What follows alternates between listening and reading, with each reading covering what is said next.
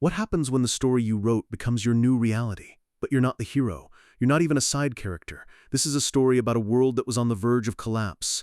It all started with the Great Cataclysm, a day when everything humanity knew changed forever. Out of nowhere, mysterious towers and dungeons began appearing across the globe, unleashing hordes of terrifying monsters upon the world. The Korean peninsula was hit the hardest, becoming a hotspot for these constant chaotic invasions. For the people living there, the monster attacks were more relentless and devastating than anywhere else. It was, for all intents and purposes, hell on earth. In the dead of night, a shadowy beast with glowing red eyes lunges at a terrified woman. Its claws are about to strike, but even in the deepest darkness, the brightest lights can be born. A brilliant, golden light erupts, taking the form of a powerful wolf, a guardian standing between humanity and the encroaching evil. The people, with tears still fresh on their faces, can only look on in awe and relief. In this world, these lights were called heroes. They were individuals born with incredible powers, humanity's last and only hope. A young man reaches out his hand, a symbol of the protection they offered. Thanks to the power of these heroes, Korea began to fight back, slowly but surely bringing the dungeons and towers under control. They even managed to build an entire industry around the disaster. Using that as a driving force, they not only survived the crisis but began to thrive. As time passed, Korea transformed into a leading global power, becoming a central hub where heroes from all over the world gathered. To train the next generation, Korea established a special hero institution, built with cutting-edge magic and engineering, a place called the Cube. The Cube is where the best of the best assemble, cadets who have overcome unbelievable odds just to get accepted. It's a place overflowing with talent and potential. We see young cadets honing their skills, their auras blazing with power as they prepare to face the dangers of the world. And it's here at the Cube that the hero destined to save this world and his greatest rival both exist. One bathed in a holy light, the other shrouded in fierce, dark flames. And that pretty much covers the basic setting of the story. But how do I know all of this in such vivid detail? Because the one who created this world wasn't some god. It was me. But there's a problem. A huge roar echoes from the crowd in a massive arena. An announcer stands at a podium, the words Cube Entrance glowing on the screen behind her. She's about to announce the top-ranked cadet among all the new first years. And she calls out the name, Kim Soo-ho. A handsome young man with kind blue eyes and light blue hair steps forward. My breath catches in my throat. The world that I created in my novel is unfolding right in front of my eyes. I'm looking up at the giant screen showing Kim Soo-ho, and my mind just can't process it. The Cube, the cadets, Kim Soo-ho, it's all exactly as I wrote it. My mind is racing. Murmurs ripple through the crowd around me, people whispering his name in awe, saying he's just as amazing as the rumors claimed. Somehow, I can hear their voices clearly, even from far away. An instructor watches from a distance, thinking to herself that while all the new students are incredible, Kim Soo-ho is on a completely different level, especially for a 17-year-old. Kim Soo-ho, of course I know that name. He's this world's main character, the one destined to lead humanity against the monsters, a perfect champion of good and justice, and he's also hiding a special secret that only I, the author, would know. The announcer's voice cuts through my thoughts. Next up, the one to face off against him, the second-place cadet. Another young man steps forward, his presence immediately commanding the entire arena's attention. Shin Jong-hak. With silver hair and a sharp, arrogant smirk, he walks out confidently as the crowd erupts. Shin Jong-hak, the heir to the powerful Jinsung Corporation. He's set up to be the main character's greatest rival, but his elitist beliefs will eventually twist him into a true villain, possessed by a devil. They are polar opposites, destined to clash like light and darkness. Seeing the two central pillars of my novel standing right next to each other, there's no doubt anymore. I'm really inside my own story. Then, who am I? Panic begins to set in. If this is my world, I should at least be a character with a name. Just then, someone taps my shoulder. A friendly voice asks, "Hey, why are you spacing out like that?" I turn to see a classmate with a concerned expression. "Did you go to bed late, Chandong?" he asks. "Chandong?" I'm completely lost. "Are you talking to me?" I ask. He gives me a strange look, as if I've lost my mind. "Of course I'm talking to you," he says. "I don't see any other Kim Chandong around here." The name hits me like a ton of bricks. Kim Chandong? Was there even a character with a name like that in my story? I search my memory, but I come up completely blank. I never wrote anyone with that name. Maybe if I just see my face, but who is Kim Chandong? I have no idea. My hands start to tremble as I slowly bring them up to my face. A horrifying thought crosses my mind. My face is a question mark? What is this? The realization hits me with the force of an explosion. In that moment, I understood. I had become a character that I never even wrote. I have no appearance settings, my name is old-fashioned and completely forgettable, and I have barely any presence at all. I slump over in my seat, burying my head in my hands. No one around me even seems to notice that I literally don't have a face. I'm just a normal cadet at the Cube with absolutely no connection to any of the important characters. I'm basically just a background character meant to fill the seats. That's right. I became an extra in my own novel. No, that's not even right. An extra is still something. I became a speck of dust. Sitting here in this massive stadium surrounded by thousands of people, I have never felt so completely and utterly insignificant. Before all this happened, back in my world, it started with a single notification. One day, an email just appeared. I remember staring at the screen, my first thought just being, what is this? The email was from a strange address. It was a proposal to remake my novel, The Returnee Hero, just for their own satisfaction. A remake proposal? For my book? The Returnee Hero was the web novel I had been writing, but I'd hit a major slump, and it had been over a year since I'd released a single chapter. I sat there in the dark of my room thinking, they want to remake something that's been completely abandoned? It was weird, but I just figured there were all sorts of strange people in the world. Still, I paused for a moment. A part of me felt a little guilty for just dropping the series like that. So I typed out a quick reply, thanking them for their interest and giving them the okay. I just thought it was a weird request from a dedicated fan. I had no idea that a simple email-sent confirmation would become the cause of everything that was about to happen to me. Water splashes against my face, pulling me back to the present. I look up at my reflection. It's been 2 weeks, and I'm actually starting to get used to seeing this glowing question mark where my face should be. This is no dream. This is the world of the novel I wrote. And I've become Kim Chun-dong, one of the countless extras I never even bothered to give a name. For the last 2 weeks, I've tried everything I could think of to get back home, but I haven't found a single clue about how I got here or why. And a sinking feeling in my gut tells me I might have to stay in this world for a very, very long time. My hand tightens on the edge of the sink. If this world keeps going even after the point where my novel stopped, that would mean being stuck here for around 10 years. A wave of absolute dread washes over me. 10 years? Trapped inside a novel, trying to get along with a bunch of teenagers, all while having a question mark for a face? I had a life! I don't want to just barely survive inside some unfinished story that I abandoned. I lean over the sink, completely defeated. Okay. Panicking isn't going to help. I need to think of a way back. For now, the only option I have is to follow the main story. If I can just make it to the middle of the storyline, everything after that is a blank slate, since that's where I stopped writing. There's no other way. I have to see this through. I have to survive in the world of the returnee hero. I wipe my face, letting out a heavy sigh. And to do that, first, I should probably go to school. I arrive at Cube. The campus is like a sprawling, futuristic city. It's an entire artificial island built on the Eastern Sea, home to around 50,000 people, including all the hero cadets. This city is filled with the most talented people in magic and engineering from all over the world. The very existence of Cube is one of the biggest reasons Korea is a global powerhouse. And the core of this city, the main stage for my entire novel, is the hero training school Cube. Even among all the gifted people in the world, only a tiny fraction of the absolute elite can become cadets here, and the original owner of this body, Kim Chun-dong, was one of them. I have no idea what his ability is, but he must have had some kind of incredible talent to get accepted, right? Whatever it is, I just pray that it's something useful, because I'm going to need it to survive this place. I stand before a massive set of doors labeled Truth. The doors slide open, and I step into a massive modern lecture hall. This is Truth class. Truth. This very classroom is the center of almost all the early events of the novel.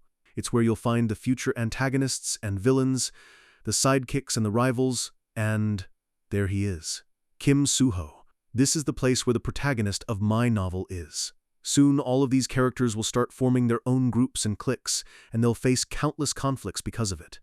And I have to spend 10 years with these guys?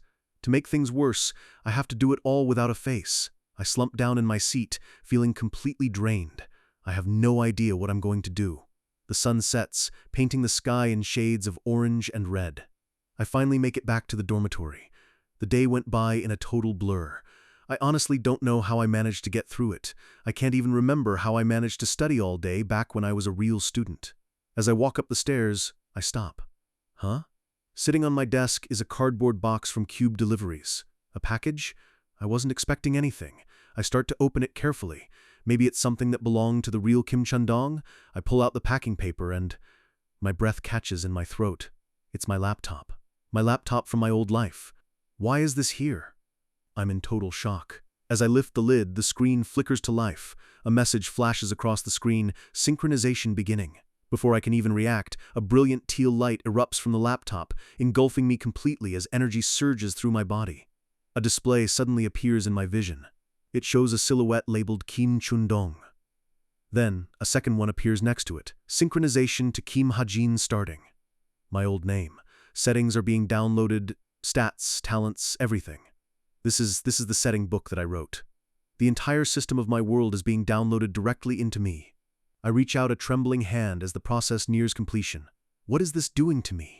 The light intensifies, the digital data swirling faster and faster, synchronization at 99%. There's a final, blinding flash of light. A sharp chime echoes in my head as a new message appears. Unique authority, setting intervention, acquired. My vision cracks like a pane of glass. I can feel my entire body changing, being rewritten from the inside out. I look down at my hands as the light fades, my mind reeling. A system message pops up. Kim Chun-dong is now Kim Ha-jin. All stats have been reset due to synchronization. Huh? Another chime. Synchronization complete. The blinding light finally fades. I slam the laptop shut, my heart pounding against my ribs. I catch my reflection in the dark screen, and I just stare, completely stunned. This is my real face. The face I had back in my world. My mind is reeling. What just happened? And what are all these glowing windows floating around me? Then I see it. A final message from the system. Synchronization complete. And suddenly, it all starts to make sense. Could this be an enlightenment? It's a phenomenon I wrote into this world myself, an awakening that happens when someone breaks past their own limits. After an enlightenment, you can see your own talents and abilities as numbers. It lets you get stronger in a much more efficient way. To put it simply, I look at the main window floating in front of me. It has my picture, my new name, Kim Ha-jin, and a list of stats. Zero, you can see your own status window. I take a closer look. My talent is listed as observation and browsing. So I can see anyone's stats just by looking at them and access my own settings anytime, anywhere. I scroll down through the rest. Strength, endurance, agility, they're all incredibly low. Okay, deep breaths. Panicking isn't going to help. I need to look at these one by one and figure this out. The parts that really catch my eye are the notes about synchronization and initialization, so that must be why my face returned to normal. The synchronization seems to have reset my stats to rock bottom, way below whatever the original Kim Chun-dong had, but in exchange, I got points. And the next thing to pay attention to is settings intervention. A unique authority. It says I can use something called story points, or SP, to edit my own stats. What in the world is this? I definitely don't remember writing an ability like this. It says I'll gain more SP the more important I become in this world. The more important Kim Ha-jin becomes? A sudden thought hits me. Could it be that I have to increase my importance within my own novel? Is that why I was given this laptop and this strange ability to interfere with the main story? This is ridiculous. As I'm trying to process it all, another window pops up. It's just 3 question marks, labeled Locked Info, with a single line of text, will be unlocked the moment the main story ends. A wry smile creeps onto my face. So, you're telling me if I want any hint about getting home, I can't just be a background character anymore. I have to get involved. My resolve hardens. That's right.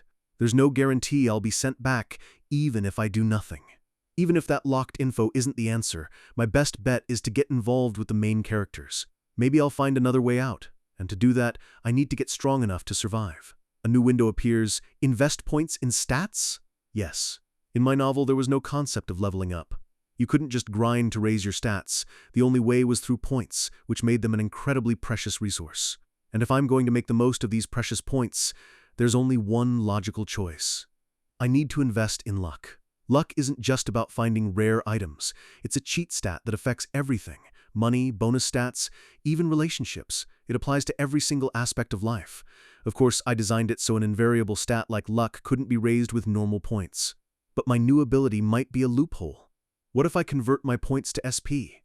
Let's give it a try, I think, and the system immediately confirms you have converted 10 points to 10,000 SP. I quickly try to pump 9,000 SP into luck, but the stat bar doesn't budge. For a second, I think it's not going to work. But then, a new notification flashes. A mysterious luck takes effect! Oh? A mysterious luck takes effect, changing luck to 9.1. It actually worked, so luck can even influence a process like this. I lean back, stunned. The protagonist Kim Soo-ho's magic power is 9.0. Getting a stat that high right off the bat is a huge win. All right, no time to waste. I decide to invest the rest into perseverance. I'm going to need it to endure Cube's insane training. The moment I confirm, another message pops up. Enormous luck takes effect. Perseverance increases from 6.6 to 7.207. I can't help but grin.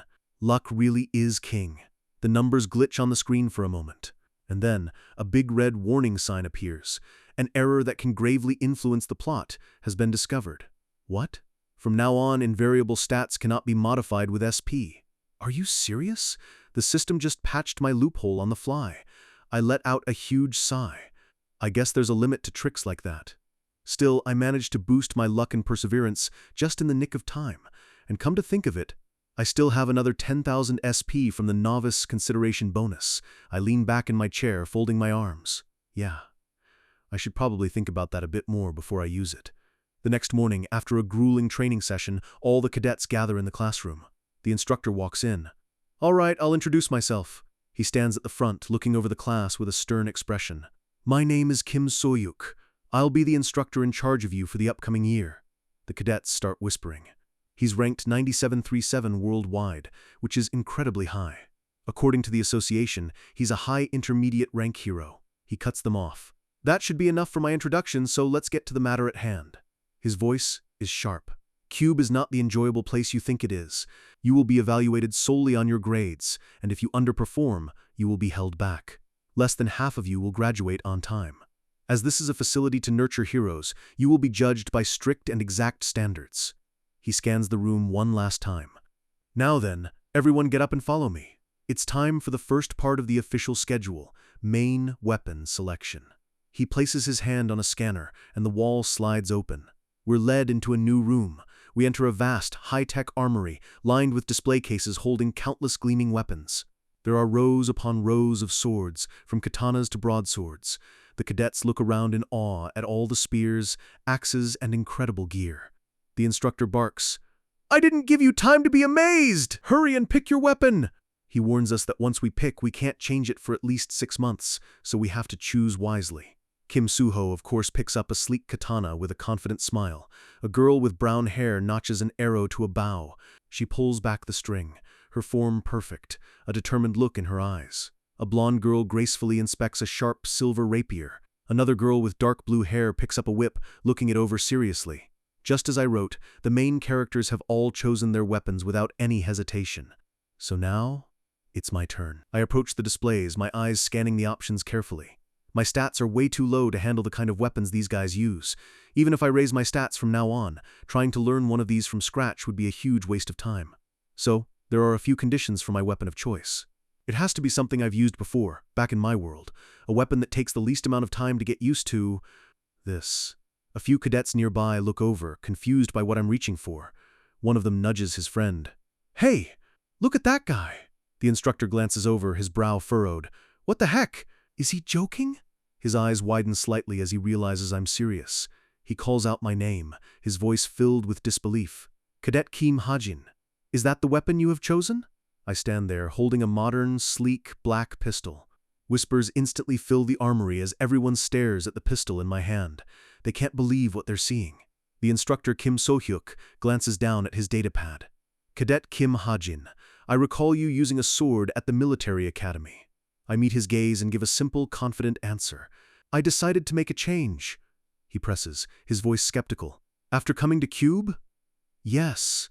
He stares at me for a long, hard moment. then finally sighs. All right. All decisions at Cube are made by the cadets. His voice booms through the hall. Whether that decision is right or wrong, you cadets will take full responsibility for the consequences. He glares at me one last time. Don't you ever forget that. As I walk away, I can practically hear what the other cadets are thinking. Is he insane? Why a gun? To them, a gun is a useless weapon in a real fight. In this world, guns are seen as weapons for civilians who can't handle magic power. The most common type of bullet is the magic bullet. Because it's imbued with mana, it has far more destructive force than a regular bullet. But even so, the reason guns are so looked down upon here is because their limitations are crystal clear. First, no matter how strong the user is, the gun's power is capped. It can't grow with you. And second, guns have a very short history. In this world, myths and legends are real, and their artifacts exist as powerful weapons. The deeper the history of a weapon, the higher its rank becomes, and the stronger it is. Because of this, the cadets here almost always choose ancient weapons over modern ones. They trust in their own skills and legendary armaments, not mass-produced magic bullets. But of course, none of that matters to me. I'm not some Manhwa protagonist who can master a sword in a week. I've never even held a real blade before. How could I possibly compete with cadets who have been training their entire lives?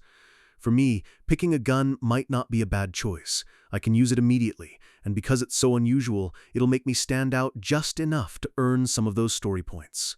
Now that I've chosen my weapon, my eyes narrow with determination. It's time to get my talent. In this world, it's an ability you could call a specialty, something unique to each person. Most people only ever get one. But, as the author, I know there are a few exceptions. Characters like Kim Suho, who has the incredibly powerful Sword Saint talent. Kim Suho. Speak of the devil. He walks into the training center, looking for a place to practice. He spots a girl with a bow across the room. "Chae Naeun, you're training here too?" She scoffs without looking at him. "Why else would I be here?" She mutters to herself, annoyed that the #1 ranked cadet showed up to her empty practice spot. Suho smiles. "Seeing you just reminded me we have another sharpshooter in our class now." Naeun looks confused. "Sharpshooter?" He replies, "Yeah, that Hajin guy." "Oh, that guy." Naeun's face immediately twists into a scowl of disgust. Suho asks, "What's with that reaction?" She glares at him. "I can't accept him.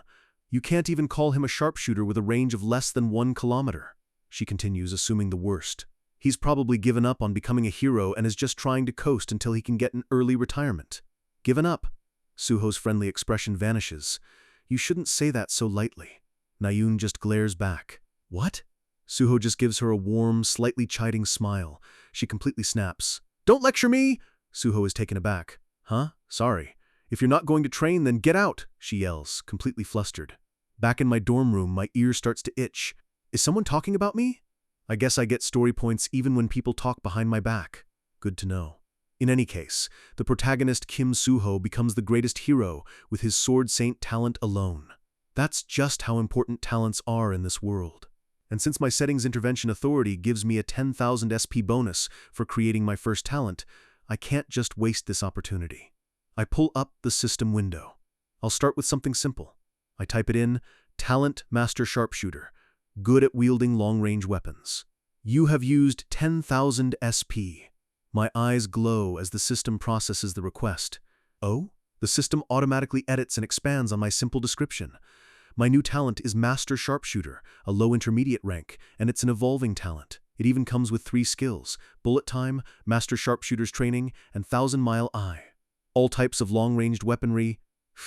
That's useful. It means I'll be able to use a bow in the future, not just a gun. On top of that, it's an evolving talent. It might be a little weak right now, but the fact that it can grow stronger is a huge advantage. Thinking long-term, this is much better.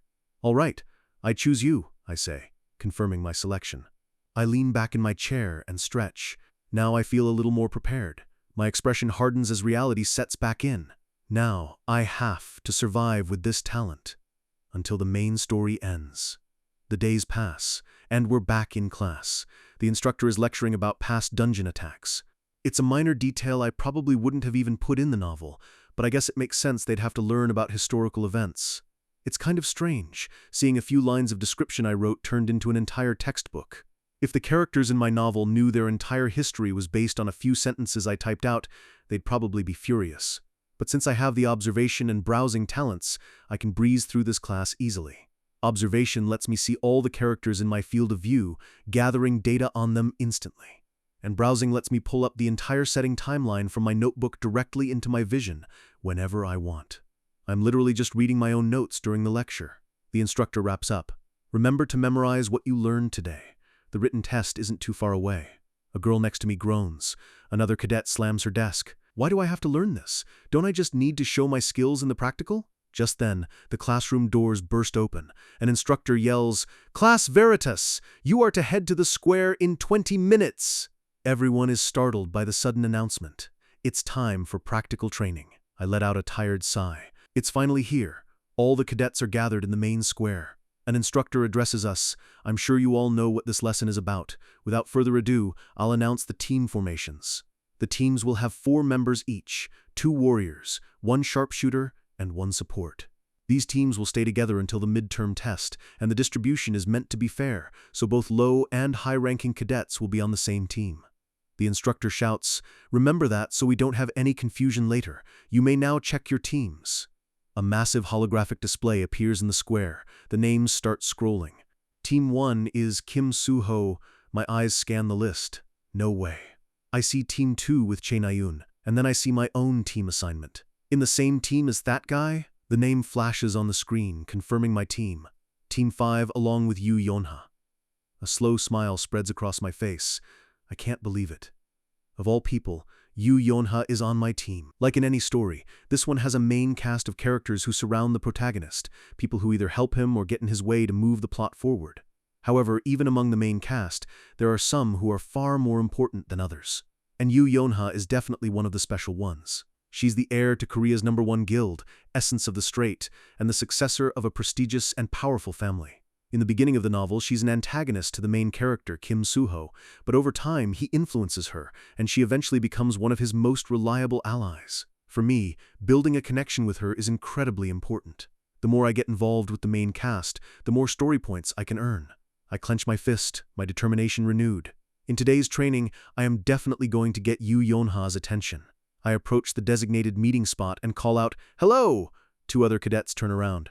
A cheerful guy with an axe introduces himself as Jin Ho-seung, and a quiet girl with green pigtails is named Hazuki. "We're on the same team, right?" he asks with a big grin. Yoo Yeon-ha, however, just glances over, her expression cold and completely uninterested. She gives a stiff, formal bow. "Yes, I look forward to working with you, Mr. Jin Ho-seung and Miss Hazuki." Her politeness is so over the top it's awkward. We're all the same age. She looks around, her brow furrowed. "Where's the last member of our team?" I speak up. "That would be me."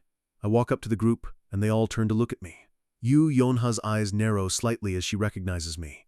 "You are." I straighten my back, reminding myself not to get intimidated. As the author, I know that Yoo Yeon-ha hates people who lack self-confidence more than anything. Before she can finish, Jin Ho-seung points at me, his eyes wide. "Ah! You're the guy who chose a gun during the weapon selection, right?" He's grinning ear to ear, telling me I'm famous among the first years, but his friendly chatter is cut short by a terrifying glare from the instructor. "Do you have time to be chatting?" Yikes. Both Jin Ho-seung and Hazuki jump in terror. The instructor shouts, "I've sent the monster locations to your smart watches. Hurry up and head out." They quickly scramble to reply, Yes, sir." Soon, we're being transported to the training area. We arrive in a field of golden grass under a bright, clear sky. The wind rustles through the stalks. Our team runs through the field, following the coordinates. Yoo Yeon-ha checks her smartwatch. She calls out to the team, "It seems we're about to arrive. Please get ready." She continues, "We should be able to see the monster's information once we arrive." As she speaks, I'm already starting to feel the strain. I'm dying. My vitality stat is way above a normal person's, but just barely keeping up with these guys is the best I can do. I'm completely out of breath. I look at Jin Ho-seung and Hazuki, who aren't even breaking a sweat.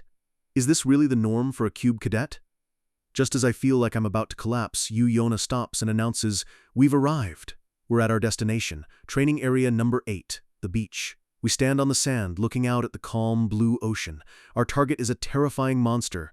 Suddenly, the water erupts, and a massive tentacled beast emerges with a roar. It's a black hump octopus. A smaller, crab-like creature scurries out of the water nearby. Yoo Yeon-ha takes command immediately. "Let's start planning for the mission." I'm still on the ground, trying to catch my breath. She brings up a holographic image of the monster. Our target is a lower middle-class monster, the black hump octopus. The main body's attack power isn't very high, but the problem is the hump on its head. When the octopus feels danger, it sends out baby octopi from this hump to attack its enemies.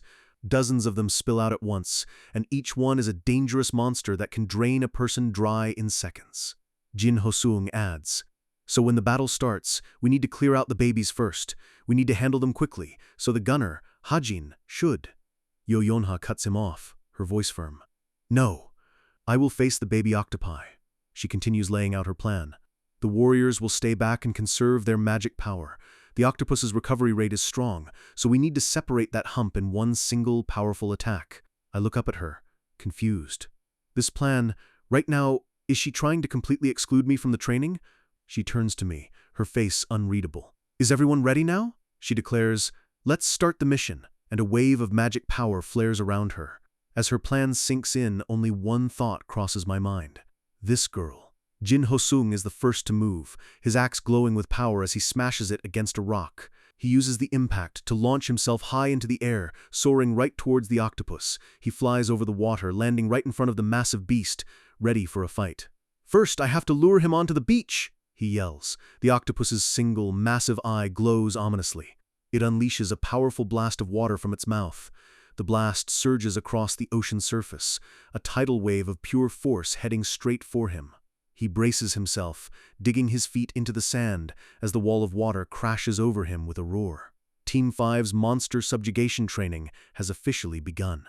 Jin Hoseung and Hazuki dash across the sand, dodging the monster's powerful attacks. And I'm just kneeling on the beach, pistol in hand, feeling completely and utterly useless.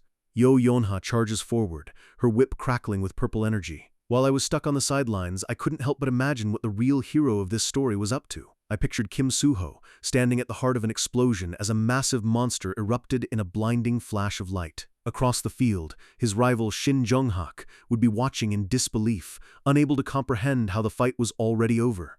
Kim Soo-ho wouldn't even be breaking a sweat. With a series of fluid, powerful slashes, he'd be carving through the monster's remains, his sword glowing with intense energy. Every move precise, overwhelming, leaving nothing but shredded monster parts in his wake. The creature would be utterly annihilated, just like that. But back on the beach, our battle was just getting started. Yo Yonha stood firm, her whip crackling with dark purple energy. Our teammate, Jin Hoseung, looked on in awe, completely blown away by her strength. I guess it was no surprise. This was Yo Yonha, the 7th-ranked cadet at Cube, and she was living up to her reputation. He shouted his thanks, and the two warriors, him and Hazuki, charged forward to back her up. The black hump octopus was a huge, grotesque monster, and it wasn't going down easy. Yo Yonha cracked her whip, lashing out with precision, but the monster was relentless. It swung its massive tentacles, slamming them down with crushing force and tearing up the ground around them. Hazuki screamed out a warning for her to be careful, but it was too late. A tentacle was closing in fast. For a split second, it looked like she was done for. A sharp impact sent a shockwave through the air. Then, a sound cut through the chaos. A single, sharp bang. An empty shell casing flew through the air, and the tentacle that was about to crush Yo Yonha was blasted to pieces. From the backline, where I was told to stay put, I was on one knee, my pistol still smoking. Yo Yonha's eyes went wide. She was completely stunned. She wasn't expecting this, not from me. Her mind raced as she whispered my name, Kim Hajin. This was my reality now. In this world, story points are everything. They're the currency I need to upgrade my stats and talents, but the only way to earn them is to become important to the story, and for an extra like me, who was never even supposed to exist, that's almost impossible. So, I was left with only one choice. I had to force my way into the main character's stories. I had to jump into the big events, like this one, right now. My teammates couldn't believe it either. Hazuki just stared, completely shocked. Jin Hoseung was just as dumbfounded, shouting my name in disbelief. Yo Yonha glared back at me, her voice filled with fury, demanding to know what I was doing. But there was no time to argue. The octopus let out a piercing shriek. It unleashed a barrage of smaller, flying creatures from its body. Dozens of them swarmed towards us, and Yo Yonha was caught completely off guard. But I was perfectly calm. I knew this attack. The creatures might be numerous, but they aren't smart.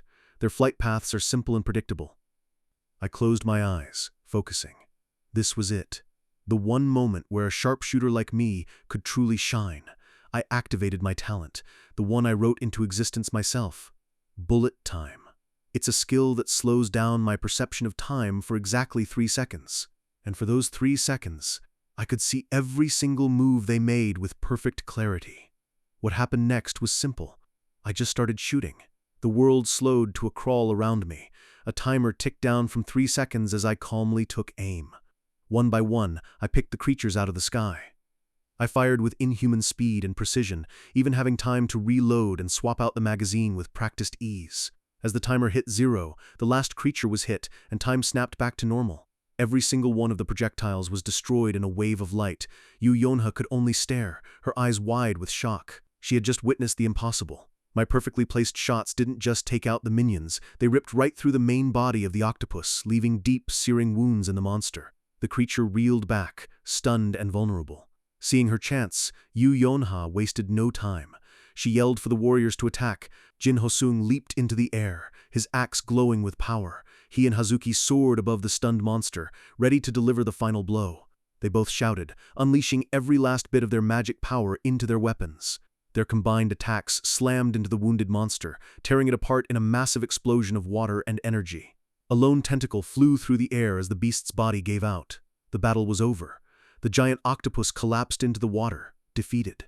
I looked on, exhausted but relieved. "Did we clear it?" I asked. Yu Yonha turned away, silent. She was clearly processing everything that had just happened, and what it meant about the guy she wrote off as useless. I let out a sigh, wiping sweat from my forehead. "Sheesh, that was hard," I said to myself. Suddenly, a system alert beeped through the air. A calm, robotic voice announced that it was calculating Team 5's results. I saw Jin Hosung holding up a shrunken tentacle from the monster, with Hazuki looking on curiously, a small bit of normalcy after the chaos. The final result popped up. Our total time, 58 minutes and 58 seconds. Not a great time, but we survived. That slow time put us in a disappointing 16th place. I collapsed to the ground, completely drained, as the monster cleared notification glowed above me. The battle was over, but the real pain was just beginning. Our final time, 58 minutes and 58 seconds. Our rank, 16th out of 100. Back in the debriefing room, that number flashed on the main screen. For Yu Yonha, it must have felt like a physical blow. 16th place. A humiliating defeat for someone of her caliber. The instructor's voice droned on, explaining that the battle footage would be sent to our smartwatches for analysis. But Yu Yonha could barely process it. She was slumped in her chair, shaking with frustration. Only 16th? I knew individual performance was judged separately, but for her, the team rank was a massive blow to her pride. What made it worse was seeing her rival, Che Nayun, sitting just a few rows away. Nayun's team got 4th place, and the gap between them felt like a canyon. I overheard Yu Yonha talking to one of her friends, admitting she'd wanted to beat Che Nayun's team, but now she was wondering how she could have possibly won with a team like ours. He tried to reassure her, but his words did little to help. The distance between their ranks was clear for everyone to see. Yu Yonha gritted her teeth, her pride completely shattered. Her hand was trembling with suppressed anger. Unable to take it anymore, she stood up and walked away, her face a mask of cold fury. As she passed Che Nayun, the tension in the air was so thick you could cut it with a knife. "Nayun!" Yu Yonha called out with a fake sweet voice. Che Nayun turned, recognizing her immediately. Yu Yonha asked how the practical went. Nayun just gestured to the board. "4th. A shame. I wanted to beat Shin Jonghak." Then she turned the question back on her. "How about you?" Yu Yonha had to force the words out. "I'm 16th. I could almost feel the fury radiating off of her. Che Nayun's eyes lit up with fake surprise. "16th with a gunman on your team? That's amazing!" She pointed right at me, calling me that thing, and saying they would have done so much better if I wasn't holding them back. A guy next to Yu Yonha muttered that they had to hold him back from her, agreeing that we wasted so much time because of me. But I knew Yu Yonha's thoughts were more complicated. While it was true we were slow, she couldn't deny my contribution to the actual fight was huge. From across the room I could feel their eyes on me. I knew she was remembering it clearly, the dozens of baby octopi the monster fired. I eliminated every single one before they even touched the ground. She had to be asking herself if that was even possible with normal magic bullets. Her thoughts were interrupted by Jin Hosung and Hazuki, who ran over, thanking me and telling me I was amazing. Yu Yonha watched us, her expression unreadable. I knew she was left with one burning question. Just what is that guy? Sometime later, I was passed out on the floor of the training area, completely exhausted. I groggily woke up, realizing I'd gotten so into my workout that I forgot to check my system alerts. I wondered how much my stats had increased. A notification popped up. My luck stat had activated during the fight, greatly increasing my accuracy. More alerts flooded in. Every attack had hit, increasing my talent's proficiency. My perception stat went up, and my luck was even promising to sharpen my senses soon. And most importantly, my story points increased by 27. I sat up, feeling satisfied. My luck stat was paying off big time, and the SP I gained from interfering in Yu Yeonha's story was definitely worth it. On top of that, the stat increases from pure physical exercise were pretty good too. Thanks to my enlightenment and luck, my stats had increased far more than they should have. Mana was even seeping into my muscle cells, boosting my strength and endurance. I grabbed a water bottle. That was enough progress for one day. Time to head back. That same night, I could only imagine what was going on in Yu Yeonha's dorm room. I pictured her there, long after everyone else was asleep. She'd be at her desk, arms crossed, eyes narrowed, staring intently at her laptop. She'd be re-watching the drone footage from our battle, specifically the moment I stepped in. She would pause the video, her finger hovering over the screen. Her eyes would widen as she analyzed the time frame. In just under 3 seconds, I'd fired my gun 60 times. She'd be wondering if it was even physically possible to pull a trigger 20 times a second. Or maybe she'd think my handgun had some kind of secret automatic fire mode. The more she thought, the more suspicious I'd become to her. My agility, my low vitality, the sudden weapon switch, it just wouldn't add up. And I bet she'd be wondering why she had no memory of ever seeing me at the Military Agent Academy. Suddenly, her smartwatch would probably buzz. A message from Shin Jong-hak. Short and to the point, "WID, what you doin'?" A small, mischievous smile would play on her lips as she typed her reply. Across the campus, Shin Jong-hak would read her response, analyzing my video. He'd scoff, thinking she was doing something boring again. She'd message that if she was going to inherit her guild, she needed to start scouting talent now. He'd shoot back a taunt, asking if her team even had any talent, calling us all trash. But then he'd add, "How's the guy with the gun?" Reading that, Yu Yeonha's smile would return, a little wider this time. She'd probably giggle to herself. He always acted so uninterested, but sometimes he could be so cute.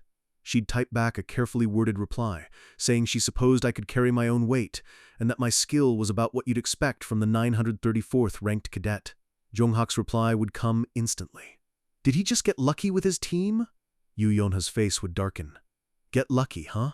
That would be the last thing she'd want to hear. Meanwhile, I knew my performance wouldn't go completely unnoticed. Far from the academy, at the headquarters of the Creators' Sacred Grace Guild, the deputy guildmaster, Yoon Sung-ah, would be reviewing the new cadets. She'd be completely focused on the video on her screen, beaming as she pointed. "Isn't Kim Soo-ho amazing?" Her subordinate would agree, noting his movements were elegant, like flowing water. It would look like he was dancing with his sword.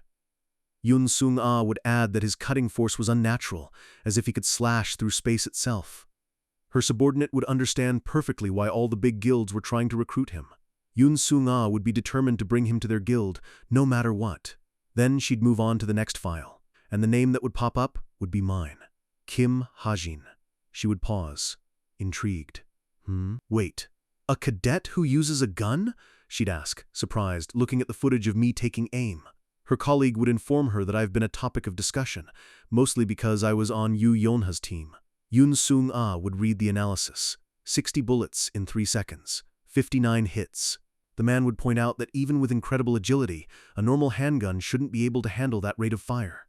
Pulling off a performance like that with a low-end weapon, it was so unusual that some had even started calling my skill heretic. He'd add that I apparently switched from a sword to a gun right after entering Cube. Yoon Sung-ah's eyes would narrow. So he's enlightened. Enlightenment. It's a rare phenomenon where someone suddenly awakens their true talent. It's why some cadets end up changing weapons, even after years of training. It could waste years of their career, so academies encourage cadets to train with multiple weapons, just in case. Her colleague would note that achieving it at 17 is fast. But, he'd add, if my talent is limited to just guns, it's not that appealing. Yoon Sung-ah would agree they should keep an eye on me, but all their scouts were busy with this year's special batch of cadets. She'd lean back with a confident smile, "Then we'll leave him be." She'd believe that if I was truly a diamond in the rough, I'd shine on my own. Whether the nickname heretic was an exaggeration or not, only time would tell. And back in my dorm, I slept soundly, completely unaware of the powerful people who were now watching my every move. For us cadets at Cube, Wednesday means one thing: pain. And for me, it was about to get personal. All around the training hall, cadets were squaring off, magic and weapons clashing in a flurry of motion. The energy was intense, with every student giving it their all. It was the day for anti-personnel training. The rules were simple. We were put into groups of 2 to spar. Everyone used special training weapons that registered hits but reduced the pain, making it easier for the instructors to judge our performance. But for me, rank 934, things were a little different. A sharp voice screamed my name, telling me to get up. I was on the floor getting absolutely pummeled and wondering why on earth I was the only one fighting an instructor. The instructor, a woman with fiery orange hair, explained the situation. The training firearm wasn't ready yet, and using a real one in a spar could lead to serious injuries. So she declared that she would be my opponent. Completely overwhelmed, I tried to wave the white flag. "I can't do this anymore! I surrender! I surrender!" She wasn't having it. She roared back that there's no such thing as surrendering in a real fight. "Raise your guard," she yelled, lunging forward. My eyes widened as I saw the attack coming. I barely managed to dodge a powerful kick that cracked the floor right where I'd been standing. She seemed surprised I could even react to that. She followed up with a swift chop aimed right at my neck. I stumbled back, just barely avoiding the hit. The instructor paused, a thoughtful look on her face. I could almost hear her thinking, "This punk, his posture is complete trash. But he's following every attack with his eyes. His perception is on a whole other level." That's because I was using one of my skills, 1,000-mile eyes. It's a perception-based ability that lets me see far away and vaguely predict an opponent's movements. Of course, the skill only showed me what to do. My body still had to do the actual dodging, which it couldn't. I was sent flying by another hit. From the sidelines, 2 other cadets were watching and snickering. "Hey, look at him," one of them said. "He's really just obnoxiously jumping around." I glared at them, annoyed. But then a system notification popped up. "SP has increased by 40. I was stunned. I got a huge chunk of points just from being made fun of by a couple of extras. Was being looked down on actually a more efficient way to earn SP? After the brutal training was finally over, bruised and exhausted, I made my way to a vending machine for a well-deserved soda. But as I grabbed the can, I got a strange feeling. I turned around and ran straight into the last person I wanted to see right now, Yu Yonha. We both just stood there, staring at each other in awkward silence. Even though I literally wrote her character, dealing with her ice-cold personality in person was a whole other challenge. Then, an idea sparked in my mind. I turned back to the vending machine, bought another soda, and decided to test something out.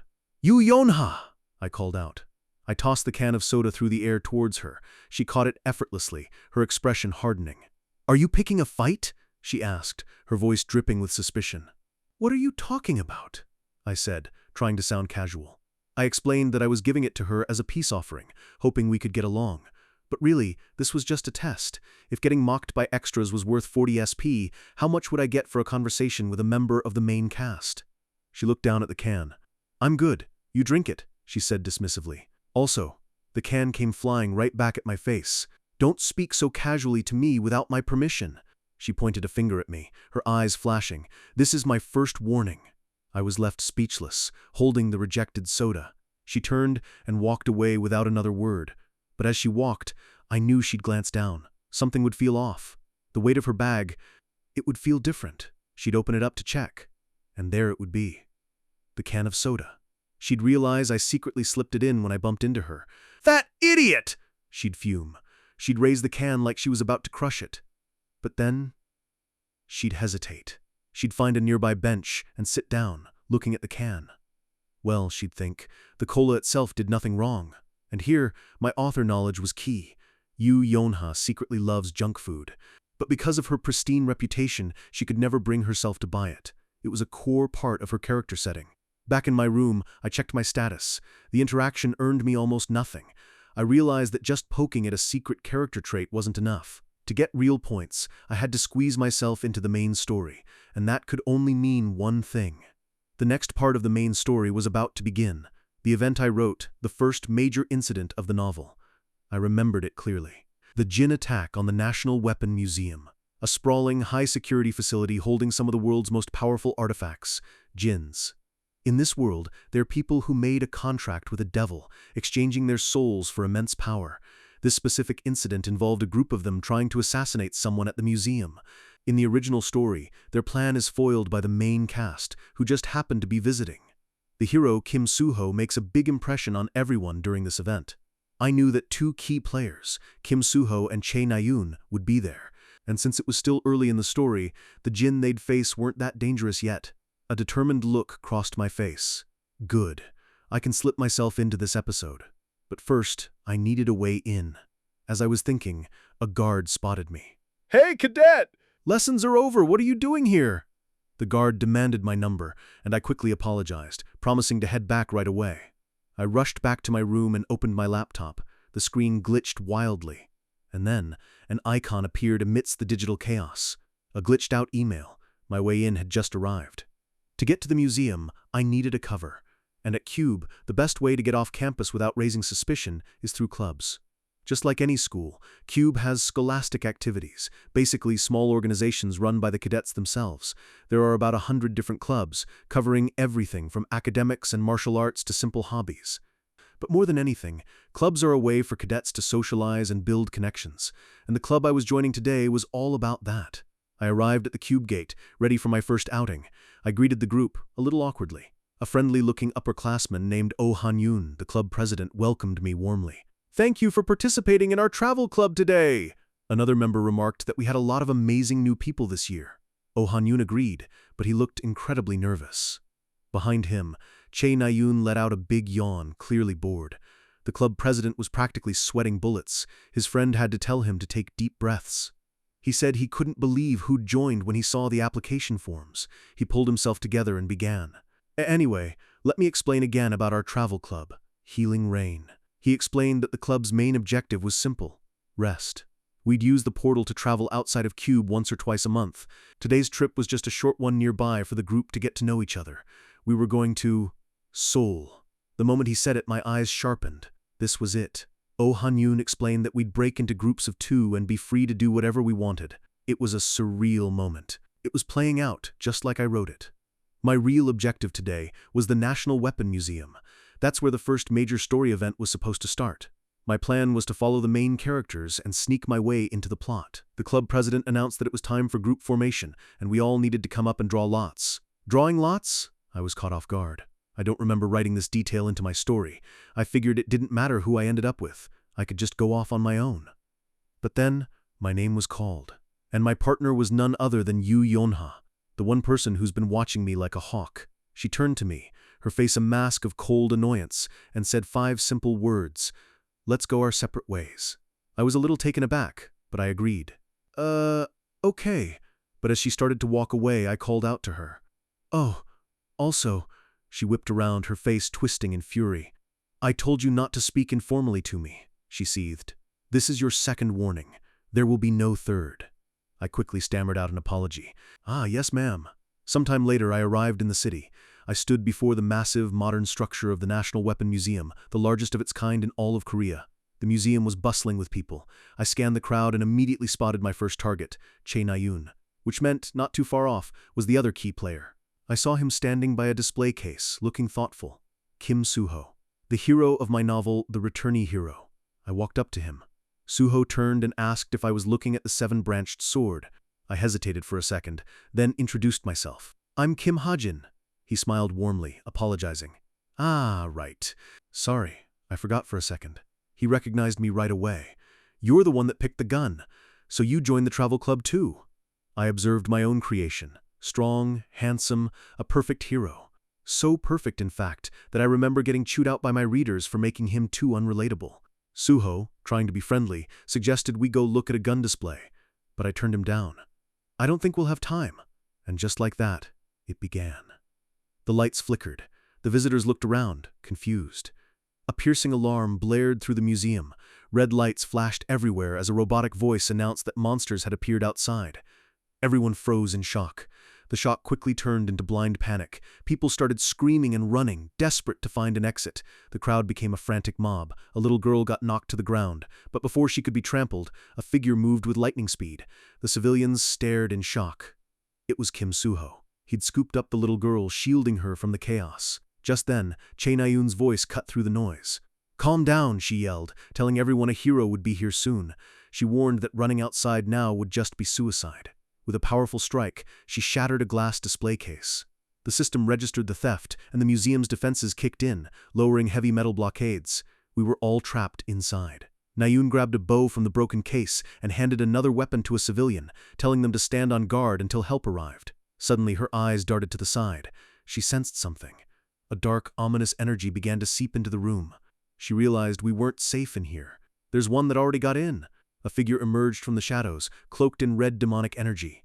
I recognized him instantly. The Jinn, Lucius's dog. A minor villain I created specifically to be growth fodder for the main character. The Jinn lunged, his hand transforming into a monstrous claw, aiming straight for Nayun. But before he could land a hit, a flash of blue light intercepted him. Kim Suho stood between them, his sword drawn. I watched from a safe distance, a small smile on my face. It was happening exactly like in my novel. I knew how this was supposed to go. Suho should easily defeat him. The two clashed in a blinding explosion of red and blue energy, but Suho was sent flying back, crashing hard into a wall. The Jinn stood over him, completely unharmed. The villain landed a brutal strike, and Suho went down. I just stared, my mind reeling. This wasn't supposed to happen. Huh? The story had changed. Kim Suho, my story's unbeatable hero, was down. The museum floor was littered with debris, and the plot I wrote was completely broken. Something was wrong. I watched in horror, my mind racing. The story I wrote didn't develop like this. According to my script, Suho was supposed to get pushed back a little, but then he'd reveal his true power and overwhelm the enemy. But that's not what was happening. "Kim Suho!" Nayun screamed as he collapsed to the floor, coughing up blood. I rushed to his side. "Are you all right?" He struggled to answer, trying to say he was fine, but it was obvious he wasn't. The Jinn smirked. "Your condition is terrible. You'll need time to recover." And with the hero out of the way, he turned his attention to Nayun. He moved with blinding speed, appearing right in front of her. She barely had time to react before he attacked. Nayun managed to fire off a volley of arrows, but the Jinn just smirked as they embedded themselves harmlessly in his body. She was completely stunned. Her attacks did nothing. Her hand trembled on the bowstring. I could see it too. It wasn't some special ability or healing power. The arrows shattered on impact. He was standing there through sheer, overwhelming defensive power alone. As the Jinn flashed a sadistic grin, I knew what was coming next. "No!" I whispered, before screaming out her name. "Che Nayun!" Suho, seeing the danger, forced himself to his feet and shoved Nayun out of the way, taking the full force of the Jinn's attack himself. "Nayun!" he yelled. "Are you all right?" She barely had time to answer before the Jinn unleashed a furious barrage of attacks, overwhelming Suho completely. The Jinn's body began to warp and change, his demonic energy swelling around him into a monstrous form. Suho could only watch in shock. His body changed? The transformed Jinn was too fast, too strong. He easily deflected Suho's sword and landed a brutal punch. Suho let out a choked cry of pain. And now, even Nayun's arrows found their mark, but they did nothing to stop him. She stood her ground, bow at the ready. The Jinn just glared at her, unimpressed. He closed the distance in an instant, grabbing her by the throat. He threw her effortlessly, sending her crashing into a massive stone pillar. I watched, my heart pounding. This is bad. Someone was going to die at this rate. "Everyone, get away!" I yelled. Panic set in. I was sure I wrote this novel, so why was the story playing out so differently from what I remember? I forced myself to calm down. I had to do what I could. I took cover and pulled out my spare magazine. Darn it! I knew I couldn't even scratch that Jinn with these bullets. My basic mana bullets had no attribute, and their destructive power was pathetic. It would be impossible to deal any real damage, even if I maxed out their power. However, I created this world. I know the fundamental rules, and as long as I'm in the world of my novel, the big settings, like the relationship between light and darkness, shouldn't have changed. In that case, I pulled up my system window, my fingers flying across the holographic interface. I activated my unique authority. Settings intervention. A series of alerts popped up. The settings of my mana bullets were being altered. Attribute changed. Destructive power altered. This requires 104 SP. Do you wish to proceed? I didn't hesitate for a second. Save! I slammed the new magazine into my pistol. I knew the reason this world needed so many different heroes. It's because attributes and their matchups can overcome a massive difference in raw power. I took aim. My target locked on the Jinn who was still fighting Suho. I was sure of it. That Jinn was a dark attribute user. My finger tightened on the trigger. and the one thing that can counter darkness, as Suho struggled to hold the Jinn back, is without a doubt light! I screamed at the top of my lungs, "Move!" A brilliant ball of light erupted from the barrel of my gun. A white light bullet. Imbued with the light attribute, its destructive power now set to 6 out of 10, with the special property of creating a second explosion inside the target. The bullet streaked through the air and slammed into the Jinn's chest. A massive explosion of pure white light engulfed the entire hall. The Jinn barely has time to react, his dark magic sizzling and dissolving against a power he's never seen before. This wasn't supposed to happen. Pain and confusion wore on his face as the light sears through his defenses, tearing away the very magic that made him so strong. The sheer force of the blast sends him hurtling across the hall, where he crashes to the ground in a defeated heap. From his knees, the story's true hero, Kim Suho, watches in awe. He's battered and bruised, but he saw that flash of light. He doesn't know who fired that shot, but he knows one thing. It just bought him the time he desperately needed. Gritting his teeth against the screaming pain in his body, Suho forces himself back onto his feet, his will to fight reignited. He looks up, his eyes burning with a new fire as a powerful light blue energy erupts around him. This is his last chance. He raises a hand, and with a crackle of energy, his gleaming sword materializes from thin air, ready for the final blow. The Jinn, still dazed, can only stare as the fallen hero rises, now glowing with an overwhelming and terrifying power. This is the legendary power of the Sword Saint, an ultimate skill designed to obliterate darkness itself. With a final cry, Suho pours every last drop of his strength into his blade, unleashing a colossal wave of holy light straight at the defenseless Jinn. The attack hits its mark, and in a blinding flash, the Jinn is completely erased from existence. The threat is finally over. The fight won, Suho collapses to his knees, his energy completely spent. His hand trembles, but he still clutches his sword. Nearby, Che Nayun struggles to get up, swaying on her hands and knees as she tries to process what just happened. Suho immediately stumbles over to her, his voice filled with concern as he gently places a hand on her shoulder and asks if she's okay.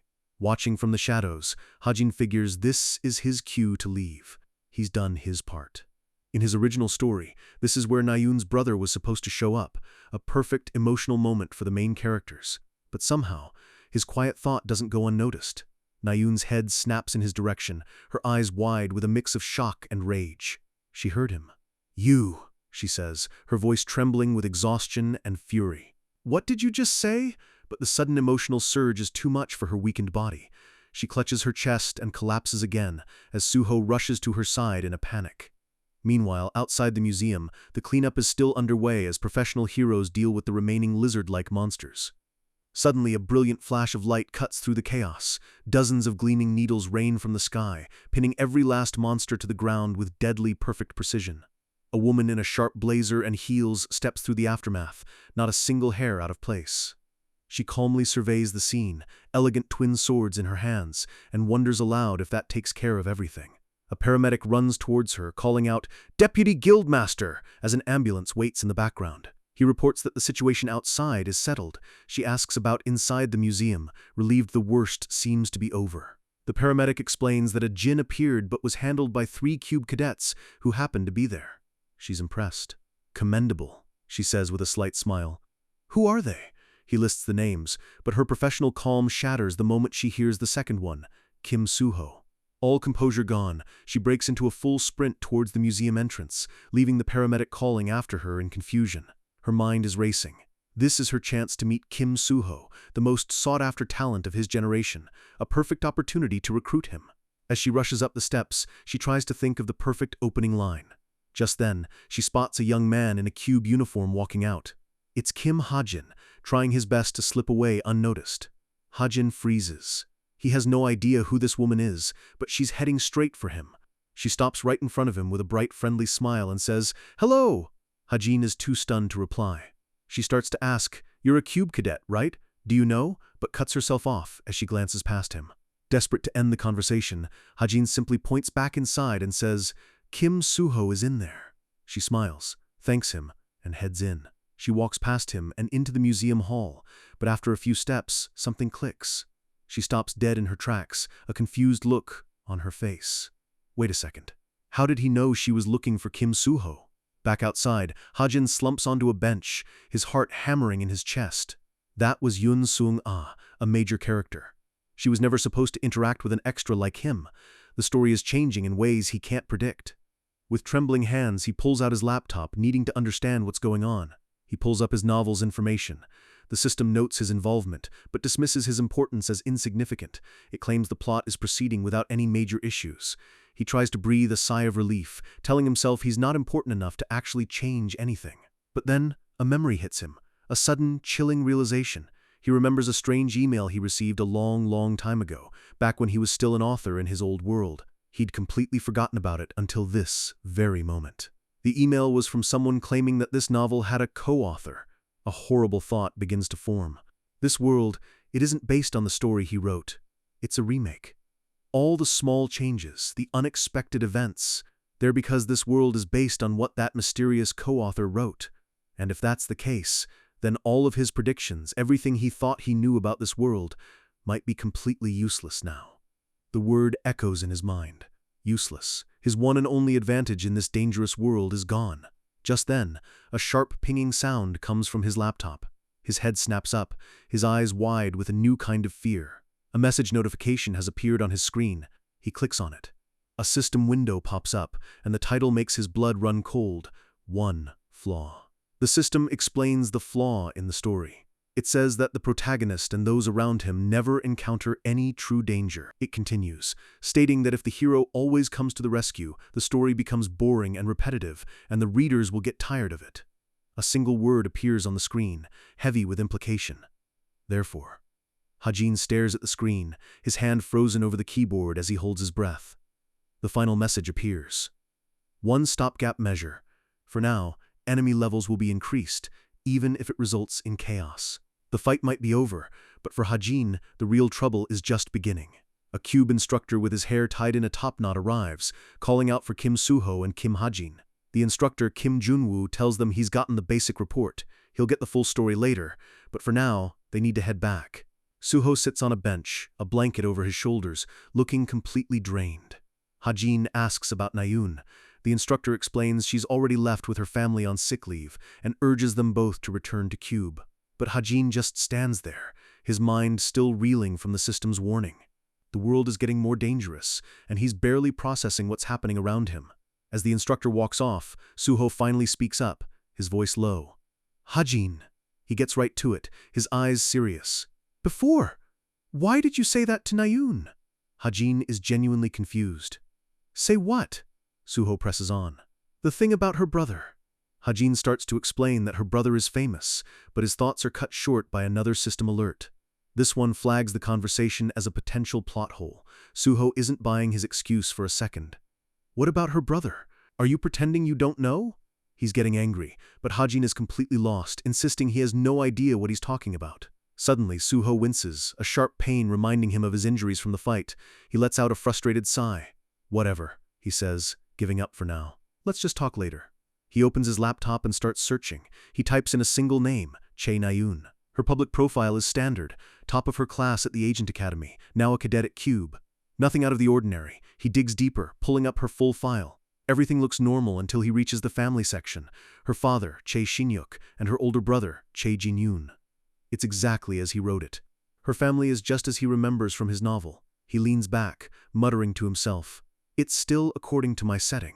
So why did everyone react so strangely? He lets out a quiet, huh? As his eyes catch something he missed. He clicks a link, and an old news headline fills the screen. Chae Shin-yuk's son, Chae Jin-yoon, in critical condition from a Jin attack. The date is 4 years ago.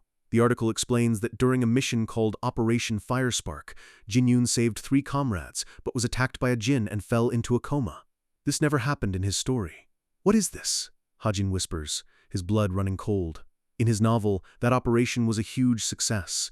It was supposed to be the first major achievement for Chae Jin-yoon, a stepping stone to becoming Kim Suho's reliable assistant. A 13-year-old Nayun was supposed to be bursting with pride for her heroic brother. But that's not what happened here. He slams his hand on the desk, completely lost. The plot has been fundamentally twisted, and right on cue, that ominous message icon pops up again. His heart sinks. It's those messages again. He opens it. The system informs him that since he's now recognized the modified setting, it will provide an explanation. It confirms that in his original work, Che Jinyun was Nayun's supportive brother and Suho's loyal assistant. However, the screen flashes red with images of a brutal battle, a desperate voice crying out Jinyun's name. The system explains the co-author felt the main character lacked motivation, so the setting was changed. 4 years ago, Jinyun was secretly implanted with a demon seed. Hajin can only stare at the screen, his face pale with horror. What? The words are barely a whisper. Meanwhile, on a nearby television, a news report is playing. An anchor details a recent monster attack in Seoul. 50 civilians injured, 7 dead. The world is getting more dangerous, just as the system warned. The report mentions Yoon Sung-ah leading the suppression efforts before a hand reaches out and turns off the radio. The hand belongs to Che Nayun, who is huddled in a dark, lonely hospital room. She's wrapped tightly in her blanket, her shoulders trembling. The fight has clearly left its mark on her. Suddenly, the door bursts open and a man in a suit rushes in, calling her name in a panic. It's her father. Startled, she looks up. "Dad?" She asks him what he's doing here, thinking he should be at work. He waves off her concern immediately. "Do you think work is important right now?" he asks, his voice thick with worry as he rushes to her side. He fusses over her, asking if she's sure she doesn't need a full checkup, but Nayun just tries to brush it off, insisting it's nothing. "It's because I was worried about you," he says, his voice raw with fear. Hearing that, Nayun's playful attitude vanishes. She looks down, quietly insisting she's okay. Her expression turns serious, heavy with a new resolve. "Dad," she says, her voice soft but firm. "Can I go see Appa before I leave?" Her father's face fills with a deep, familiar sadness. He takes her hand gently.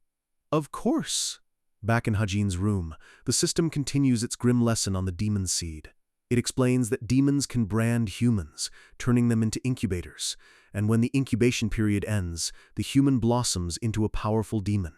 Hajin remembers his own setting. The incubation period he wrote was 5 to 6 years. 4 years have already passed since Jinyun's attack. A sickening realization dawns on Hajin. More than half the time is already gone.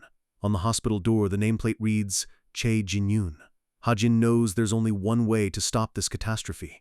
Before the demon inside Jinyun fully awakens, he has to be killed. But how? The question seems impossible. No, the real question isn't how. It's who. It can't be just anyone.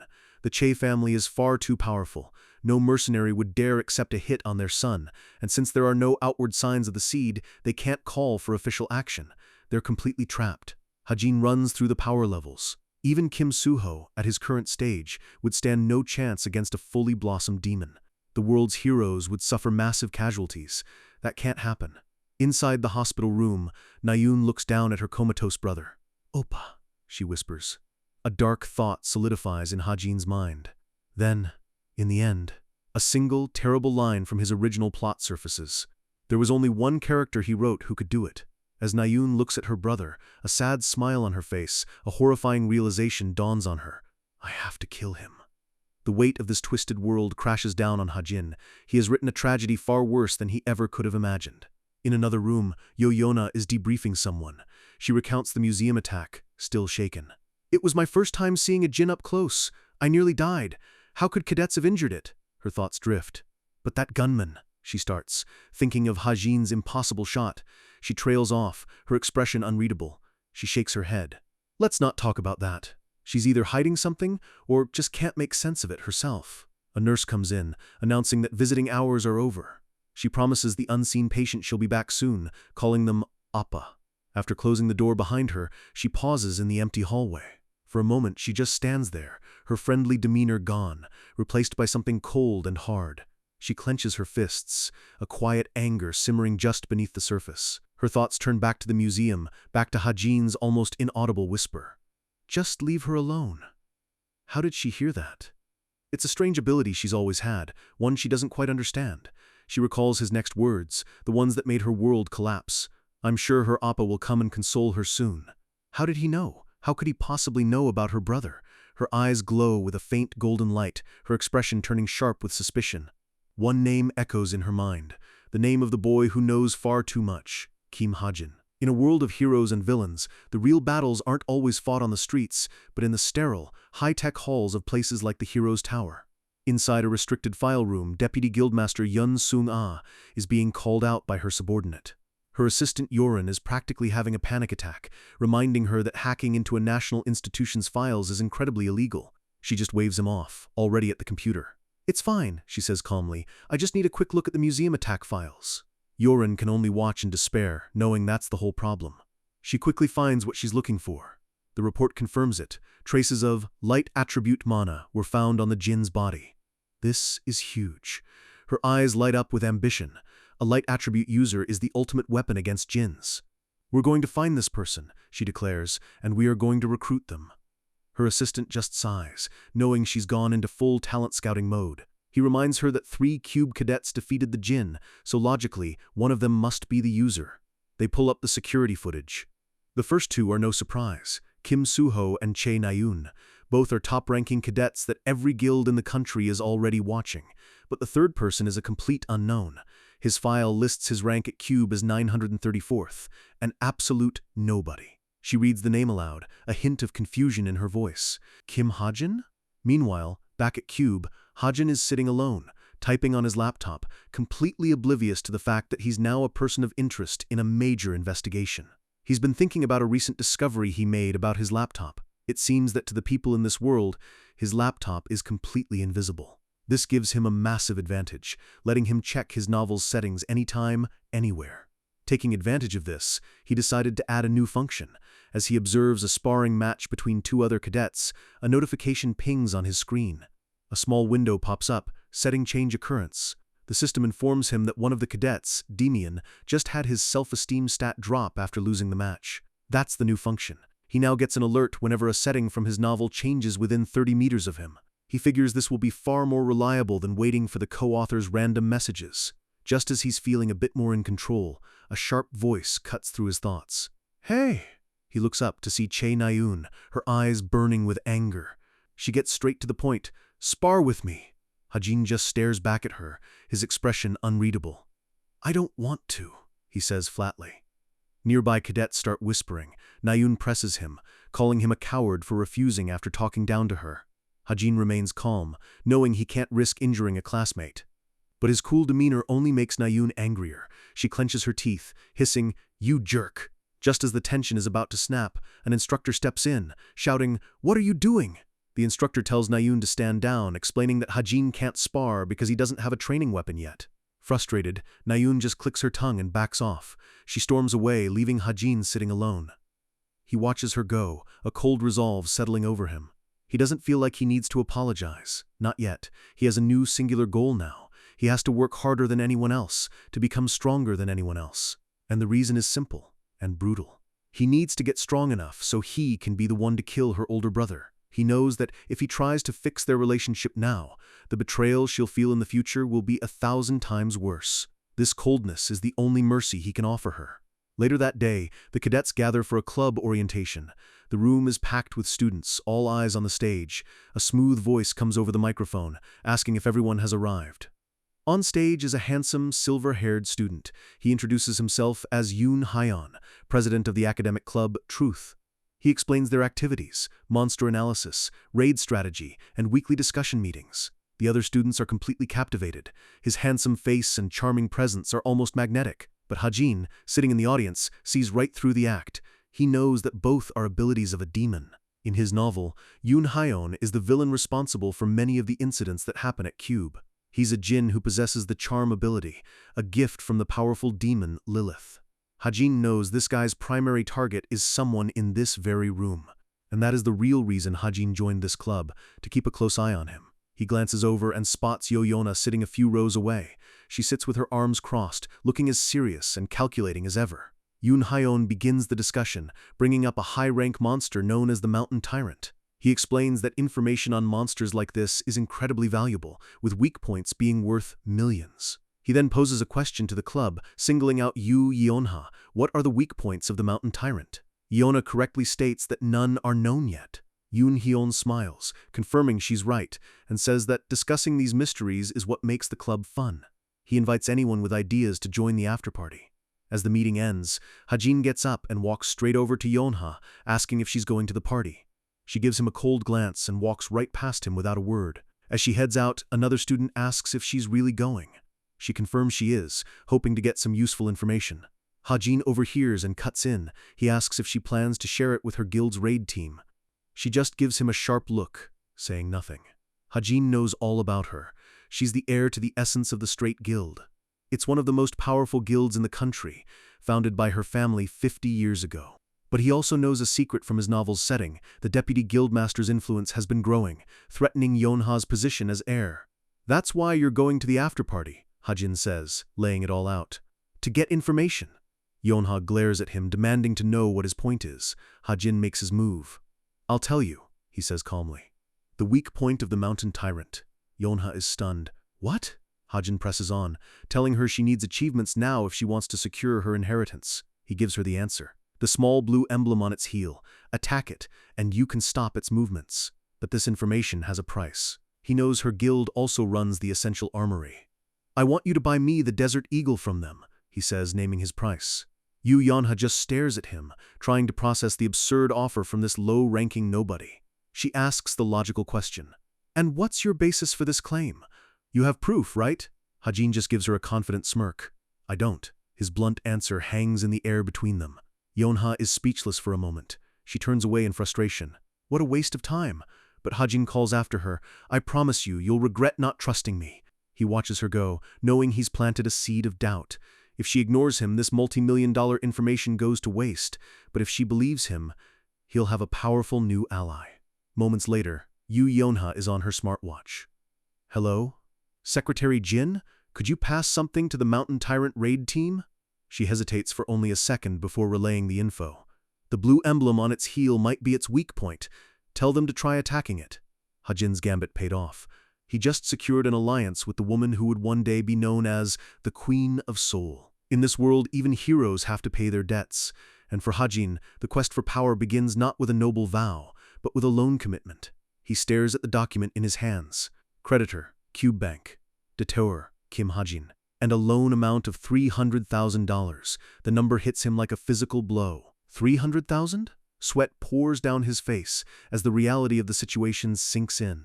A ghostly image of his past self appears, cheerfully explaining that it's the maximum loan a cadet can even get.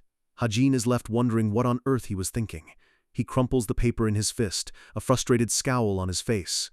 A quick check of his bank account reveals a measly $3,000. It's barely pocket change compared to what he owes. A dark comical fantasy plays out in his mind. His debts unpaid, his organs harvested, his body tossed off a ship. If this keeps up, he's not going back to his old world. He'll be stuck paying off this loan for the rest of his life. He snaps back to reality with a frustrated sigh. Well, he mutters, I guess I have to earn some money. He starts thinking. There are two legal ways for him to make a lot of money fast. The first is stocks. In a world where guilds conquer dungeons like corporations, their successes are traded on the stock market. As the author, he knows exactly which guilds are about to hit it big. But without any capital to invest, stocks are off the table for now. That leaves him with only one other option. He has to head to the fields. The second option, field hunting. All across the world map, there are areas marked as monster hotspots. These are the fields, dangerous, untamed lands haunted by monsters. Unlike dungeons, their difficulty can vary wildly, but the deal is simple. Kill monsters, sell their remains, and make quick cash. He pulls up his current stats. He's barely stronger than an average guy. Is this even enough to go hunting? He considers using his precious story points to upgrade a training weapon, but that would be a total waste. There has to be another way. As he sits at his desk, deep in thought, a notification sound cuts through the silence. It's an alert from the front desk. A package has arrived for him, sent by Yonha. He's genuinely surprised. From Yonha? He wasn't sure if she'd actually follow through. He heads to the door and finds a sleek, professional-looking case waiting for him. He brings it back to his desk and opens it with a satisfying click. His eyes widen. Inside sits a powerful, custom-made handgun. She came through. This is the payment for his information.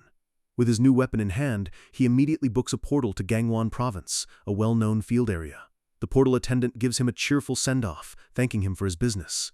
Hajin notices the extra polite service. It seems being a cube cadet has its perks. He steps through a large, traditional gate, marking the entrance to the city.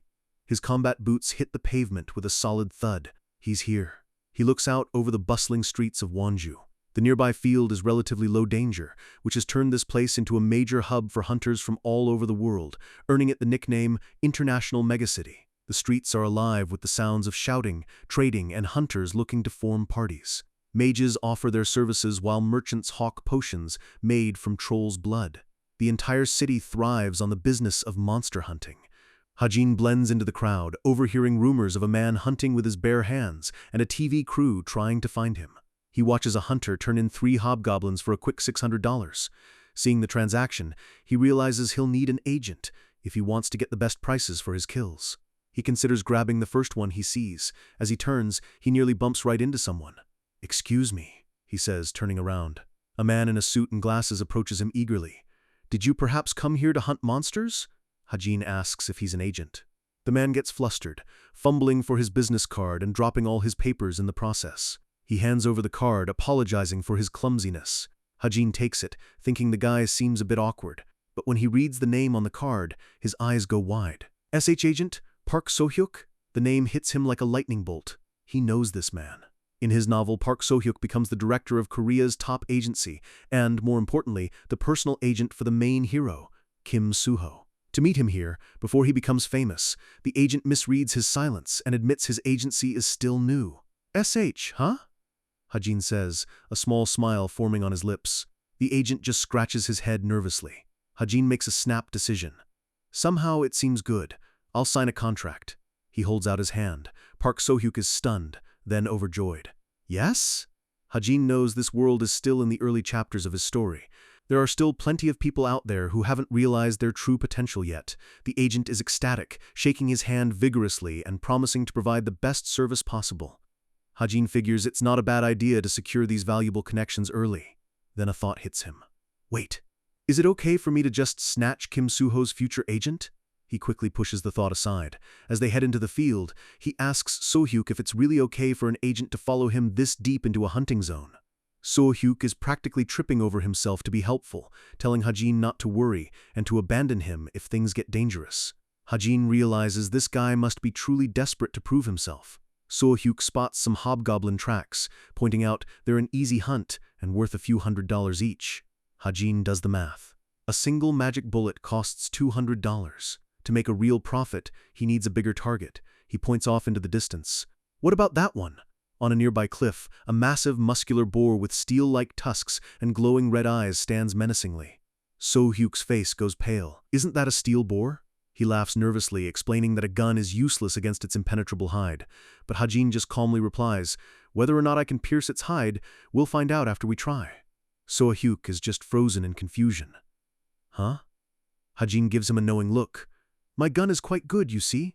He thinks back to the weapon he received from Yu Yona. He pulls out the brand new Desert Eagle. It hums with power. He's already spent a few story points adding a special setting to it. The steel boar lets out a furious roar and charges straight at them. So-hyuk panics, yelling that they'll only make it angrier. But Hajin is perfectly calm. He raises the gun, takes aim, and fires a single brilliant shot of energy. The blast hits the charging boar dead on, sending it flying backward. It lands in a heap, defeated in a single hit. The light in its eyes fades to nothing. So-hyuk can only watch from below, jaw on the floor, as Hajin stands triumphantly over the monster. A system window displays the gun's stats. It's a high-grade Desert Eagle with a steel attribute. But the real game-changer is its unique skill, destructive power amplification. With every one-shot kill, the gun's power multiplies. Hajin steps onto the cliff, looking down at his handiwork. He smirks, his new agent still gawking in utter amazement behind him. That's a great skill. With his power-stacking Desert Eagle, Hajin is no longer just an extra with a gun. He's a genuine one-shot threat. His new agent, Park So-hyuk, is completely blown away. He stammers, "Oh, what an amazing gun! Your firing skill is also incredible." Hajin just plays it cool, saying it's nothing, but the successful hunt has clearly given him a much-needed confidence boost. Suddenly, without a word, he whips his gun around and fires another shot into the distance. So-hyuk yelps and ducks for cover. "What now?" he cries out. Hajin calmly explains there was a black pelican over by the cliffs. So-hyuk is in disbelief. "The cliffs? You could see it from this far away?" Hajin simply replies, "Of course." He smiles to himself. With his high perception stat, 1,000 meters is practically a stone's throw. He tells his agent he's going on ahead and starts scaling the cliff face with practiced ease.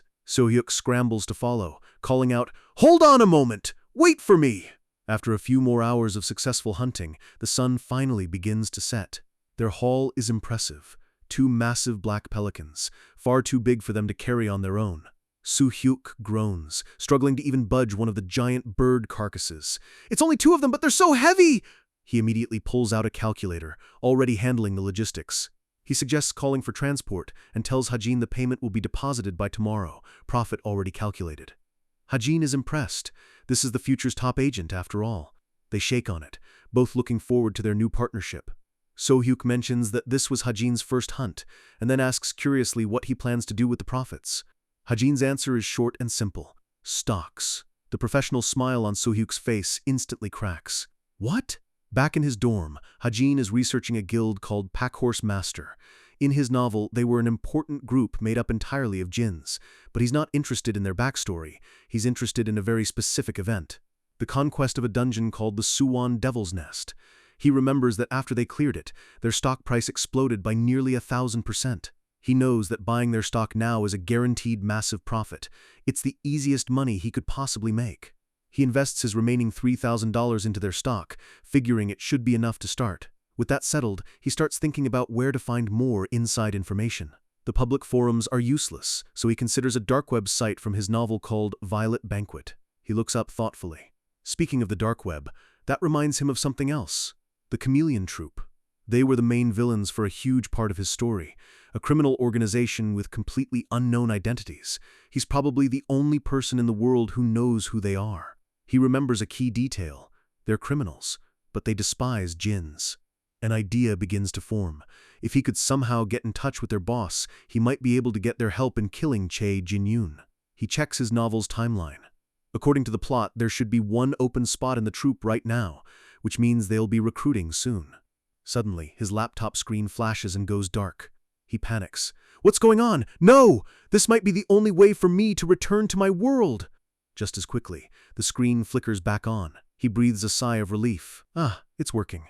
But then a system message appears, 1 month has elapsed. Another follows, the laptop's functions will be updated. It seems his connection to this world is evolving. Meanwhile, at a cafe, a couple of girls are staring in awe at something. They're looking at Shin Jong-hak, the arrogant silver-haired rival, who's sitting at a table with Yoo Yeonha. One of the girls whispers, "Is he a celebrity?" Jong-hak and Yeonha are having another one of their noble society meetings, and he is clearly not happy about it. "What a pain," he complains. "Can we stop with these noble society meetings?" Yeonha just smiles sweetly. "Try to put up with it. There's nothing to lose from making connections with other club leaders." She changes the subject, asking about his grades. He replies, "Good enough." She teases him, saying the Jong-hak she knows is only ever satisfied with first place. He glares at her. "That's why I said good enough." He's clearly bitter about being second best to Kim Soo-ho. She just gives a slight smile, conceding the point. The bell on the cafe door jingles. Chae Na-yoon walks in, looking for them. Jong-hak spots her and greets her with a wide, charming smile. He asks why she's bothering to come to the meeting for once. Na-yoon shoots back. "What? If I knew you'd be here, I wouldn't have come." Jong-hak's tone turns to one of concern, asking if she's okay after the hospital. She just brushes him off, telling him not to make a big deal out of it. Yeonha watches their bickering silently, a thoughtful look on her face. She taps her glass, interrupting them. "Right. I wanted to talk about that." She looks at them both. "Do you two know a guy named Kim Ha-jin?" Jong-hak looks annoyed, while Na-yoon's expression immediately darkens. "Kim Ha-jin? What about him?" she demands. Na-yoon explains that during the museum attack, it was just her, Kim Soo-ho, and that jerk. She recounts how the Djinn was unexpectedly powerful, but then she gets to the part that's been eating at her. "But that jerk," she says, "blew off the Djinn's arm with a trainee weapon. Does that make any sense?" she asks, turning to Yeonha. "He's in your team. What do you think of him?" Yeonha shares what her investigation has turned up. He's an orphan, a cube cadet, and is $300,000 in debt. "That's about all I have on him," she concludes. "I still have no idea how he knew the mountain tyrant's weakness." She admits she tried asking him, but he refused to say anything. So now, she has to keep digging to figure out his secrets. She needs to know if he's someone she can use, or someone she needs to watch out for. From what she saw on their first mission, he seemed completely ordinary. His attacks weren't nearly strong enough to injure a djinn. Her eyes narrow slightly. Could it be that he's hiding something? Nayun latches onto the idea, her imagination running wild. Is he maybe a jinn? Both Yonha and Jonghak just stare at her, completely baffled by the ridiculous suggestion. Yona sighs. Nayun, why would a jinn attack another jinn? Nayun grumbles, realizing her theory doesn't hold up. Still, she insists, there's definitely something about that guy. Back in his dorm, Hajin's laptop finally finishes its update. What in the world is this? He wonders. Suddenly, a wave of energy shoots out from the screen, striking his left arm. He cries out as a glowing pattern burns itself into his skin. A flood of information rushes into his mind. It's a new power. As his impact on this world grows, information will be inscribed on his body as magic. It's an overwhelming wave of new possibilities. He clutches his arm, the pain slowly fading. Back at the cafe, Jonghak looks at the two girls, his eyes glowing with contempt. Whatever the case, you don't like him, right? Nayun glances at Yonha, a silent question in her eyes. Yona thinks back to their encounters, his impossible knowledge, his confident demeanor. Well, she starts to say, but Nayun cuts her off, answering for both of them. Basically. Back in his room, Hajin looks down at his arm. A beautiful, intricate tattoo now covers his forearm, a stigma of magic power. A final notification pings on his laptop. The update is complete. A new sub-talent Book of Truth has been added, and his main talent has been enhanced. He just got a major power-up. The battle with the jinn is over, but for Hajin, the real danger is just beginning. He finds himself at the Seoul Association Tower, a place where heroes are celebrated, and he's about to be put right under the spotlight. He, along with Kim Soo-ho and Chae Na-yoon, are here to receive an Exemplary Citizen Award for their bravery. But as Hajin looks down at his hand, it's not pride that makes it tremble. It's something else entirely. He clenches his fist, feeling the dull ache in his arm. It's a constant throbbing reminder of the new power that was carved into his very being, a power he still doesn't understand. He flexes his fingers, trying to get a sense of it, but his concentration is shattered by the sharp click of a tongue nearby. It's Chae Na-yoon, and she's glaring at him with pure annoyance. She snaps at him, complaining that he's making too much noise. Hajin glances back, completely unfazed. He points out that he didn't say a word, but Na-yoon just crosses her arms, looking for a fight. So what? She retorts. I said what I said. She leans in closer, her eyes narrowed with suspicion. Have you forgotten something? Hajin just stares back, genuinely confused. Forget what? That I saved you, she says, but the memory seems to bother her more than him. She can't stand the thought of being indebted to a guy she considers so useless. Just as Hajin's temper starts to flare, a calm voice cuts in. It's Kim Soo-ho, the story's true hero, stepping in to play peacemaker. Soo-ho suggests Na-yoon switch seats with him, but she stubbornly refuses. As the two of them bicker, Hajin can only watch, thinking how childish the main hero and heroine of his novel are acting. Once things settle down, Soo-ho scoots over, creating a slightly awkward silence between himself and Hajin. He clears his throat, while Na-yoon pouts on his other side, clearly still annoyed. Hey, Soo-ho starts, getting Hajin's attention. Thanks for back then. He looks at Hajin with genuine gratitude. If you hadn't helped us, we wouldn't have been able to defeat it. Really, thank you so much. Hajin just shrugs it off. Who knows? He says casually. You probably would have won even if I wasn't there. And he's not just being humble. As the author, he knows the original plot. Without his interference, Soo-ho would have been pushed to his absolute limit, potentially unlocking a whole new level of power. He glances over at Soo-ho, the perfect hero with his determined eyes. It's the #1 rule of this world. The main character always gets stronger when faced with danger. And in this story, Hajin is just an extra. Suddenly, the calm is broken by a staff member shouting into her headset, "He's here! Everyone, get ready!" The entire room tenses. A powerful aura floods the waiting area as a man walks in, blue energy crackling around him. He adjusts his collar with an air of pure confidence. This is Yoshi-yuk, the 37th ranked hero in the country. Telling me to come here and there, he mutters, annoyed. What a pain! The staffer looks on in awe. This is the Valhalla's wolf, and the magic power rolling off him is so immense it feels like it could crush the entire room. The announcer's voice booms, officially starting the ceremony. The recipients are called to the stage, and Hajin, Soo-ho, and Na-yoon rise to their feet. They line up on stage as Yoshi-hyuk approaches, ready to hand out the awards for their bravery. Shi-hyuk stops in front of Soo-ho, a faint smirk on his face. Are you Kim Soo-ho? He asks. Soo-ho politely confirms. Shi-hyuk nods, sizing him up. I can see why they all want you, he says, handing over the award. But before Soo-ho can even finish his thanks, Shi-hyuk leans in, his voice dropping to a low whisper. Don't ever join the association, he warns. You'd be better off as a hunter. He continues, his tone laced with cynicism. Becoming a hero is just a mountain of responsibilities with absolutely no fun, right? But Suho just smiles, his resolve unshaken. Even so, he replies confidently, becoming a hero suits my personality. She looks sighs, leaning back. Is that so? Fine, whatever. He scratches his ear, muttering, boring guy under his breath, before moving on. Next, he stops in front of Nayun. He looks at her for a moment and says, next up. It's been a while. Nayun flinches, her face turning red. She stammers out, master? Then immediately cringes at her own words. She thinks to herself, why would he be her master when she uses a bow? She clearly admires him, but the interaction is painfully awkward. But Shihyuk just crushes her hopes. Your father asked me to take care of you, he says bluntly, but I don't have any plans to do so. The embarrassment on Nayun's face quickly melts into disappointment. Finally, Shihyuk moves to the last person in line, Kim Hajin. He glances at the award, then looks up at Hajin with a completely blank expression and asks, who are you? Cadet Kim Hajin, he replies simply. Shihyuk hands him the award with a simple, okay, and walks away without another thought. Hajin is left standing there, thinking that the only thing worse than being hated is being completely ignored. For a high-ranking hero, he's not even a blip on the radar. The ceremony ends with Che Nayun giving a speech, but by then, Hajin has already slipped away. He finds a quiet corner in a small shop called Café Carrot, far from the crowds and the spotlight. He sits at a table with a drink, a huge grin spreading across his face as he thinks about the $15,000 he just earned. Forget the fame. For Hajin, the reward money is the only thing that matters. His plan is simple.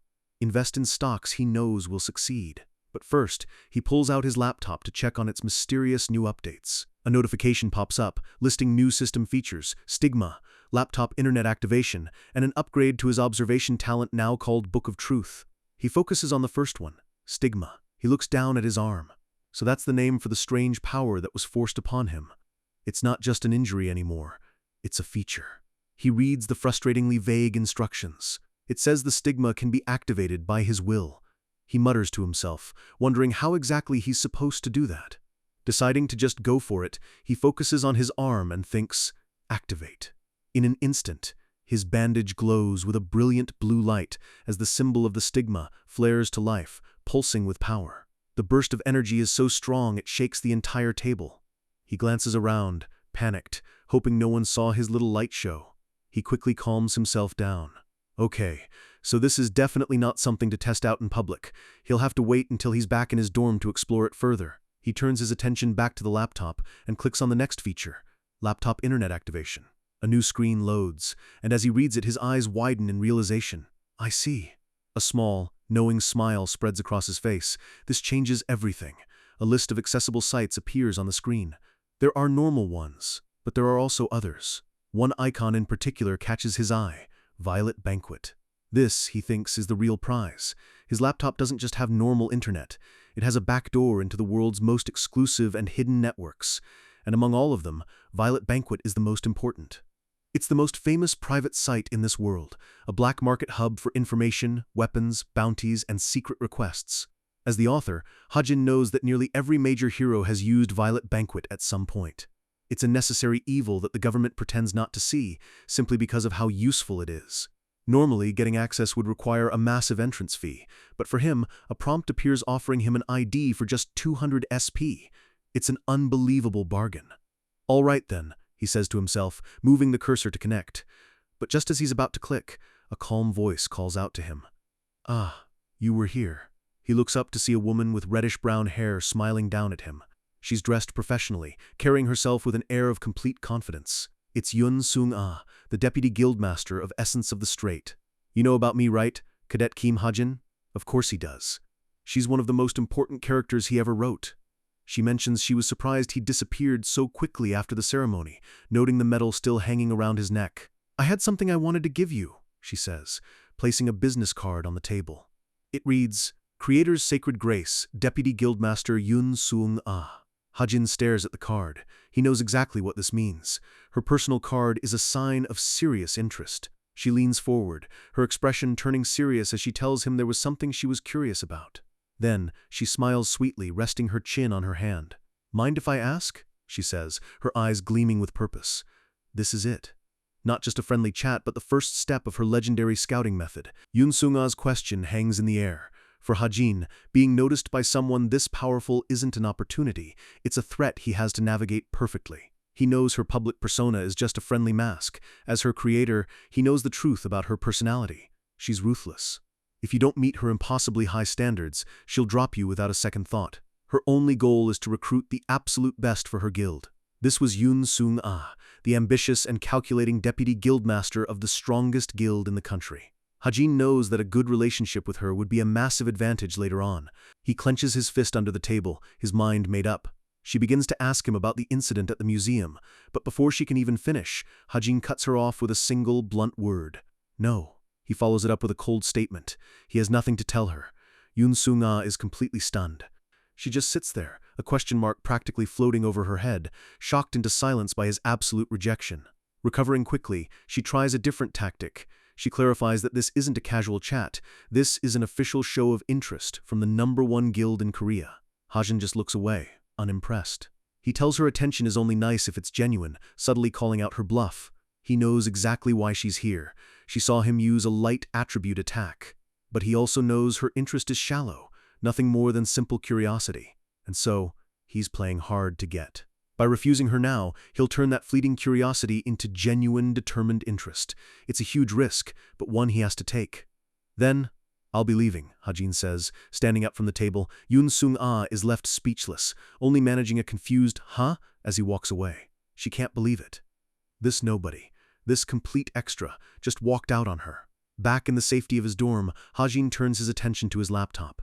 It's time to properly test his new power, the stigma, which holds a reservoir of magic that recharges over time. He focuses on the glowing mark on his arm, thinking, convert the magic power of the stigma into a dagger. The symbol on his arm flares with brilliant turquoise light, the raw magic surging and taking shape.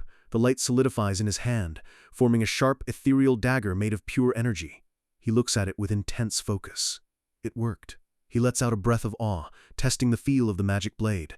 The control is completely intuitive. All he has to do is think. He knows that magic power is something you're born with or trained in from a young age, two things he completely lacks. It should have been impossible for him to use magic at all. He lets the dagger dissolve, relieved that he finally has a way to tap into this world's power system.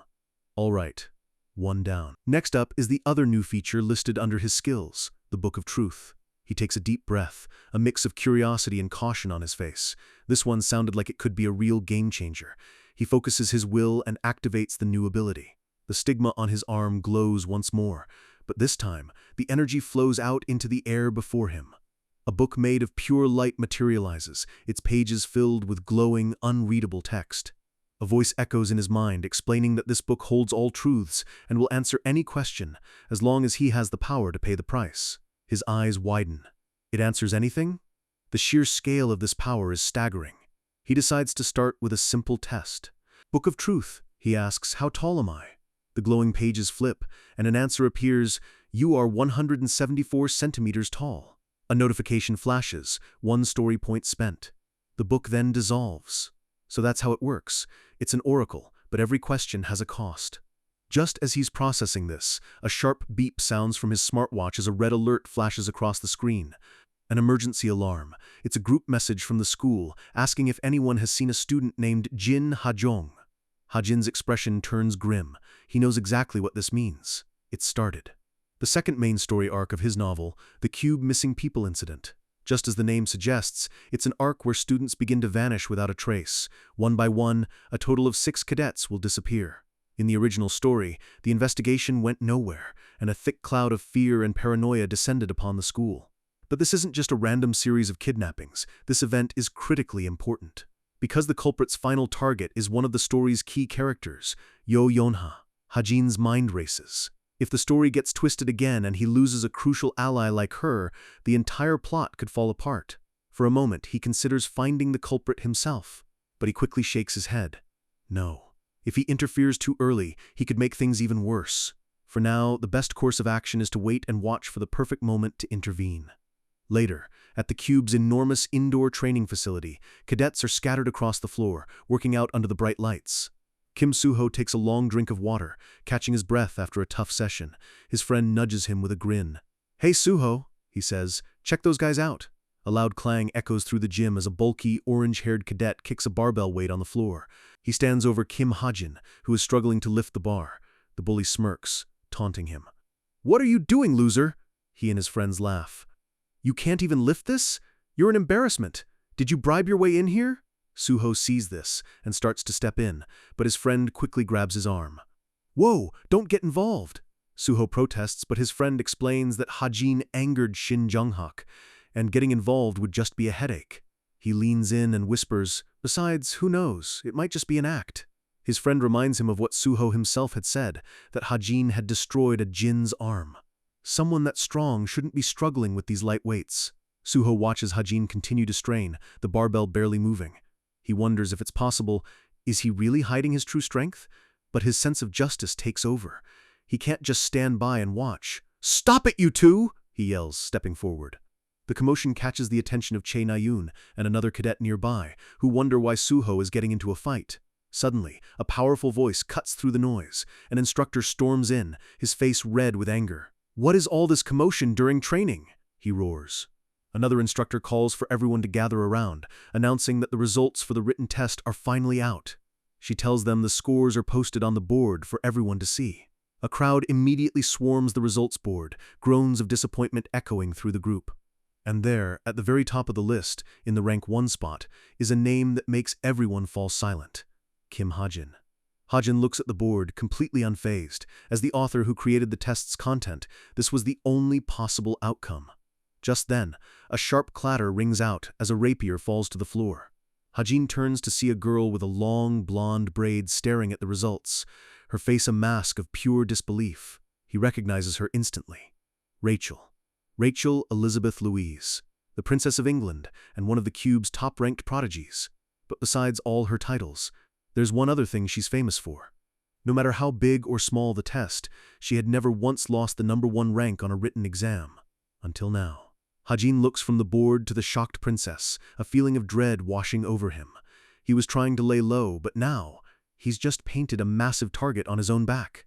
When she first arrived at Cube, it was a moment of immense pride, a new chapter for a promising royal. Her attendants worried about the pressure, about her studying in a foreign language among the world's best. But Rachel was the picture of calm confidence, promising to work hard and meet everyone's expectations. She was doing this for the honor of the British royal family. It was a weight she had carried since she was a little girl, a legacy she was sworn to uphold. But now, that confidence is shattered.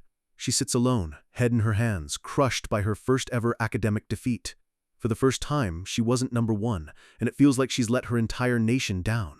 Meanwhile, the Cube instructors are praising Hajin's test paper, marveling at his revolutionary approach to phenomenon analysis. They hope other students will learn from his example. Rachel overhears them, biting her pen in frustration. She knows how difficult that subject is, and realizes the gap between her understanding and Hajin's is enormous. And where is this supposed genius? Back in his dorm, practicing basic Korean, completely oblivious to the storm he's created. Elsewhere, another top student obsesses over the results, wondering just what kind of person this Kim Hajin really is. Hajin, meanwhile, is logging into the hero black market, Violet Banquet. He sets up an anonymous account, Information Broker Truth, with a simple, bold promise, "I will answer anything." He leans back, a plan forming. He's not going to let a powerful ability like the Book of Truth go to waste. He's going to use it to earn some extra cash. He knows the book can tell him anything about this world, as long as he has the SP to pay for the answer. His credibility is 0 for now, but he's confident that once word gets out, the customers will come flooding in. He clicks the button, and phase 1 of his plan is officially underway. But now, it's time for something he's been putting off. It's time to invest his SP. With the second main story arc beginning, Cube is no longer a safe haven. The stakes are higher than ever. He grips his Desert Eagle, his expression grim. He knows his current abilities aren't enough to face a real Jin. He needs more. A small smile touches his lips. Thanks to Shin Jong-hak's constant bullying, he's actually earned a ton of SP. It's time to put it to good use. First on the list, a weapon upgrade. Using his author's authority, he types in a command to add a transformation function to his pistol, allowing it to become a sniper rifle. He hesitates for a second, a flicker of doubt crossing his mind. Is this a stupid move? He pushes through it and hits enter. The system consumes 250 SP, and a wave of light washes over the gun. The pistol breaks apart into a cascade of light and data, its components shifting and rearranging. It reassembles into a sleek, powerful sniper rifle, ready for long-range combat. Hajin lets out a small laugh, admiring his new weapon. With this, he should at least be able to keep enemies at a distance. With a single thought, the rifle seamlessly shifts back into its pistol form. Perfect. Next, he needs to upgrade himself. It's time to add a mastery. Unlike a talent that uses magic, a mastery is a purely physical skill, honed to perfection. He considers his options. As a sniper, the most important skill is positioning. He needs something that will let him get anywhere, fast. His fingers fly across the keyboard as he makes his choice. A new skill appears, parkour.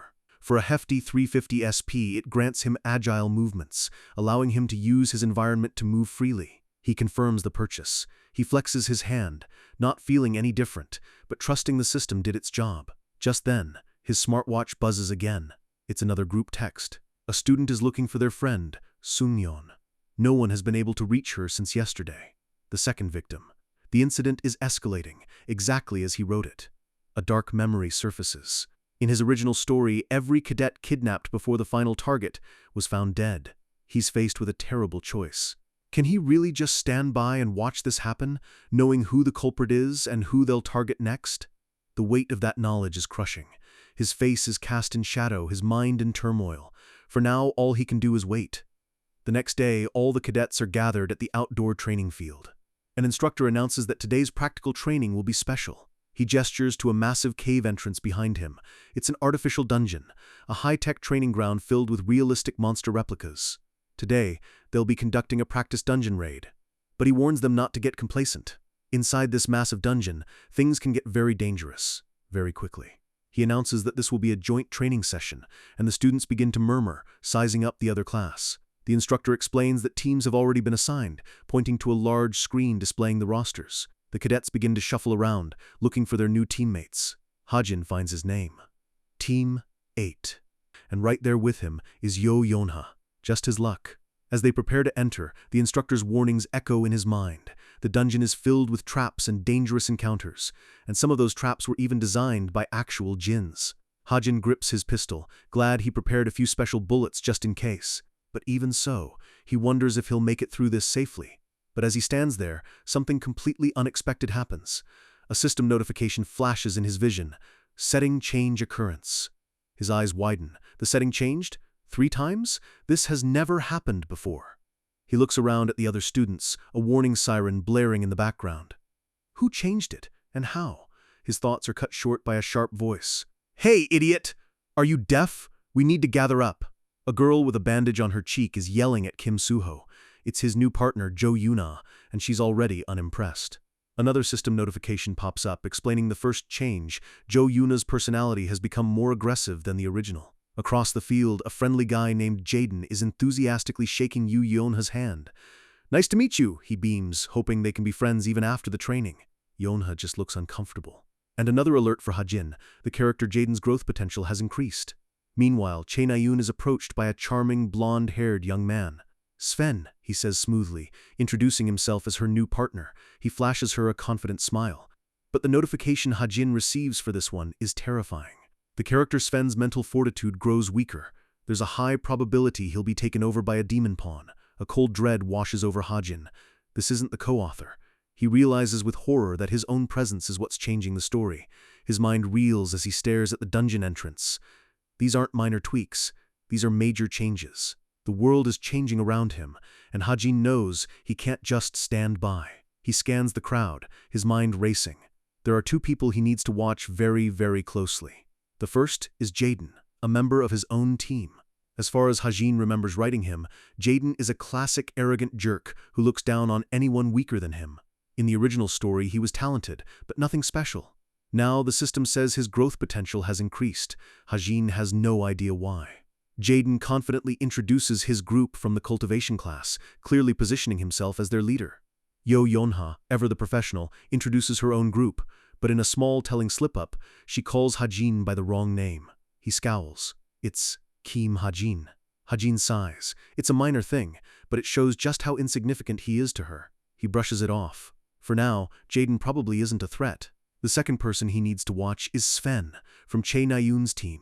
Sven is a promising candidate from Germany, and Ha-jin wrote some very specific, very important traits for his character. The most important one being his massive, unrequited crush on Chae Na-yoon. That crush is the key to his entire story arc.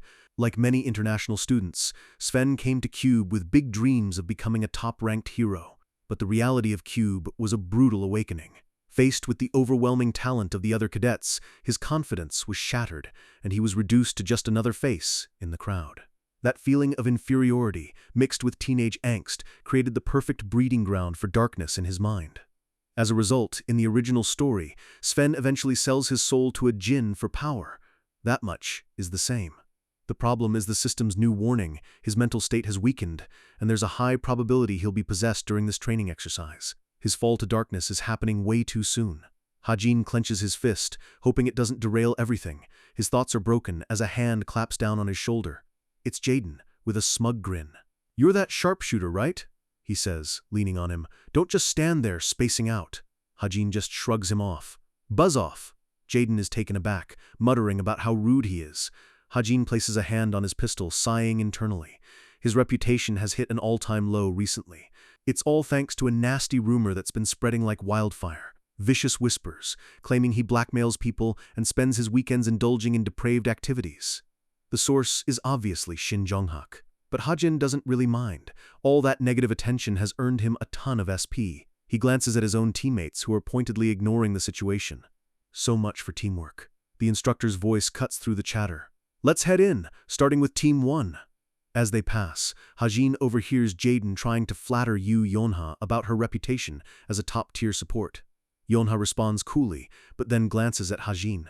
"When you have a couple who excel," she says pointedly, "you get someone useless too." The insult lands exactly as intended. The instructor's voice booms again. "Now, Team 8, enter the dungeon." His team steps forward into the dark, cavernous mouth of the artificial dungeon. They venture deeper, their footsteps echoing in the massive, silent space. The group comes to a halt at their first obstacle, a crossroads, a massive chamber with multiple tunnels branching off into the darkness. "Where should we go?" Jaden asks Yeonha, suggesting their team's archer take a look. But before anyone can move, Ha-jin speaks up, his voice firm. "The 6th path." He points to one of the tunnels. "Let's go that way." Jaden immediately gets in his face, ready to argue, but Yoo Yeonha holds up a hand, silencing him. She looks at Ha-jin for a long moment, then simply says, "Let's go with it." Jaden is confused but follows her lead. As they walk, Yeonha glances back at Ha-jin, thinking to herself that for all his faults, his eyes seem surprisingly keen. Ha-jin just smirks. Even her compliments sound like insults. But he doesn't care. Thanks to her, he's now on the same path Chae Na-yoon's team took. And he has a very good reason for that. He knows that if Sven falls to the djinn today, Chae Na-yoon won't be able to handle it alone. If something happens to the main heroine, his entire plan to save her will fall apart. He can't lose her. He has to be there to intervene. As they walk, Ha-jin suddenly speaks up, startling Jaden. "Pay attention. Monsters ahead." "What monsters?" Jaden scoffs, peering into the darkness. "I don't see anything." But another teammate squints and spots it. There's a salamander up ahead. He realizes it must be the dungeon switch, a key monster they need to defeat. The team's archer, Jingyu, asks for permission to fire a light arrow. Yeonha gives the order. Jingyu draws his bow, gathering light at the tip of his arrow. The arrow streaks through the darkness, illuminating a massive lizard-like creature, a level 6 salamander. "For real?" Jaden yells, shocked. He quickly barks orders. "Everyone! Battle formation! Anyone have a water attack?" Ha-jin stays back, his hand on a special water attribute bullet. He needs to save it for a real emergency. Yoo Yeonha steps forward, her whip crackling with purple energy. "We'll just have to do this the hard way." She unleashes a flurry of powerful strikes while the others rush in, overwhelming the beast with a coordinated assault. With a final, decisive blow, they take it down. But Yoo Yeonha's expression is grim. "The dungeon's changing," she says, her whip still crackling. Ha-jin watches her, surprised. That was a high-level technique. Yeonha is growing much faster than he originally wrote. She's already on the verge of a major breakthrough. But as he's marveling at her skill, a flash of red streaks out from the darkness. One of their teammates cries out and collapses, unconscious. Ha-jin rushes to her side, his face pale with shock. Another teammate panics, grabbing his arm. Hajin shoves him off. Let go! The others gather around. Yonha sees something sticking out of the fallen girl's shoulder. What is this? The thread of a jinn. It's an arrow, strangely made. Where did this come from? One of them asks. Hajin knows exactly where. The danger was closer than he ever imagined. He remembers the moment she fell. His observation skill identified it instantly. A poison arrow, laced with neurotoxin and enchanted to be completely silent. Meanwhile, in another part of the dungeon, Che Nayun struggles forward, carrying an injured Sven on her back. He's been hit by the same kind of arrow and is barely conscious. He weakly tells her to leave him, but she snaps back, her voice a mix of fear and frustration. Shut up! If you have the strength to talk, then get up and run! She sees the dark poison spreading from his wound. This is no training exercise. But she's not just running from a hidden archer, a massive hulking beast made of molten rock towers over them. She thinks in terror, why is a monster like this in a training dungeon?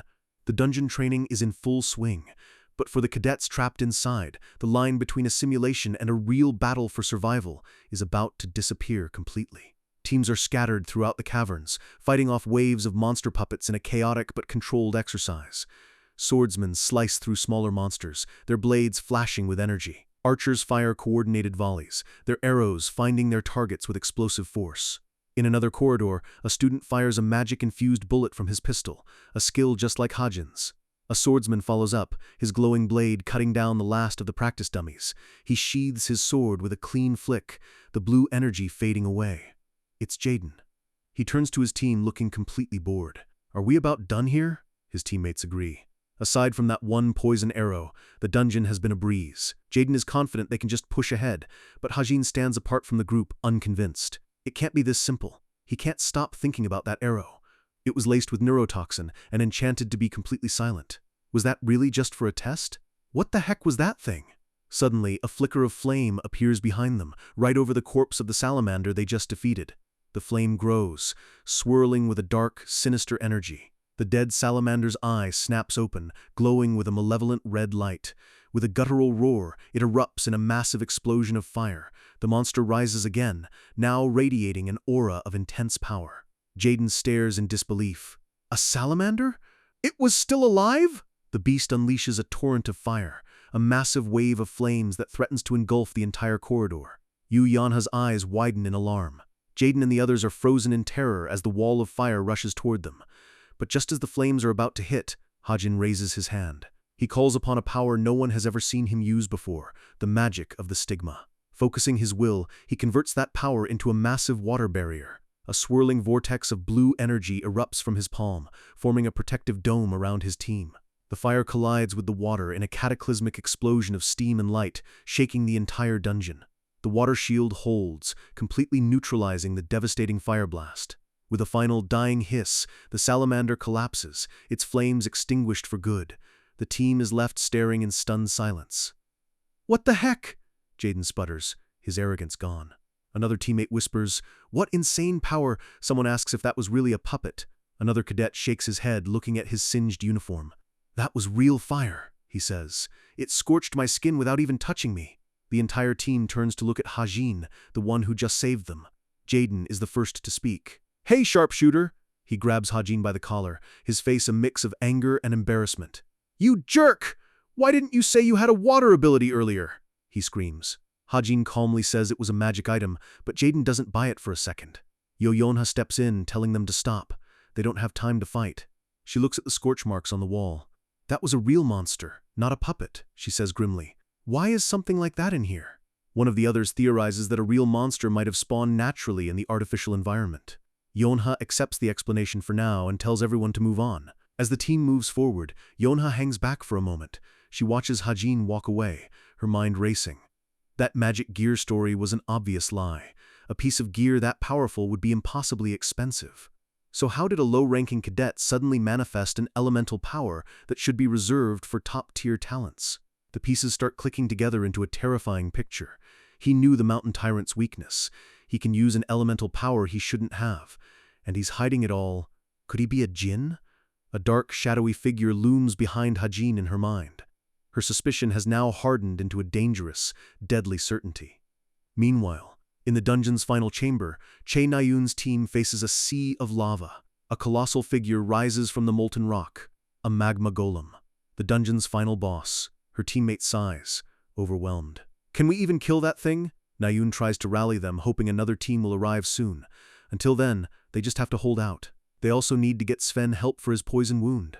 The cadets mutter among themselves, wondering why this training exercise is so impossibly difficult. Just then, Sven, lying on the ground, grabs another cadet's hand.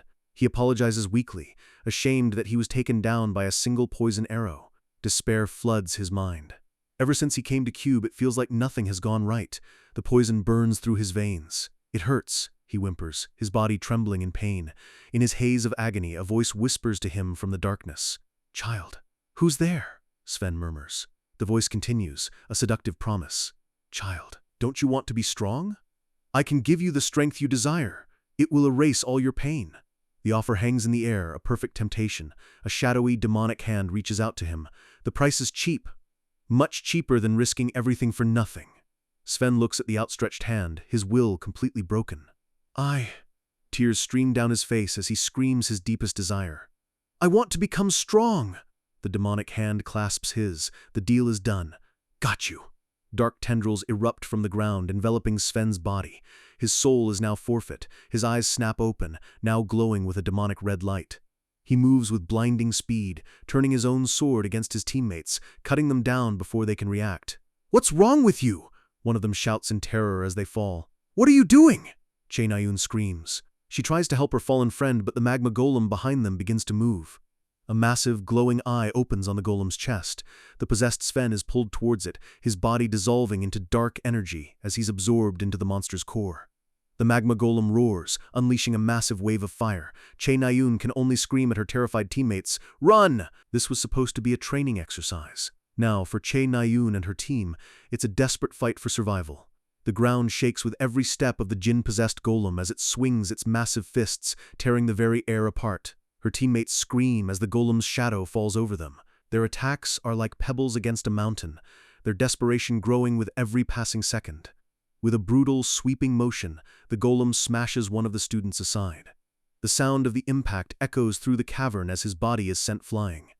He lands in a heap next to another fallen teammate, surrounded by the blistering heat of the monster's magma. All hope is gone. A girl struggles to push herself up, every muscle in her body screaming in protest. They've given it everything they have, and it wasn't nearly enough. From the ground, Nayun stares up at the towering monster, its glowing red eyes burning with malice. The chilling realization hits her. This isn't just a boss, this thing is a djinn. Total despair washes over her as her strength fades. Her vision blurs. This is it. She's going to die here. But then, a sharp, metallic click cuts through the noise. Something small and unfamiliar flies through the air, right toward the golem. It erupts in a blinding flash of white light, engulfing the massive cavern in a deafening roar of sound. The golem staggers back, completely stunned, its massive form frozen as the light sears its senses. Nayun looks up, completely confused. Where did that come from? Who just saved them? Through the swirling smoke, she sees a lone figure standing defiant against the towering monster, and her blood runs cold. It's him, Kim Ha-jin. He stands there with his pistol raised, his expression impossibly calm, as if this was all part of his plan. Just moments earlier, outside the boss room, Ha-jin's team had run into a massive wall of rock, completely blocking their path. One of the swordsmen on his team turns to him, annoyed. "Hey, sharpshooter! You said we could see the boss from here. This is the right place, right?" Ha-jin stares at the wall. He knows it wasn't there before. The story is changing again, right in front of his eyes. He tells the swordsman that the boss is just on the other side and orders him to break the wall. The guy just scoffs, grumbling about who made Ha-jin the leader. Still, he draws his sword, channeling magic into the blade. With a loud yell, he unleashes a powerful strike into the center of the rock. The attack hits with a loud crash but does absolutely nothing. The magic just fizzles out. He screams in frustration, realizing the wall is imbued with a magic far stronger than his own. Just then, one of the girls on the team spots something. She points up. High above them, near the ceiling, is a small opening. Ha-jin sees it too. He tells them they can just enter from there. The swordsman looks at him like he's crazy, pointing out the wall is at least 10 meters tall. Ha-jin gives him a cold stare. "You can't?" he asks flatly, before adding, "Well, I'll go ahead then." A soft blue aura surrounds Ha-jin's hands as he activates his new mastery. He places a hand on the sheer rock wall, the magic giving him an unnatural grip. He starts scaling the wall with impossible ease, moving like a shadow. finding handholds where there are none, flowing up the rock face with a speed that defies gravity. The swordsman just stares, completely speechless. "Is he a cat or something?" he mutters, his pride completely shattered. In seconds, Hajin disappears over the ledge, leaving his stunned teammates behind. The swordsman clenches his fist, his face a mix of anger and humiliation. "Damn it," he whispers. Back inside, the students stare in disbelief as the massive golem begins to move again, shaking off the stun far faster than anyone expected. High above, Hajin stands on the ledge, looking down at the chaos, calculating his next move. The golem's head twitches, its bright red eye flickering back to life. The Jin's influence is making it unnaturally resilient. One of Nayun's cornered teammates screams her name. "Nayun! Snap out of it and move!" he cries, before adding in a desperate whisper, "Save me!" His plea snaps Nayun back to reality. Her fear is replaced by a surge of adrenaline. She grits her teeth and yells, "Battle formation!" A swordsman charges forward, slamming his glowing blade into the golem's leg, but the attack just bounces off with a loud clang, not even leaving a scratch. The swordsman is thrown back, shocked. "It didn't even budge!" he yells. Their attacks are useless. Nayun knows they have only one option left. She draws her bow, magic swirling around the arrow. "Buy me some time!" she screams, pouring all of her remaining energy into a single shot. Her teammates throw themselves at the golem, desperately trying to keep its attention off of her. One of them is swatted away like a fly. From his vantage point, Hajin watches them get picked off one by one. They can't hold on much longer. He takes a single step forward, preparing to intervene himself. The moment he moves, the golem's head snaps up, its burning eye locks directly onto him. A new threat has just revealed itself. But just as the monster's attention shifts, a calm, steady voice cuts through the chaos. "Sorry." A figure lands gracefully in front of the terrified students. It's Kim Suho, the novel's true hero. "I was a bit late," he says, his gaze fixed on the monster. Without a moment's hesitation, Suho leaps into the air, soaring towards the golem's head with blinding speed. Nayun can only watch in awe as he unleashes a brilliant, devastating attack. A massive explosion of golden light erupts from his sword, tearing through the golem as ribbons of pure energy fill the entire room. Kim Suho's attack leaves nothing but silence and dust. The massive golem crumbles into a heap of rubble. The other students can only stare. They didn't win this fight. Suho did. Just then, Suho's own teammates come running in, completely oblivious to the near-death battle that just ended. "Hey! Are you guys okay?" One of Nayun's teammates stares at Suho in awe. "How did you kill that thing?" Suho just gives a smug little grin. "My ultimate skill, of course." High on the ledge, Hajin watches with a grim expression. Sven didn't fully transform into a Jin. The plot has changed again, and he has a bad feeling about it. Sven's transformation has only been delayed. He's already made a deal with a demon, and because Hajin doesn't know when he'll finally snap, the situation has become even more dangerous. Down below, Che Nayun isn't looking at the hero. Her eyes are fixed on the ledge above, right where Kim Hajin is standing. Hajin leaps down, landing softly on a piece of rubble. He lets out a quiet sigh, the adrenaline finally starting to fade. He looks up to see Nayun staring at him, her expression a complicated mix of emotions. Before she can lose her nerve, she walks right up to him. "Hey," she says, her voice quiet. The two of them stand alone in the ruined cavern, the air thick with tension. Nayun avoids his gaze, staring at the ground. "I thought I should at least say this." She takes a deep breath, her face turning red. It's like the word is physically stuck in her throat. Finally, she forces it out, her voice barely a whisper. "Thanks." She says it quickly and turns away, clearly embarrassed. Hajin's eyes widen in absolute shock. For a second, he's completely frozen. He can only manage a confused, "What?" Nayun jumps, immediately getting defensive. "I said what I said, got it?" she snaps before running off. Hajin is left speechless, trying to process what just happened. Che Nayun said, "Thanks to him?" As her author, Hajin knows just how significant that single word is. Nayun's entire life has been defined by tragedy. It started on her 6th birthday, when she watched her mother die in a Jin attack. While other kids played, she pushed herself through brutal training, sacrificing her entire childhood. Because of this, she never learned how to get close to people. To her, revealing your true feelings was the same as revealing a weakness. There are very few people in the world who have ever heard her say the words, "Thank you." Hajin knows this because he's the one who wrote her that way. He designed her to say sorry far more often than thanks. The thought leaves a bitter taste in his mouth. Nayun stops and turns back, her suspicion returning. "So why are you getting bullied by Junghak when you're this strong?" she asks. I saw you, she continues. You stopped that golem. If you're that strong, you should be able to beat those bullies easily. Hajin just shakes his head. It's not because I can't, he tells her. Nayun points out how powerful his gun seemed.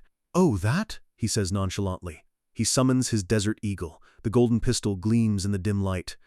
It's my personal weapon, he explains calmly. Does that answer your question? Nayun's eyes go wide with horror. You crazy jerk, she screams. You'll get suspended if you're caught with that. He just tells her that's why he only uses it when it matters. He shows her the stigma on his arm, explaining he learned how to hide the weapon inside it, leaving no evidence. Nayun squints, still not convinced. She mutters that he still seems too strong. Then an idea clicks in her mind. Could it be? She says, pointing a finger at him. Does your talent strengthen firearms? Hajin just shrugs. Think whatever you want. It's the perfect excuse, and he's happy to let her believe it. Nayun seems satisfied, telling him she'll overlook the illegal weapon this one time. But as she turns to leave, she stops again. Oh, one more thing. She keeps her back to him. Don't you have something you want to say to me? Her voice is quiet, but firm. Hajin stays silent. He knows what she's asking for. A chance to apologize for what he said about her brother. But he can't. After a long pause, he looks down and says quietly, I don't. Her shoulders slump. Is that so? The words hang in the air between them, heavy and final. Hajin knows he should have apologized. He knows she would have forgiven him instantly. But he can't let himself get any closer to her. It's better for both of them if they remain distant. Because one day, he has to kill her brother, and he can't do that if he lets himself become her friend. As Nayun walks away, her friends tease her about being close with Hajin, which she quickly denies. From a distance, Kim Suho watches their exchange, a thoughtful, almost suspicious look on his face. Nayun quickly runs off, eager to escape the awkwardness. Suddenly, an official announcement echoes through the dungeon. This is an announcement. Pause the raid and promptly exit the dungeon. Back in his room, Hajin reflects on the incident. The dungeon raid was a complete disaster, malfunctioning cameras, a real monster, and a delayed response from the staff. But because no one died, Cube decided to sweep it all under the rug with a quiet internal investigation. To Hajin, this means only one thing. The Jinns in Cube's leadership managed to cover up the entire incident. He has a lot on his mind, but right now, his biggest worry is Sven.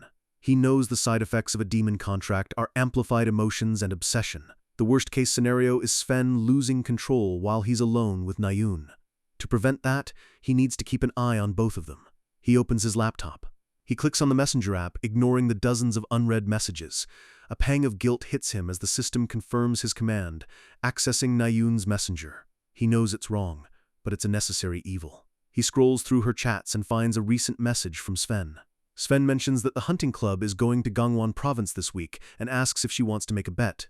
Hajin's heart stops. The hunting club trip. That's it. That's the exact event where Sven was supposed to rampage in the original story. He decides he has to tag along. But first, he needs to get stronger. He thinks it's probably time he visited the MT Gari dungeon to level up. Just then, his smartwatch starts buzzing.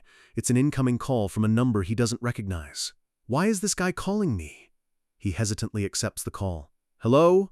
A cheerful voice answers. Ah, hey, Hajin! It's Yoon Hyeon, the popular club president. Yoon Hyeon gets straight to the point. Are you free on Friday? Before Hajin can answer, Yoon Hyeon adds, I have a favor to ask you. This is Mint Gari, a place where the powerful energies of nature create a unique spiritual atmosphere. For centuries, martial artists have seen this mountain as the ultimate training ground, but it's also rich with precious, spiritually infused plants, drawing in people who dedicate their lives to finding them. People like the self-proclaimed wild ginseng scavenger, an eccentric man who seems a little too proud of his job. And today, he's just run into Kim Hajin, who is hiking up the mountain with a look of grim determination. The man approaches Hajin, who offers a polite, but brief, hello. The scavenger advises Hajin that maps are useless for finding ginseng. You have to read the flow of the mountain itself. Hajin just flatly states that he's looking for a place, not a plant. The man just waves him off, assuming he's another kid trying to strike it rich. Hajin just stands there, silently annoyed by the man's endless chatter. Finally, the man wishes him luck and heads off. Hajin offers a quick thanks, glad to finally have some peace and quiet. A little while later, Hajin's foot catches on a root, sending him stumbling to the ground. But as he looks up, his eyes widen. Lying right in front of him is a perfectly formed, glowing ginseng root. A ritualistic phrase comes to his mind, something scavengers say when they find a spiritual plant. I see the heart of God. Without a second thought, he picks it up and takes a big bite. As he chews, he knows exactly what it's doing. Thanks to his author's knowledge, this simple root will raise all of his variable stats by 2 points for the next 30 minutes. He knows he could have sold it for a fortune, and it feels like a bit of a waste, but he'll need every bit of this power for what comes next. With his stats temporarily boosted, he makes a running start. He leaps onto a sheer cliff face, digging his fingers into the rock. The climb is impossibly high and dangerous, which is exactly why this place has never been discovered. His destination is here, hidden in the middle of a cliff on Mitgari. He pushes his way through thick moss and tangled vines, his breath coming in ragged gasps. Finally, his hand finds what he's looking for, not rock, but a dark opening. Hidden inside this cliff is a secret, an undead dungeon. He pulls himself inside and catches his breath. The air is cold and stale, filled with the faint dripping of water. He knows the boss of this dungeon is a Death Knight, a monster he has no chance of beating, even with the ginseng buff. He starts walking deeper into the dark, narrow passage. But that doesn't matter, because as skeletons and ghouls begin to rise from the ground, he knows his target today isn't the main boss. He's here for the dungeon's hidden stage. With a flash of blue light, he readies his pistol as a horde of undead lurches towards him. He opens fire, his pistol echoing through the cavern as magic-infused bullets tear through the skeletons. He activates his 1,000-mile eyes and his vision shifts. The world turns into a grid of data, allowing him to see the perfect path through the enemies, calculating weak spots in an instant. He moves like a blur, weaving through the undead horde, his gun firing with perfect accuracy, taking down monster after monster. With one final shot, the last skeleton crumbles to dust. He lowers his gun, the immediate threat gone. That takes care of things, he says to himself. He continues deeper into the cave. The number of undead is increasing now, which means he's getting close to his true target, Evangel's base. The witch, Evangel. She's the boss of this hidden stage. In the future of his novel, she escapes and builds the worst undead fortress in history. He knows it'll be much harder to defeat her once she reaches her adult form, but the real reason he's here is for 2 specific items he can only get from her right now. The first is a growth-type weapon called Aether. The second is Evangel's seed. Aether is the very item that turned a low-level djinn into a powerful executive in his original story. For Hajin, who needs to get strong fast, it's the perfect weapon. He stops. He's arrived. At the end of the passage is a large, open cavern, bathed in a soft, ethereal light. He activates his 1,000-mile eyes again, scanning the area. At the center of the room, nestled among massive crystalline roots, he sees her, a small, childlike figure, sitting all alone. He knows this is his only chance. He has to kill her now, in her child form, before her mind and body are fully developed. He watches as the little witch plays with a glowing orb of light, completely unaware of his presence. She seems so innocent, so harmless. He hesitates, frozen for a moment. This is much harder than he thought it would be. He clenches his fist, forcing himself to focus. "Get your head together," he tells himself. "This is something you have to do." He takes a step forward. She's his own creation. He wrote her into existence. He can write her out of it. He knows his gun won't be enough to kill her in this spiritual form. He needs something more powerful. In that case, he thinks, unleash the stigma. A brilliant turquoise light erupts from the tattoo on his arm. His plan is simple. He'll turn his light attribute mana into a spear. The power from the wild ginseng courses through him, amplifying his magic. The light from his arm condenses, swirling into the shape of a spear. It hums with immense power, and for a moment he feels almost as strong as Yu Yonha. He hurls the spear with all his might. It streaks through the air and slams into the small witch, erupting in a massive explosion of light. But as the light fades, his eyes widen in shock. She's still there. Dark energy pours out of her in a final defensive lash. With a pained, ghostly sigh, her form finally dissolves into nothing. Hajin stares, his heart pounding. It must have been a final surge before death, he reasons, trying to calm his nerves. Where the witch disappeared, 2 items now float in the air. Evangel's seed containing her very soul, and Aether, the shapeless, liquid weapon that can grow with its master. A blue notification screen pops up in his vision, confirming his victory. He has obtained them both. Back in the quiet of his dorm room, Hajin finally gets a moment to examine the spoils from his dangerous dungeon crawl. The moment the golden liquid Aether touches his skin, a system notification confirms it's now permanently bound to him. A surge of power flows through his body as all his stats get a significant, lasting boost. A satisfied smile spreads across his face. This is exactly the kind of power-up he needed. The aether playfully swirls down his arm, morphing into a perfect copy of his desert eagle. With this, he thinks, he's finally on the level of a proper cube cadet. On top of that, he's got a fresh batch of SP and cash from selling some rare items on the black market. But the biggest prize of all is Evangel's seed. The small, teardrop-shaped seed glows softly, holding the very soul of the witch he defeated. He knows that if nurtured correctly, the being born from this seed, the so-called Witch of Despair, could become his most powerful and loyal ally. And raising her seems simple enough. Instead of water, the seed just needs a little bit of blood to grow. But there's the problem. The witch's personality will be shaped entirely by whose blood she's given. He pictures asking the main characters for a blood sample and immediately cringes, imagining their confused and suspicious reactions. He sighs, defeated. How is he supposed to get their blood without looking like a complete creep? For now, it's a problem for another day. He shuts his laptop. He needs to rest. Because tomorrow is the hunting club trip. The day Sven is destined to rampage. It's going to be a very long day.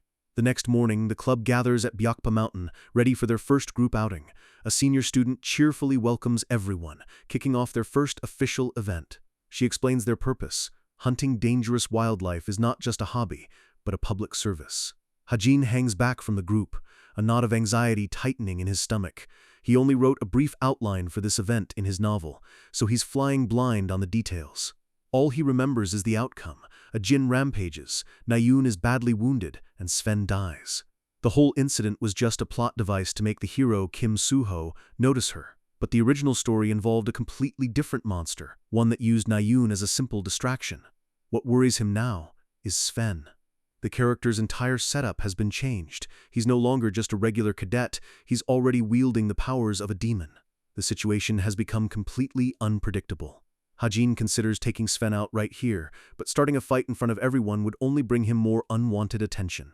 As he's lost in thought, Nayun watches him from a distance, her expression a mix of confusion and annoyance. She can't figure him out. He always seems to be hovering nearby, yet he acts like he wants nothing to do with her.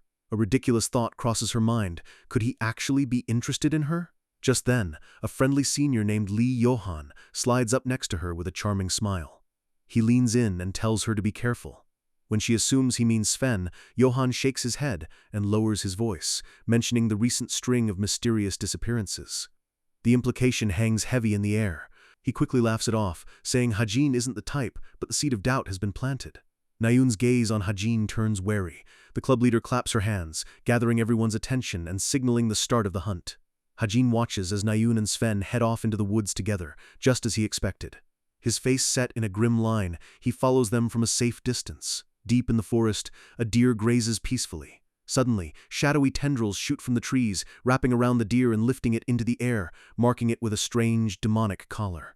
Sven steps out from the shadows, a smug look on his face. He's been using his new powers to cheat in their hunting bet. A moment later, a rustle in the bushes announces Nayun's arrival. "Oh, you're here," she says, proudly carrying her own catch. "See this? I won our—" She stops short, her jaw dropping at the massive pile of animals Sven has collected. "How did you catch this many?" Sven gives her a sly smile. "It seems like I've won our bet." Nayun groans in defeat, admitting he's earned his wish. "Fine," she says. "What is it?" Sven hesitates, his smug expression replaced by a nervous hope. He takes a deep breath, his expression turning serious. From the bushes, Hajin watches, his worst fears about to be realized. He knows Sven's contract with the demon of lust has twisted his ambition into a dangerous obsession. Rejection won't just hurt him, it will shatter him. Then, Sven says the words, "Go out with me?" Nayun is completely taken aback. "Huh?" Sven's hopeful expression starts to crumble. "You don't want to?" She looks away, trying to let him down easy. "Of course not. Would you say yes to someone you've known for less than a week?" His face falls. Hidden in the trees, Hajin's expression darkens. This is it. This is the trigger. He focuses his will on Sven, urging the demon's true nature to reveal itself. Trying to soften the blow, Nayun adds the worst possible thing she could have said. "Oh, also, I like people who are stronger than me." It's the final nail in the coffin. Sven's face contorts with rage and despair, his eyes glowing with a sinister red light as Nayun turns to leave. "Is that so?" Sven's voice is cold, dripping with malice. "So you'll like me if I'm stronger than you, right?" he hisses. Nayun starts to get scared. "That's enough, man." Monstrous red and black tentacles erupt from Sven's back, lashing out towards Nayun with incredible speed. But just as they're about to hit her, a brilliant golden shield materializes out of thin air, blocking the attack. It's Hajin's Aether. He rushes out from his hiding spot, shouting, "Hey, Nayun, are you okay?" Before he can finish, a tentacle whips around and slams into him. Nayun screams his name. The demonic limbs wrap around Hajin, lifting him off the ground and squeezing tight. "Darn it!" Nayun yells, pulling out a magical artifact. Hajin grunts in pain as the pressure increases. Nayun channels her magic, screaming, "Let him go, you creep!" The demon inside Sven begins to taunt her, its voice a nightmarish chorus echoing around them. "I love you. I love you, Nayun. I love you." Nayun's face twists into a mask of pure fury. "You monster!" An incredible aura of golden light explodes from her body. As Hajin is being crushed, he thinks about how some people are born with immense potential but waste it by choosing the wrong path. And he realizes now, without a doubt, that Che Nayun is at the very top of that list. He watches in utter amazement as the golden energy surrounding her solidifies into a massive, ornate sword. Her voice, now booming with a power he's never heard before, roars, "Let him go, you wretched beast!" The entire forest is bathed in a blinding golden light, revealing a hidden power inside of her that even he, her author, never knew existed. The blast of golden energy is absolute, tearing apart the cliffside and reshaping the entire landscape in a single, blinding flash. When the light finally fades, all that remains of Sven is a single, tattered piece of his clothing, fluttering down to the ruined earth. He's been completely erased. The golden aura around Nayun vanishes, leaving her panting. She stares at her own hands, trembling, in complete disbelief of the power she just unleashed. Freed from the tentacles, Hajin coughs through the settling dust. "Wow, what was that?" he asks, feigning ignorance. "A laser sword?" Nayun just shakes her head, her voice barely a whisper. "I don't know." Hajin looks at her, his expression turning serious. He has a few scratches on his face, but he's otherwise fine. He asks her quietly, "Are you okay?" She manages a weak, shaky smile, trying to look tough through her exhaustion. "Yeah," she says, but he can see right through it. He clutches his chest, a wave of genuine relief washing over him. That's a relief, but the moment the adrenaline fades, Nayun's eyes roll back. She collapses, falling from the ledge as Hajin lunges forward, shouting her name. Sometime later, Nayun slowly regains consciousness. It's dark, and she feels a strange, swaying motion. Her eyes fly open and she completely freaks out. She's being carried on someone's back, and that someone is Kim Hajin. "Are you up?" he asks calmly. "You passed out, so I was carrying you." She immediately starts struggling, her face flushing red. "What? Let me down now!" "You want me to drop you?" he asks, his tone completely flat as she keeps demanding to be put down. Hajin just sighs. "Fine. Whatever." He gently sets her on her feet. The instant her feet touch the ground, her legs give out and she collapses in a heap. She stares at them, bewildered. "Huh? Why are my legs?" she stammers, embarrassed that she can't even stand. Hajin looks down at her. "What's wrong with them?" "Is this the first time you've experienced mana exhaustion?" he asks. The realization slowly dawns on her face. He begins to explain that it's what happens when you use every last drop of mana in your body, but she cuts him off, yelling, "I know that!" He tells her she won't be able to move properly for at least 2 days. Unless she wants to be left here, she should get back on his back.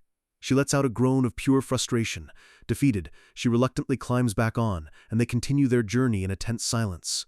After a while, Hajin breaks the quiet. "So, are you going to keep using the bow?" Nayun is caught off guard. "What nonsense are you talking about now?" "I know you felt it today," he says, his voice low and serious. He's planting an idea, a seed that could change her entire destiny. Today, Nayun awakened her true hidden talent. It's a power that lets her dominate the battlefield, butchering hundreds of monsters with a single swing of a magical sword. She has the potential to become a literal king of the battlefield. He knows that for her to reach that future, she needs to put down her bow, but she just dismisses it as nonsense, telling him not to act like he knows everything. Hajin sighs to himself. It seems there's still a long way to go. They finally reach the portal facility. Hajin sets her down on a bench, telling her she can get back on her own from here. She looks up, shocked. "Where are you going?" "I'm late for curfew," he says simply, turning to leave. "See you." She calls after him to wait. As he walks away into the night, her voice trails off. "Wait! Take me too!" By the next day, news of the incident has already swept through Cube like a wildfire. Students whisper in the halls, shocked to hear that Che Nayun was attacked by a djinn and that the djinn was one of their own classmates, Sven.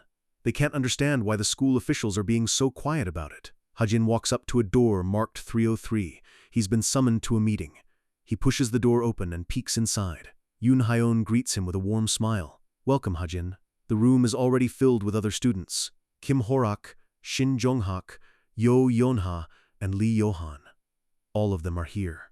With a sinking feeling, Hajin realizes that all the major players from his novel have been gathered in one place. The scene flashes back to the day before the hunt. Hajin had received a call from Yoon Hyeon, who was asking for a favor. He'd asked what it was about. Yoon Hyeon explained that Cube had secretly formed an investigation team to look into the recent student disappearances. They were keeping it internal, using select students from each grade to avoid causing a panic. The representatives for the first years were supposed to be Kim Suho, Shin Jonghak, and Chae Nayoon. The school believed a student-led team would be better at finding a culprit who was likely one of their own. When Hajin asked why he was being contacted, Yoon Hyeon mentioned the rumors about his incredible eyesight. And then came the real reason. "Also, Nayoon recommended you." Hajin was stunned into silence. Nayoon? Back in the present, Yoon Hyeon formally welcomes Hajin to the meeting. Hajin just thinks to himself that participating will earn him some extra SP, so it's not a bad deal. Yoon Hyeon begins, saying he wants to share his own deduction about the case. He clarifies that Sven wasn't the one behind the disappearances, but he believes the true culprit will be targeting Nayoon next. Just as he speaks, Shin Jonghak slams his foot down. Jonghak sits there, surrounded by his lackeys, an arrogant smirk on his face. He casually uses Nayoon's first name, a clear sign of disrespect. Even Kim Suho seems a bit surprised by his audacity. Yoon Hyeon continues, explaining his theory. Since jinns serve demons and Sven's demon was after Nayoon, other jinns contracted to that same demon will be after her too. He then asks the group if they have anyone they suspect, someone who has been acting strangely. Hajin knows exactly who the culprit is. His original plan was to stay quiet and let the story unfold, not wanting to risk the danger of a direct accusation. But things are different now. In his novel, only 6 people went missing over 2 months. Here, 3 have vanished in just 2 weeks. More will follow if he does nothing. He notices Yoon Hyeon subtly clench his fist, a flicker of hidden anxiety. Hajin thinks of Nayoon, of the other characters he created. A new resolve hardens within him. He's done waiting. He won't use waiting for the story to progress as an excuse to let them get hurt anymore. He raises his hand. "I have someone." All eyes turn to him. He looks directly at the man leading the meeting. "The president of the academics club, Yoon Hyeon. I think he's suspicious." The room goes completely silent. A senior student speaks up, explaining awkwardly that Yoon Hyeon already has an alibi. They investigated him first since he was close to the first victim. Shin Jonghak scoffs loudly, dismissing the idea that Yoon Hyeon could have lured anyone away with simple magic. Hajin calmly replies that it wouldn't work if it was just normal hypnosis, but before he can elaborate, he's cut off. Yoo Yonha's voice, sharp and cold, cuts through the room. "This is a bit strange," she says, her eyes narrowed. "You're fixated on someone we've already cleared." She stands up, her gaze piercing right through him as she delivers the final blow. "But I think you're far more likely to be the Jinn than the club president." Hajin is frozen in place, his eyes wide with shock. He can only manage a single, choked word. "What?" We flash back to a different time. A writer sits at his desk, thinking about his story. The hero, Kim Suho, needed a powerful ally, a benefactor. It was time to introduce a new character. He types, building her from scratch. She needed to be rich, someone who could support the hero financially. He gives her a fierce personality, but not so much that she'd be unlikable. And as a final humanizing touch, he adds a little quirk. She loves commoner food. A small, proud smile plays on his lips. This was a good creation, a character who would play a vital role in his hero's journey. He thinks for a moment, searching for the perfect name. And then he types it out, Yo Yonha. The scene snaps back to the present, and the irony is gut-wrenching. That same character, Yo Yonha, stands before him, her voice cold as steel as she tells the room he is likely the Jinn. Hajin's face freezes, the word "what?" hanging in the air like a ghost. Kim Suho immediately steps in to defend him. "Yonha, Hajin has an alibi. He used a portal at the time of the crime." But she is unmoved. With chilling confidence, she dismisses the evidence, stating that portal records can easily be faked, making his alibi far weaker than Yoon Hyeon's. Hajin can't believe what he's hearing. He starts to shout, "What are you talking about?" But he's cut off. A dangerous glint appears in his eyes. He's done being treated like this. A single, cold thought cuts through his shock. "Fine, let's just fight." A large, muscular student named Horak cracks his knuckles, a mean grin spreading across his face. He suggests a few good hits might make Hajin change his story. The other students, loyal to Shin Jonghak, smile eagerly. They love the idea. The atmosphere in the room turns heavy, charged with violence. But Hajin just stands there, his expression unreadable. He's not scared. He's not even angry anymore. He just looks empty. Horak gets right in his face, towering over him. "What's so funny?" he growls. "Don't make me snap you in half." Hajin lets out a dry, humorless laugh. That's the last straw. His calm facade shatters, replaced by pure defiance. He snarls back. "Fine. Come at me. I'll put a hole right between your eyes." Before a punch can be thrown, Kim Suho rushes between them, pushing them apart. He tells Horak to stop, then turns to Hajin, urging him to calm down. But Hajin has had enough. He shoves Suho's hand away, yelling that if they're so suspicious, they should just go ask Che Nayun. They were together during the attack, after all. The mention of Nayun's name makes Shin Jonghak, who has been enjoying the show, freeze. He stands up, his eyes burning with rage. "Hey, you scumbag," he seethes. "Why is her name coming out of your mouth?" Hajin doesn't flinch. He explains calmly that they worked together to take down the djinn that attacked her, then adds a sharp jab, asking if Jonghak was too busy playing games to have heard. Jonghak explodes with anger, but his friends hold him back. Horak, however, isn't done. He announces that he's going to find Nayun himself, convinced Hajin is the culprit. Hajin turns his back on the chaos and starts to walk away. He doesn't get far. He hears a grunt as Horak lunges from behind. A massive punch connects with the floor right where Hajin was standing, shattering the tiles and sending debris flying. Horak stares in shock. Hajin is gone. He dodged it completely. "Did you just dodge my attack?" he asks, his voice filled with disbelief. Hajin looks back, his eyes cold as he pulls out his pistol. "Clearly," he says, "I need to teach you a lesson." In a flash, his aether activates. A shimmering wire of energy shoots from the gun, wrapping around Horak before he can even react. But just as the wire tightens, a silver rapier flashes, deflecting the attack. Princess Rachel has stepped in. She looks at Horak sternly. "Horak, that's enough." Then she turns to the others, her voice calm but firm. She tells them that if they have questions, they should simply go ask Nayun themselves. Yo Yonha is silent, a thoughtful expression on her face. Rachel's words seem to have hit their mark. The hallway is a wreck, the floor littered with broken tiles. Without another word, Hajin walks out. Kim Suho calls his name, but he doesn't look back. At that exact moment, Yo Yonha's smartwatch buzzes. It's Che Nayun, her voice frantic on the other end. "I'm telling you, there's no way Hajin is a djinn! Hey Yonha, are you listening?" But Yo Yonha isn't listening. She sits there in silence, ignoring the desperate call. The sound of footsteps echoes as Hajin leaves the building. He walks down the stairs alone, his shadow stretching long behind him. The weight of it all is finally catching up. He finds a quiet spot outside, under the night sky. And there, where no one can see him, he finally lets it all out, sinking to the ground with a heavy sigh. His composure shatters.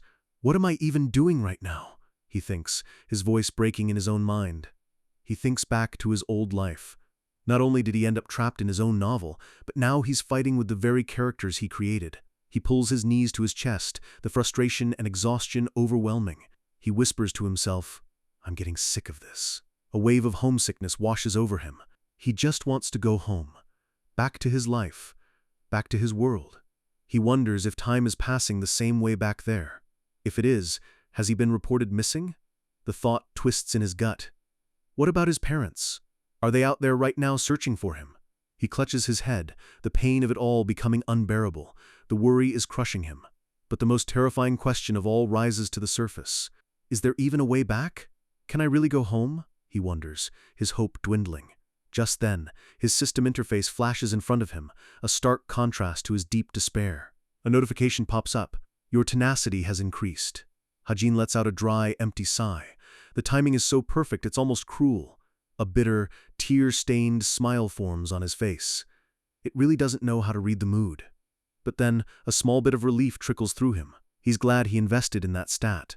He realizes that if it were the old him, the person he was before all this, he might have already given up.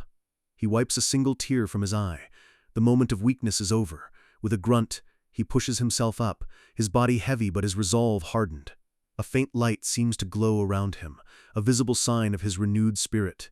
He stands tall again, facing the darkness. He's not okay.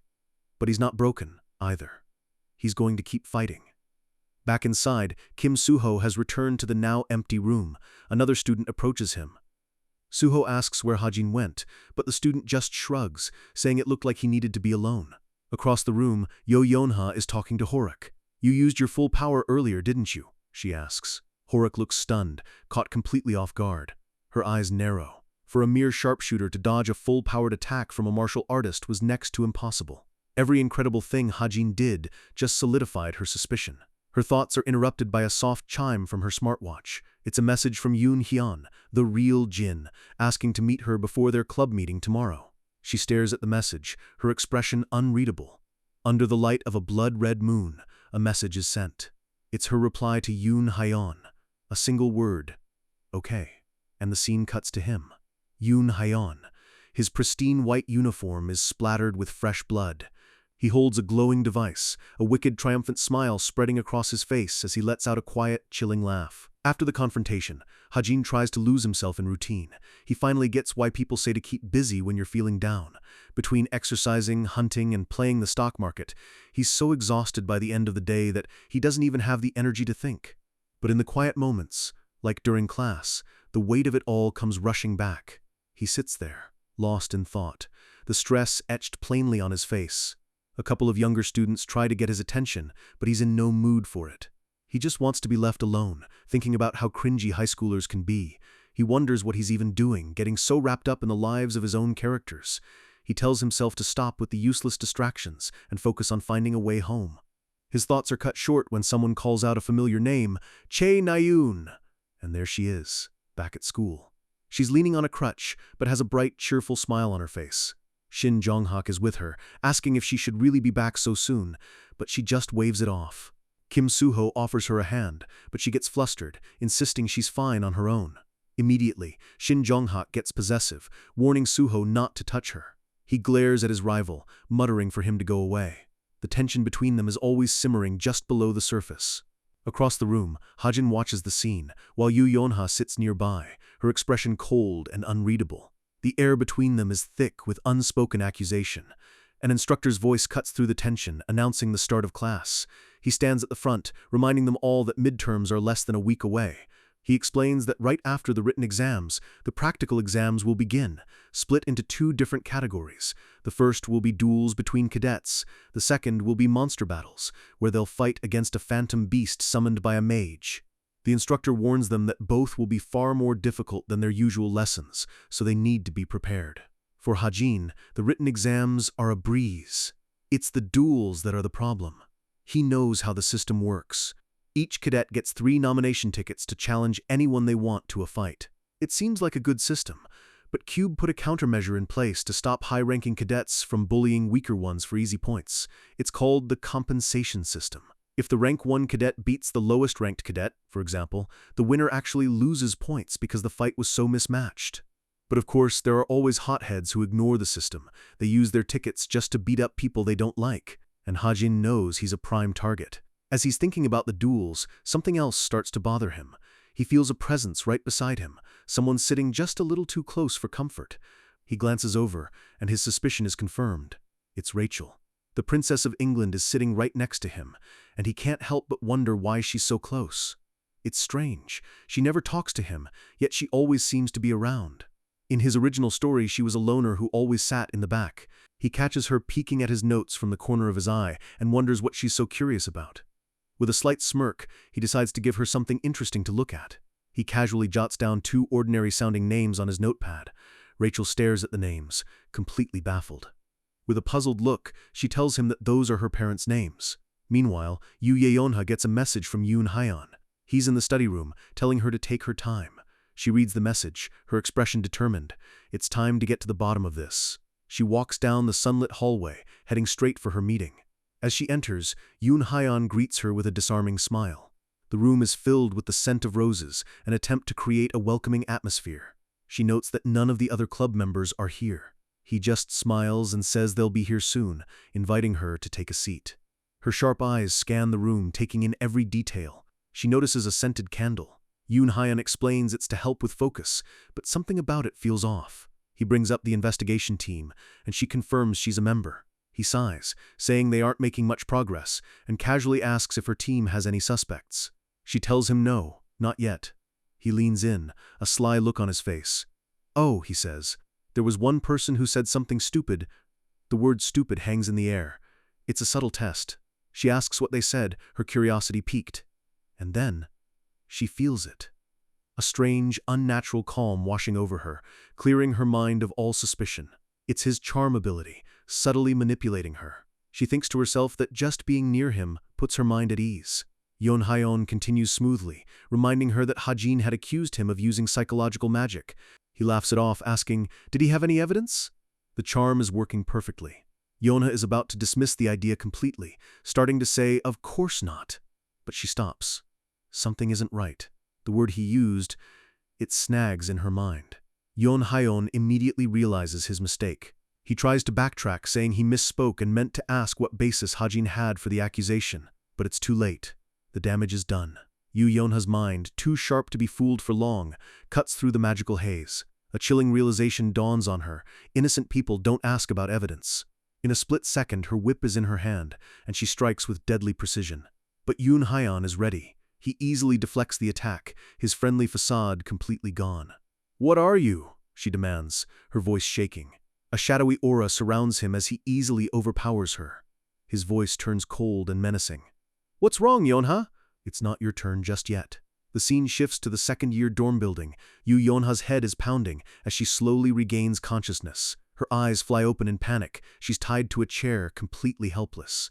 A record player clicks on, filling the room with quiet, eerie music. She looks around the room, the afternoon sun streaming through the windows. The horrifying truth crashes down on her. She's in Yoon Hyeon's dorm room. It all clicks into place. He really is the culprit. He's a demonic human. And that means Kim Hajin wasn't lying. He was telling the truth all along. She forces herself to calm down, her mind racing.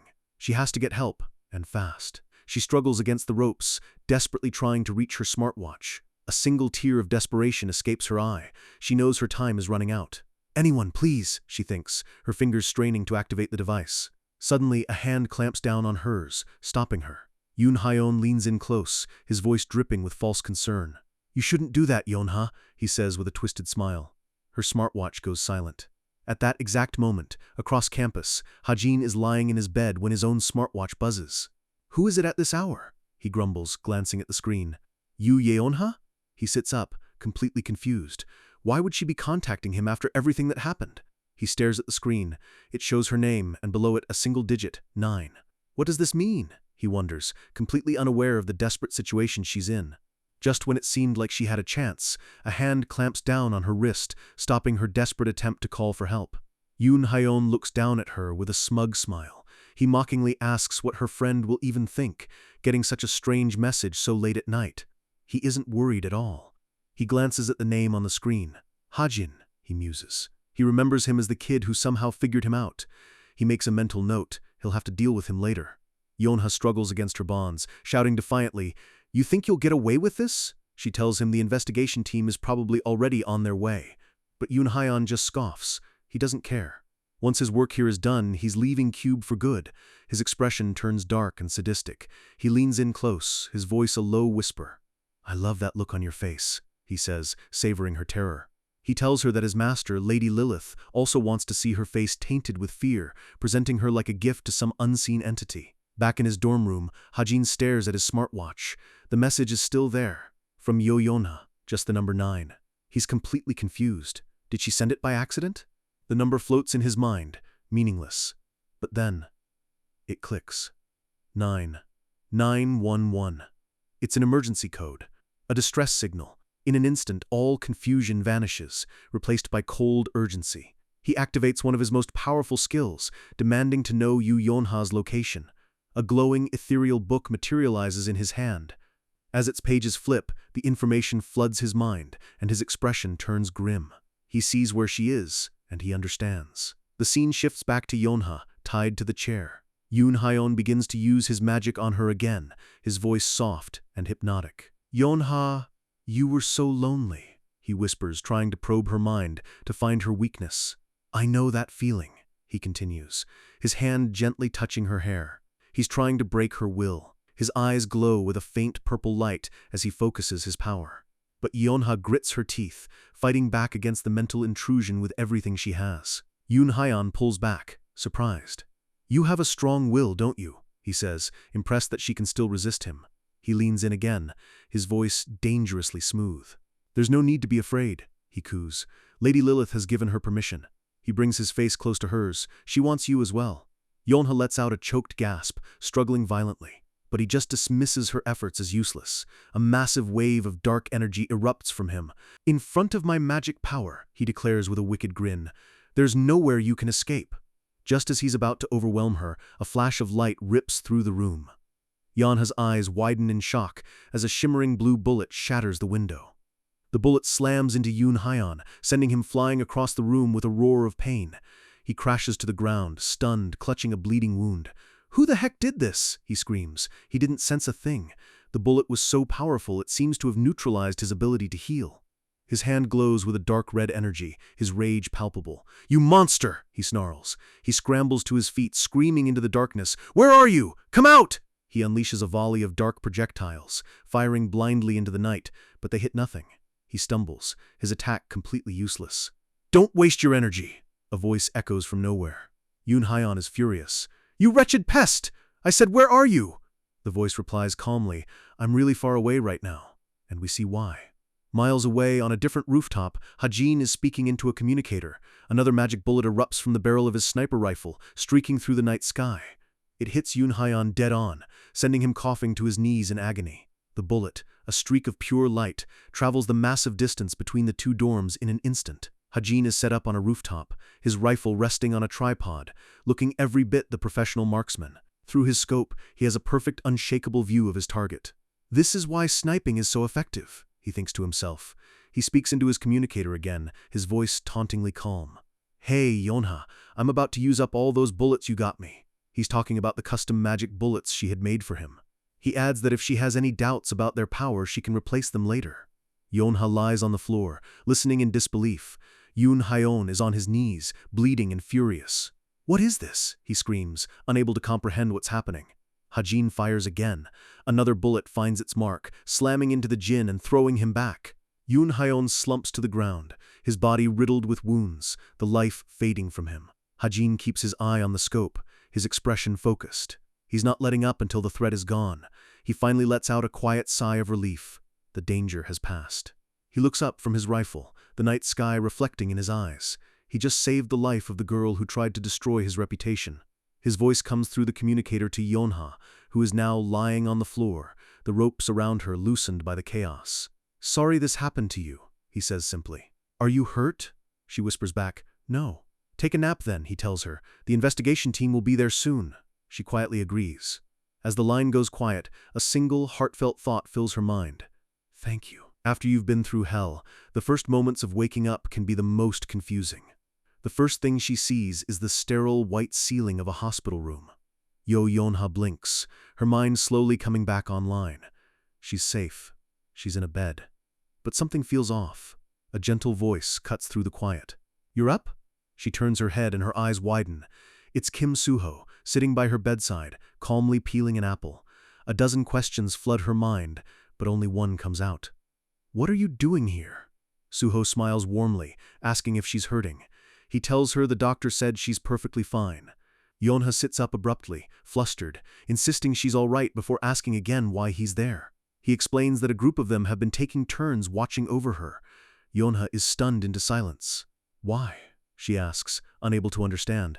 Suho's expression turns serious. He admits that they all feel partly responsible for what happened.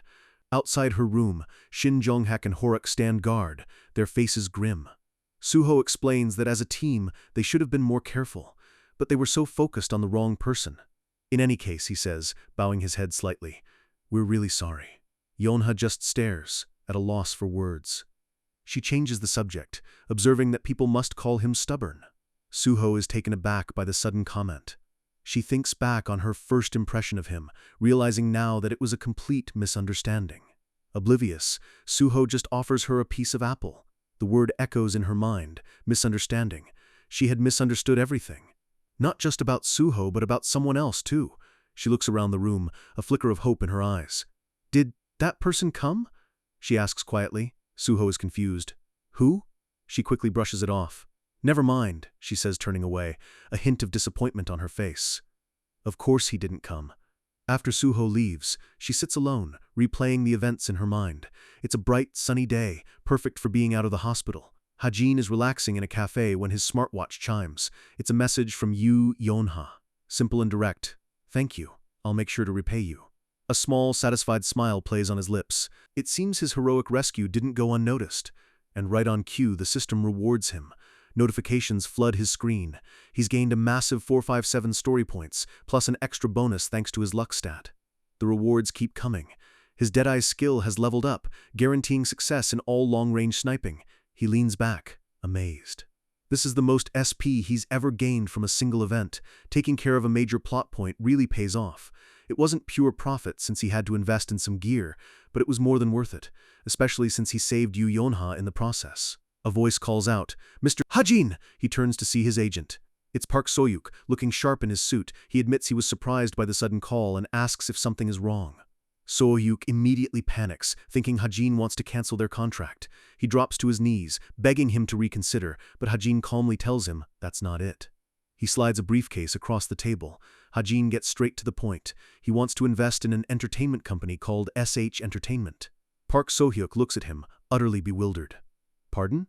Hajin explains his recent windfall. The rare ginseng he found sold for a whopping 400 million won. He'd already used 250 million of that to invest in a guild.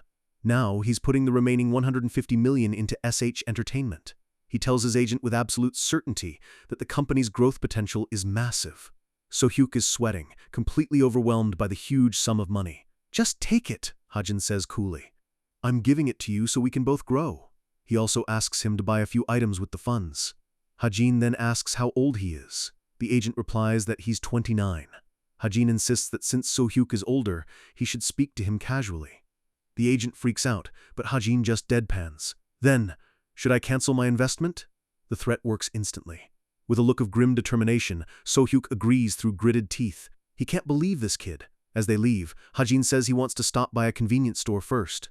They arrive at a local shop, a familiar sight in this strange world. Sohyuk is confused when Hajin starts buying scratch-off lottery tickets. Hajin explains that as a minor, he needs a guardian to claim prize money. He sighs that he can't even make full use of his luck stat. As he scratches a ticket, Sohyuk asks how much he won. 2 billion won, Hajin says, without even looking up. Sohyuk just smiles faintly, thinking he's joking. A question mark flashes across his face as the number sinks in. Then, the realization hits him. 2 billion? He screams, the sound echoing out of the store. That's about 1.5 million US dollars. Hajin casually hands him the winning ticket, telling him to invest this money too. Sohyuk is so shocked he can barely function. He clutches the ticket to his chest, trembling. What's wrong? Hajin asks, unimpressed. Sohyuk stammers that he's just worried someone might try to steal it. The scene shifts to a rundown, abandoned building under a blood-red sky. Inside, a group of shadowy figures gathers. A small, shadowy being emerges from a larger one, its form coalescing from pure darkness. It reports to a figure sitting above them. Boss, they've started making their move. The being explains that the Packhorse Masters Guild has now gone public, and asks for instructions. A woman's voice, cold and decisive, gives the order. They will take what they need and leave the rest. But the subordinate has more to report. It mentions someone has been buying up the guild's stocks. It details the investments, noting how suspicious it is for an unknown individual to be investing so much money. The boss dismisses it. Forget about it, she says. We just need to focus on our own mission. The subordinate offers another piece of intelligence, mentioning a few interesting new pages on an exclusive information network. It brings up a truth agency that claims it can find anything you want. The boss considers it, wondering if this agency could find him for them. The name Droon echoes in her mind. Her subordinate shivers at the name. It quickly backpedals, saying it was just a joke. The boss's attention shifts. She notes that Cube's midterm exams start tomorrow. Her subordinate confirms, adding that a few of their members plan on infiltrating the exams. It asks if the boss will participate too. Yes, she says, her voice firm. I will. The subordinate stands at attention, ready for orders. The boss stands, her expression resolute. She's hoping to find someone there. Someone useful. A bright blue sky, confetti in the air, it's a day of celebration at Cube. A massive welcome sign hangs over the entrance, greeting the crowds of visitors. The practical portion of the midterms has officially begun, and the whole campus is buzzing with excitement. For many students, it's a chance to reunite with family. A young girl with green hair runs towards her mom with a joyful cry. Her mother catches her in a huge hug, overjoyed to see her daughter again after so long.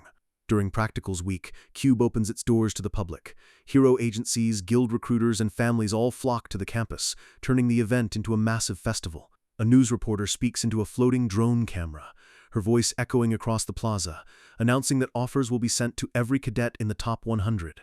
Another drone hovers near a fan, who excitedly points out one of the lower-ranked cadets. The energy is electric. Amidst the crowd, Hajin stands alone, observing one of his own drones. Not much action yet, he thinks to himself. He decides to wait, letting his surveillance network continue its silent patrol. These drones were a gift from his agent. He set them up all over CUBE, a high-tech net to spot any intruders. As he's walking, he accidentally bumps into someone. "Oh, I'm sorry," he says, turning to apologize. He finds himself looking at a woman with long, dark hair. Her face is shadowed, but there's an intense aura about her. For a split second, their eyes meet. The world seems to slow down as he takes in her striking appearance. He's momentarily speechless, completely captivated. And then, the realization hits him like a ton of bricks. He'd almost forgotten. He remembers from his own novel. This woman, she would also come for the practicals. This is the boss of the chameleon troupe. Oops, he thinks, panicking internally. He locked eyes with her for way too long. He scrambles for something to say, anything to seem normal.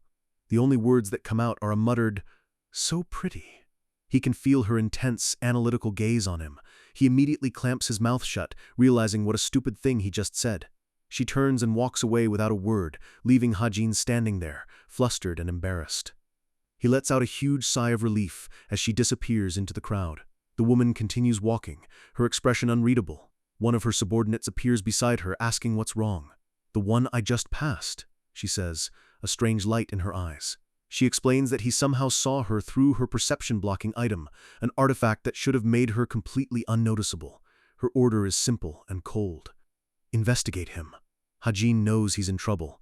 It's not just heroes who come to CUBE to scout talent. The chameleon troupe is here too. Their objective, as he wrote in his story, is to scout either Kim Suho or Shin Jonghak.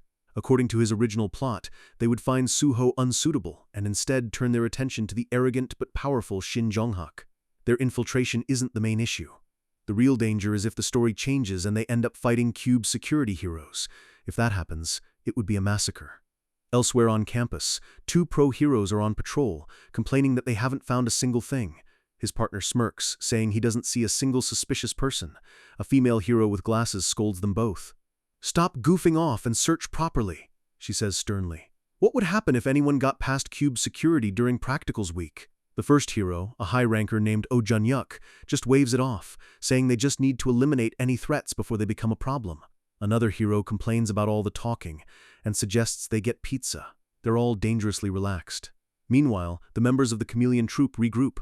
The large, muscular one is intrigued that some kid saw through the boss's powerful artifact.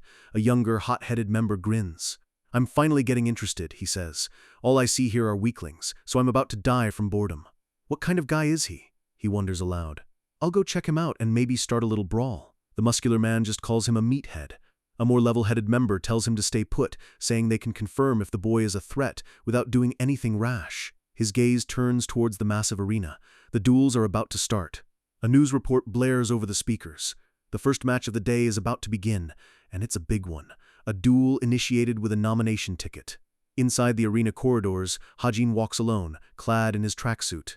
"Excuse me," a voice calls out. He turns to see Yu Yonha. She asks if he's heading to the arena. "Yeah, I'm the first match," he replies calmly. She seems surprised. She calls over her assistant, who rushes forward with a silver briefcase. He opens it, revealing rows of gleaming, high-tech bullets. "Here are 100 top-grade bullets," she says. She tells him that while he can't use them during the test, he can use them however he likes otherwise. It's her way of repaying him. As she closes the case, she makes one thing clear. She's not trying to call it even with a simple gift like this. "Just think of it as a thank you," she says, a genuine warmth in her eyes. This is just the beginning of her repaying an impossible debt. She mentions that investigators keep asking her about the Jin incident, but she hasn't told them who her rescuer was. Hajin quickly tells her to please keep it that way. He explains it would get complicated if word got out, especially since the demon's other followers are still out there. Yeonha nods, saying she understands he's hiding his strength for a reason, but she warns him that it'll be difficult to pass the exam like that. Hajin is confused. Hiding his strength? She looks at him seriously. Do you know who you're up against? The scene cuts to the trainee waiting room. Inside, a familiar figure is training with ferocious intensity. Sweat pours down his face as he strains against his limits. It's Horak. His muscles bulge as he lifts a massive weight, his face contorted in a mask of pure rage. A single thought consumes him: I'll crush you. And he has a very specific target in mind: Kim Hajin.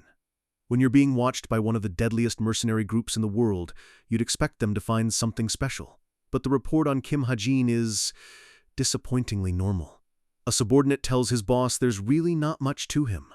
The report paints a simple picture: an orphan with no family, admitted to the cadet academy at 16 after a routine test. Even then, he was just average, staying in the middle of the ranks until he came to Cube. To top it all off, he's apparently deep in debt. That's everything they could find. Jane, the leader of the chameleon troop, listens, her expression cool and unreadable. The file makes him sound completely insignificant, but the facts just don't add up.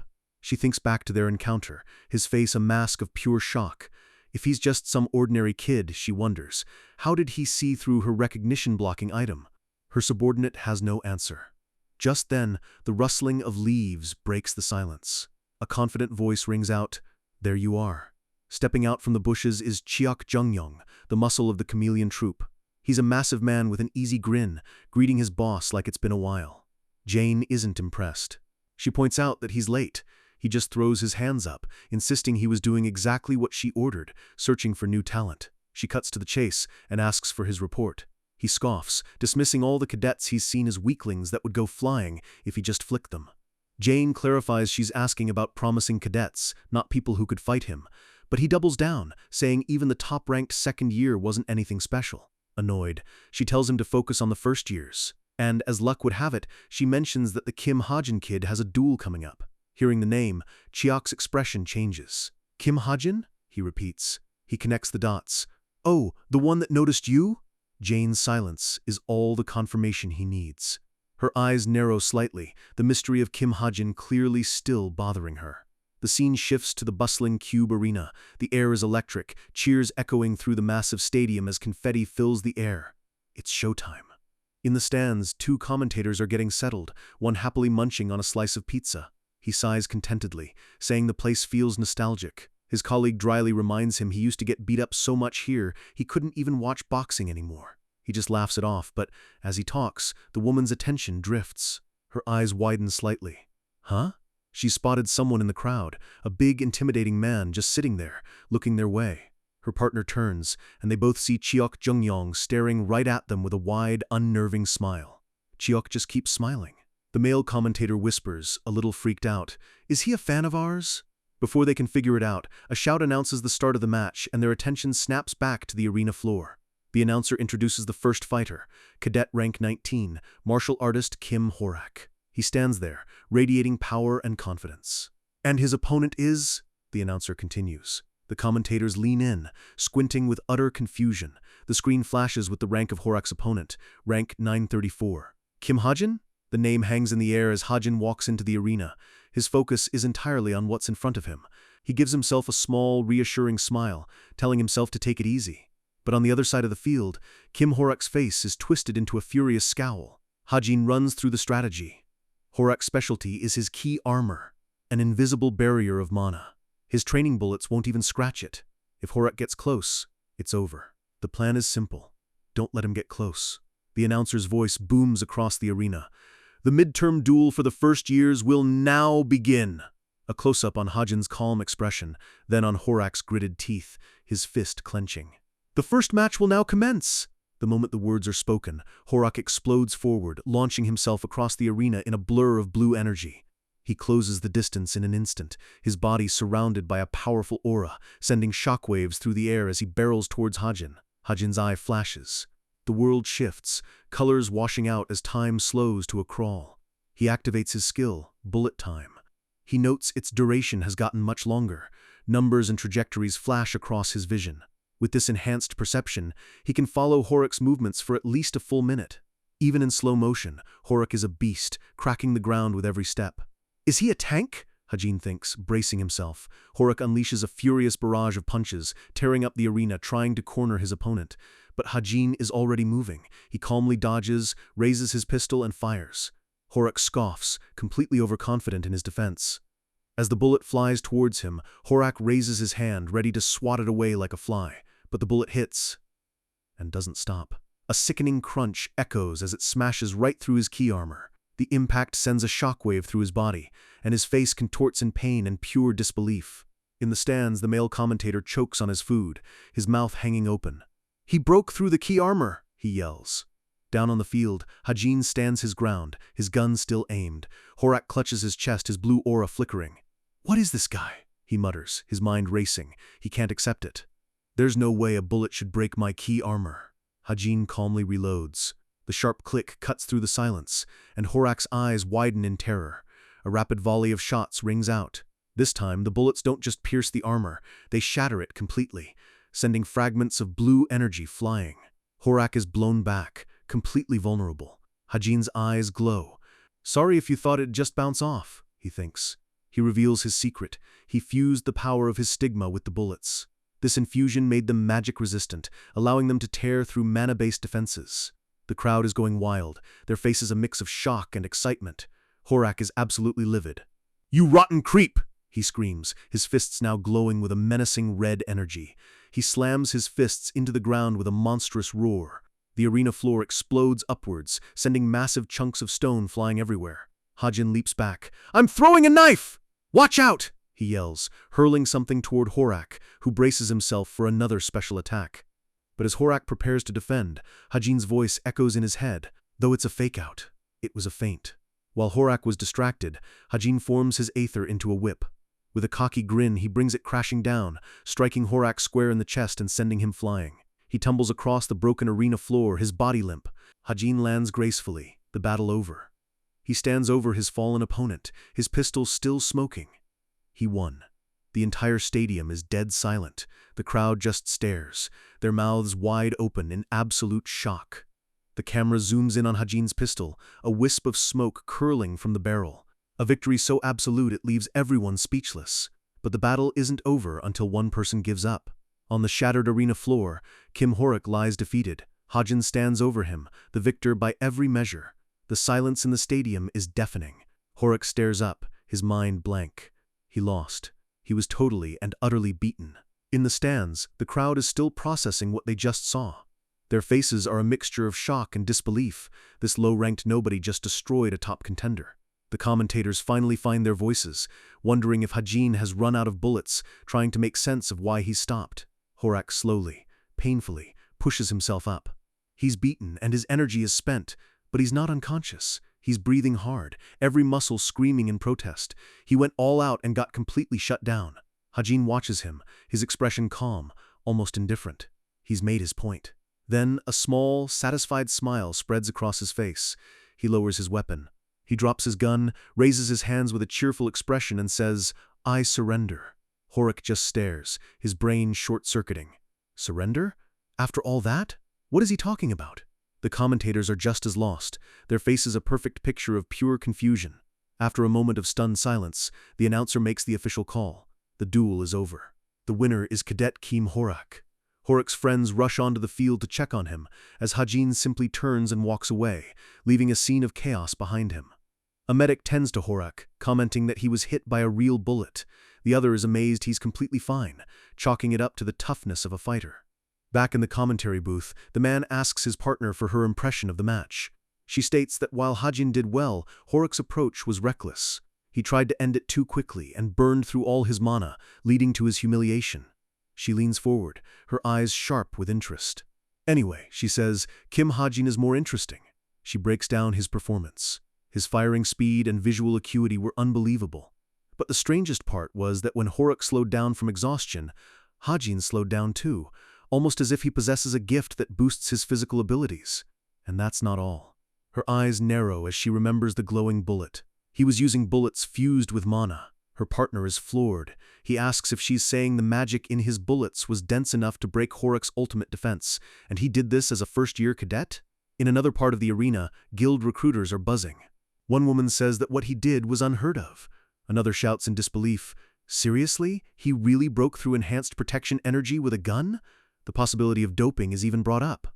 An older man urgently tells his subordinate to contact their president, declaring that Kim Ha-jin's potential could be the greatest of all time. Back with the commentators, Seo Yongji makes a mental note. Kim Ha-jin. I'll have to remember his name. Elsewhere, in the woods outside the arena, Chiok Jung-yong scoffs. Kim Ha-jin or whatever, I don't like him, he grumbles. He rants that Ha-jin is just a small dude with a small gun shooting from far away. His partner reminds him, didn't you see it? He has the power of demon slaying. Chiok kicks at the dirt, unimpressed. Demon slaying or whatever, what does that have to do with being strong? The other troop member sighs. Jung-yong, you just don't like him because he's a ranged fighter, right? Chiok doesn't hesitate. Of course! His face twists into a menacing grin, his eyes glowing. For him, a real duel requires a desire to bring your opponent to the brink of death. His partner dismisses him, telling him not to forget why their boss brought him along. He asks if he saw Kim Soo-ho and Shin Jong-hak. Chiok admits they both looked pretty good. He says Shin Jong-hak's destructive style was impressive, and he liked how he took down opponents who only knew how to defend. His partner dryly adds that he shouldn't expect much from his personality. And Kim Soo-ho, Chiok continues, that guy was a bit unique. The other member looks up, curious. He explains that Soo-ho's swordsmanship felt like a dance, but it was clear he'd trained those movements for a very long time. It feels like. We see a shot of Kim Soo-ho, his expression calm and focused, yet hiding something deeper. Chiok finishes his thought. He's hiding his true colors. His partner seems intrigued, but Chiok just shrugs, saying neither of them are at a level he'd want to fight just yet. Now, what about Kim Ha-jin? The other member asks. Chiok explodes. Are you including that coward? His partner calmly reminds him that the power of demon slaying is what their captain was looking for. But Chiok isn't having it. Suddenly their argument is interrupted by a campus guard, who informs them that the forest is off limits. Chiok mutters under his breath, these pesky little flies. The guard pleads with them to leave. Chiok turns his back, a terrifying aura radiating from him as he thinks, so annoying. He moves in a blur, a silent, brutal takedown in the evening sky. His partner stands over the aftermath, completely unfazed by the blood on the ground. He asks calmly, you broke him? Chiok, with a wicked smile, simply answers, yes.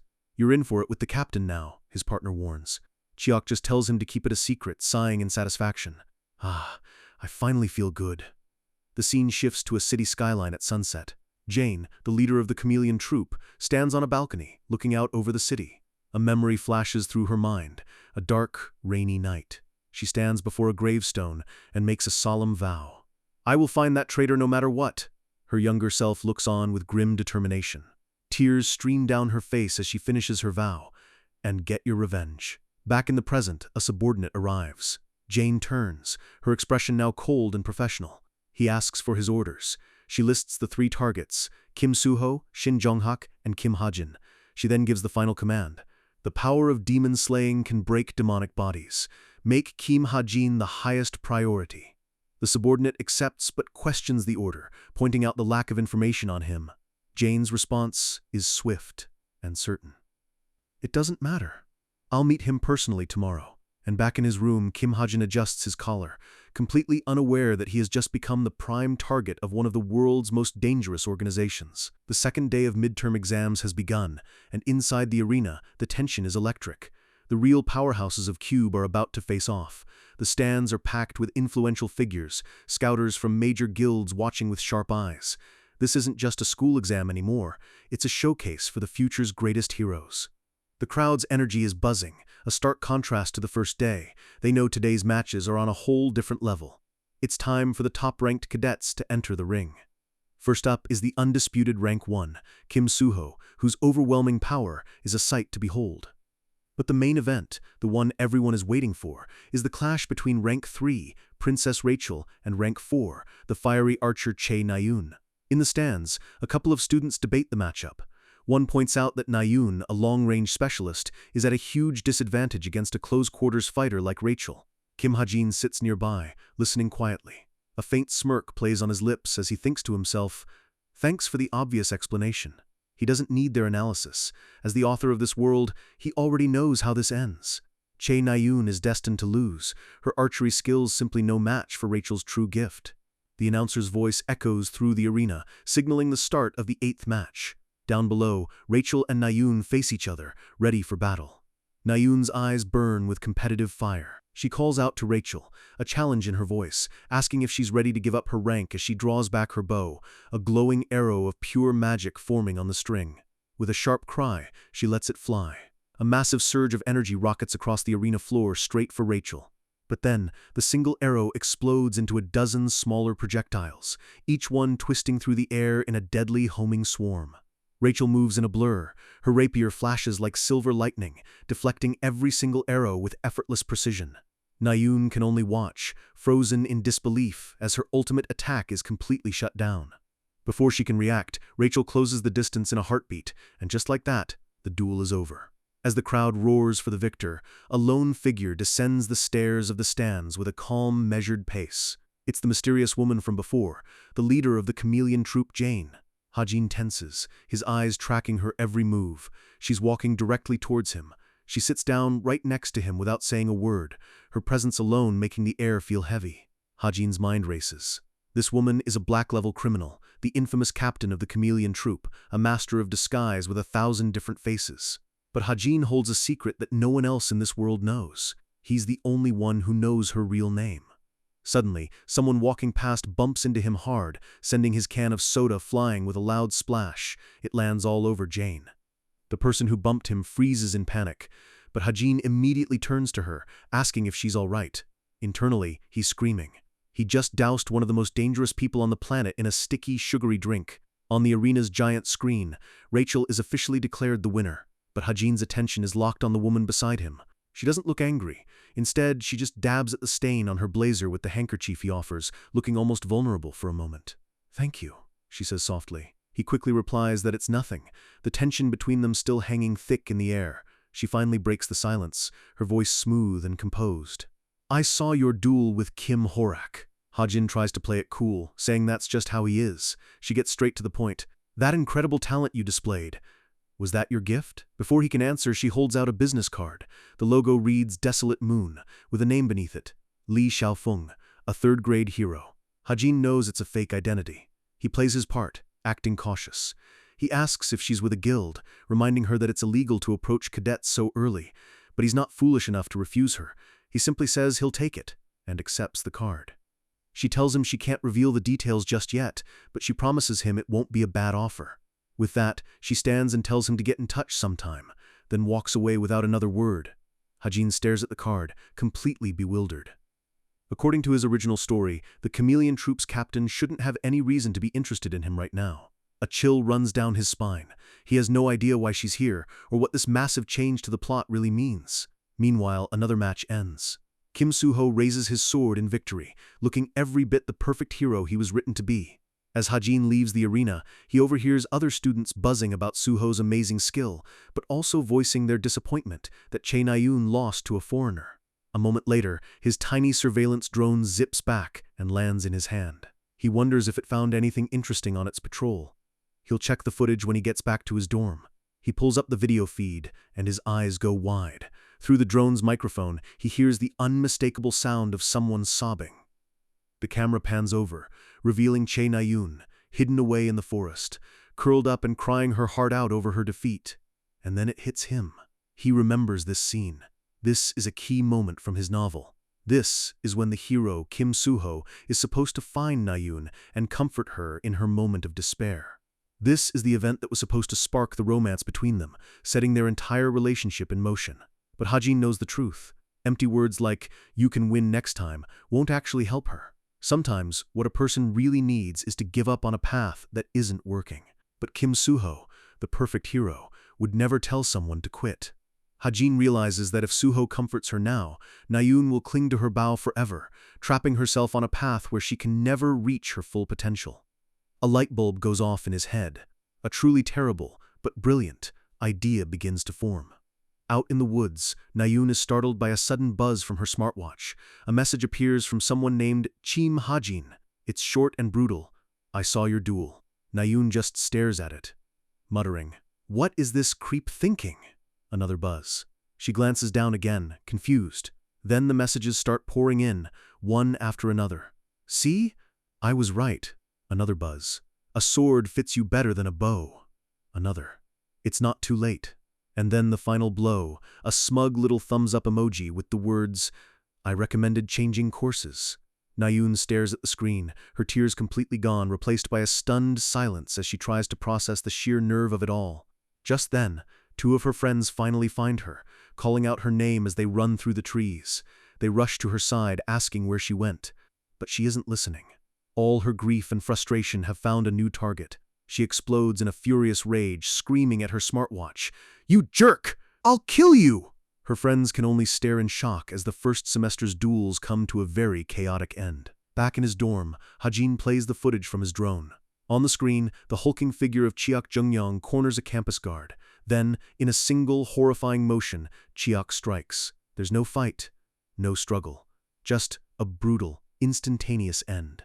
Hajin freezes the video, the sickening image of the aftermath burned onto his screen. He pulls his hand away from the laptop, the silence in his room suddenly feeling heavy and suffocating.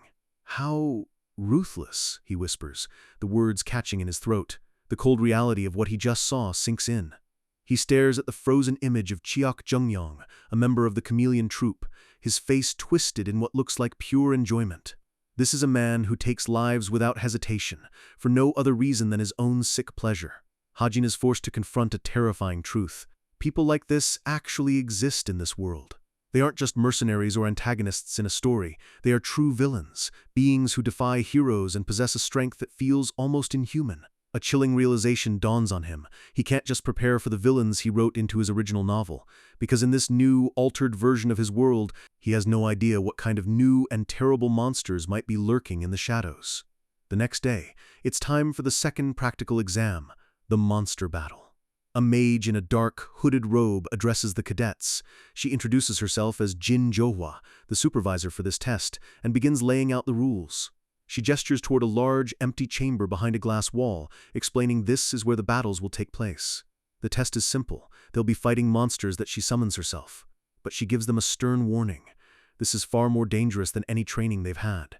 The summoned monsters will fight like the real thing, and won't simply vanish if she cancels the spell. The cadets listen, their expressions growing tense. She warns them that their lives are on the line, urging them to surrender the moment they feel overwhelmed.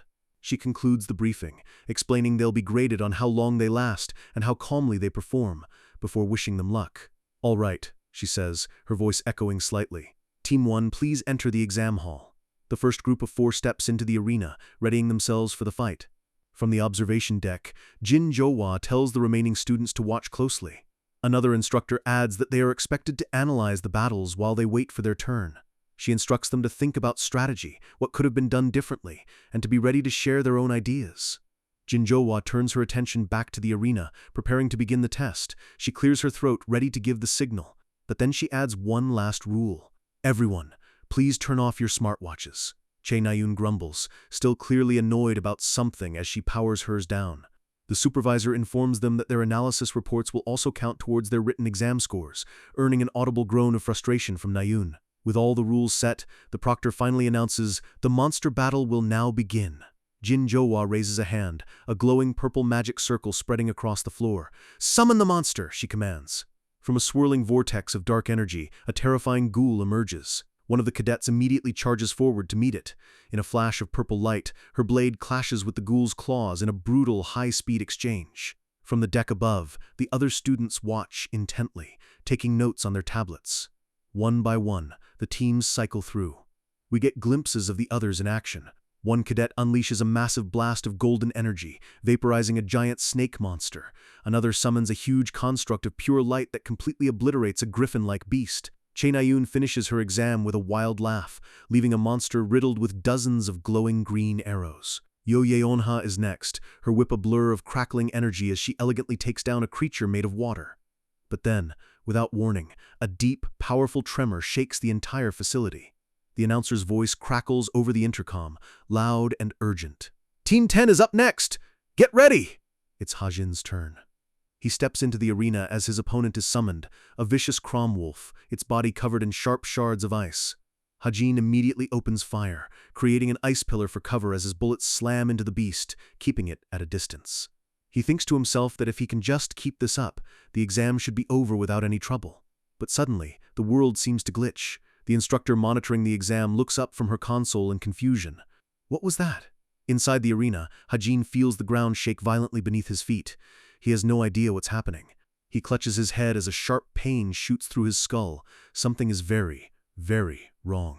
Elsewhere, a young guard named Oh Junyuk is on patrol. He feels the tremor and wonders if something happened at the exam hall. His superior's voice crackles over his radio, telling him to stay focused. He quickly apologizes. The officer reminds him that one of their own security troopers was taken down just yesterday. "We're in a state of emergency," she says. "Stay sharp." She then asks if they've found the source of the tremor. Junyuk reports that it seems to be somewhere on the ocean floor in his direction. As he walks along the shore, he hopes it's nothing serious. Suddenly, a figure steps out of the nearby forest. Junyuk immediately tenses, his hand dropping to his weapon. The man stops. "Oh?" He turns. It's a tall, imposing man with glasses and slicked-back hair, radiating an aura of incredible power. "There's someone here," he says, a hint of amusement in his voice. Junyuk confronts him, stating that the area is off-limits to outsiders. The man just gives him a smug, condescending smile. "Why are you here?" Junyuk asks. The man replies coolly, "Because I'm not an outsider." His patience seems to run out. "Enough talk," he says, clenching his fist. His face twists into a menacing grin, his eyes glowing red. "Get lost before you get hurt," he snarls. Junyuk draws his sword, preparing for a fight, but before either can move, a massive, swirling red circle tears open the sky above them. They both look up in shock as a titanic vortex of dark, chaotic energy begins to form in the ocean. "What on earth is that?" Junyuk shouts. Back in the exam hall, red alerts flash across every screen. An automated voice declares, "Alert! The exam will be stopped due to an unforeseen incident outside the building. All cadets are to evacuate the exam building immediately." From the control room, Jin Johua yells into the microphone, "Team 10! Stop the test and get outside now!" Hajin looks up toward the control room, cursing under his breath. He doesn't know what's happening, but he knows it's something big. A mysterious figure with long teal hair is shown sprinting toward the source of the chaos. Trapped inside the exam hall, Hajin is surrounded. The Cromwolf and the other summoned monsters close in, their eyes glowing with feral rage. He scans the chaotic scene, his mind racing. The evacuation order was given, so why are these monsters still here? "Hey!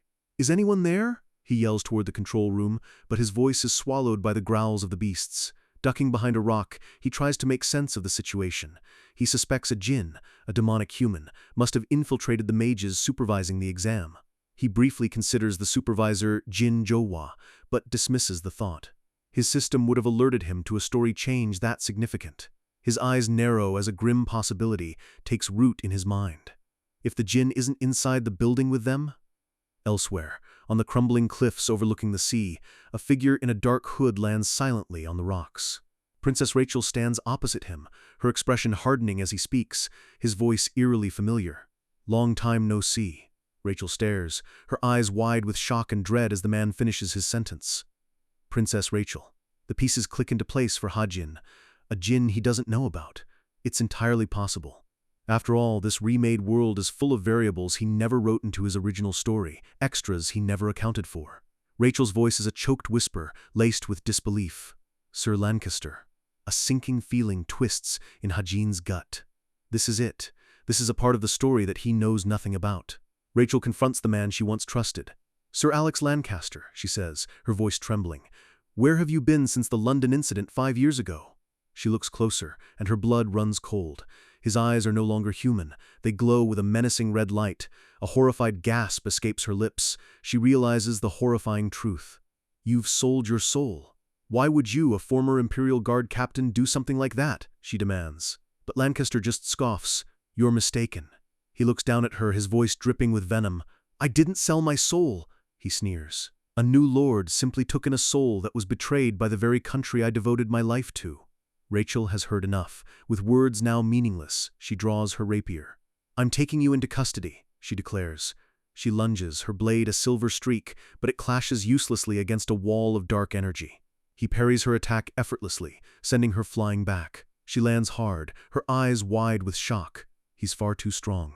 Without even moving, Lancaster summons a phantom sword of pure dark energy into his hand. He informs her that this is just a projection, a bit of fun while his real body is elsewhere. Meanwhile, an instructor shouts orders inside the swarming exam hall. The monster invasion outside has thrown everything into chaos, and no help is coming. Lancaster finds the situation ironic, musing on how the royal family is always the top priority, while hundreds of others are left to their fate. A dark memory flashes in his mind, a throne room floor splattered with blood. He remembers holding a dying comrade in his arms, her life fading away in a place that was supposed to be the safest in the kingdom. As he cradled her, tears of rage and grief streamed down his face. That cursed place! Back in the present, he tells Rachel he's out of time. Goodbye, princess. He raises his dark blade, but Rachel cries out for him to wait. Her plea is ignored. He vanishes and reappears right in front of her, his sword swinging down in a deadly arc. She barely manages to block, the sheer force of the blow sending her staggering backward. He presses his attack with a relentless flurry of strikes. Rachel is forced onto the defensive, gritting her teeth against the powerful impacts. She knows she can't keep this up. One of his attacks finally breaks through her guard, slashing deep across her shoulder. She cries out in pain. A direct fight is impossible. She has to take a risk, to create an opening no matter the cost. With a desperate cry, she throws herself forward in a final all-or-nothing thrust, but he parries it with ease, the impact creating a massive shockwave.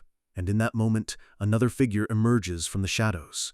A cadet in a dark uniform, their face hidden behind a helmet. Rachel collapses to her knees, clutching her bleeding arm.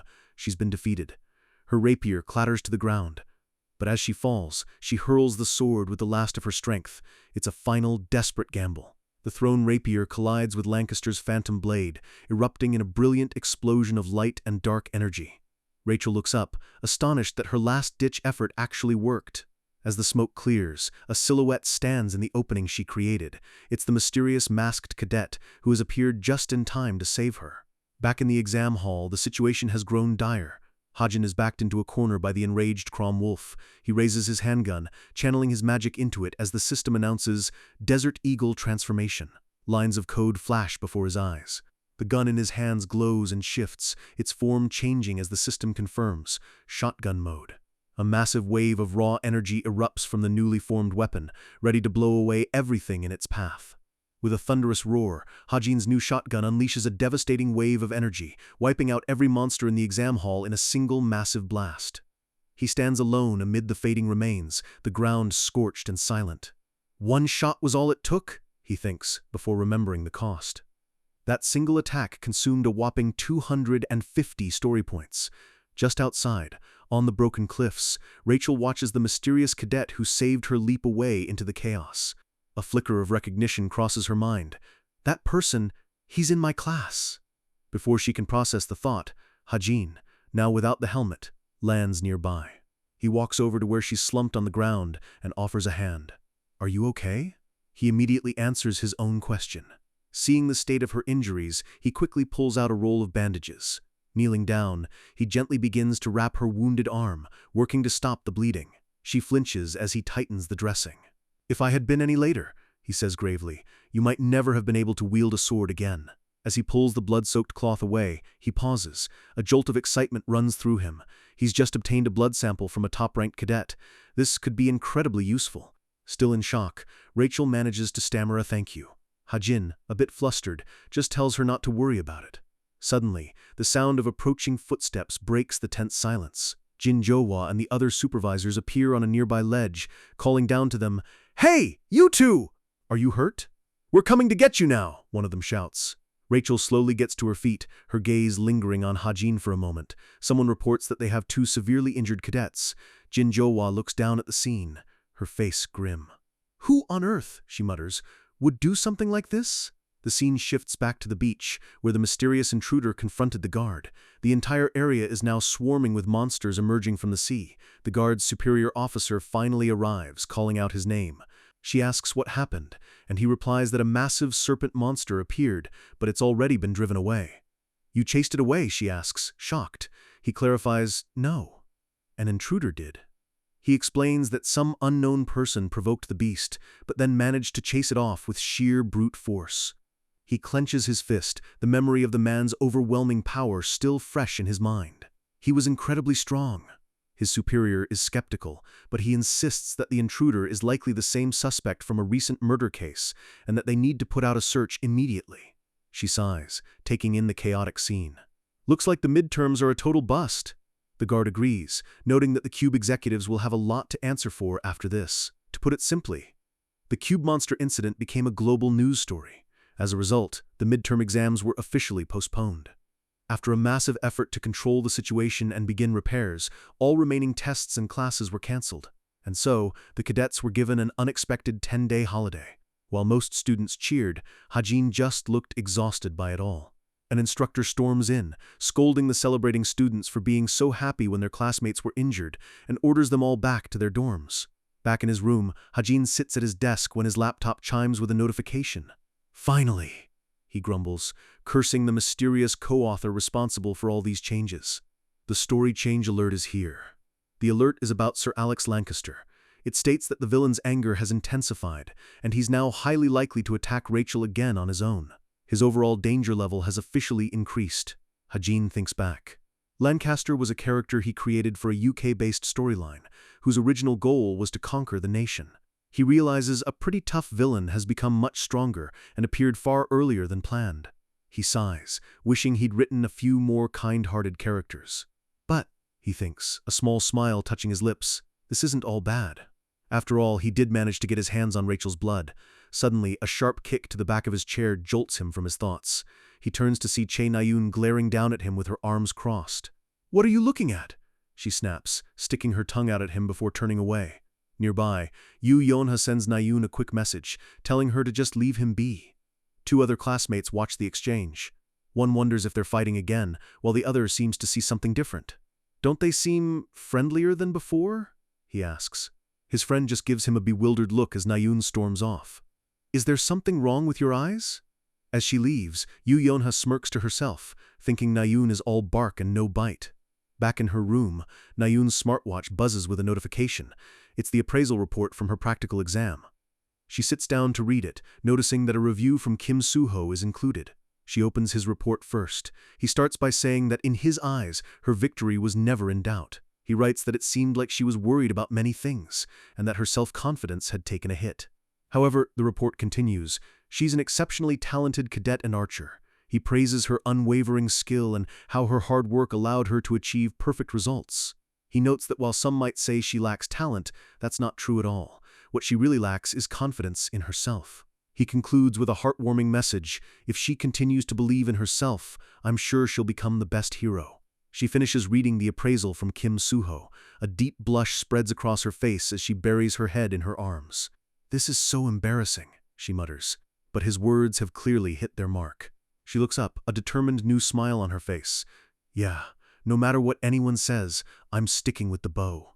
She scrolls to the next report. It's from an anonymous source, and it's incredibly long. With a cheerful grin, she says, "Let's see what's written here."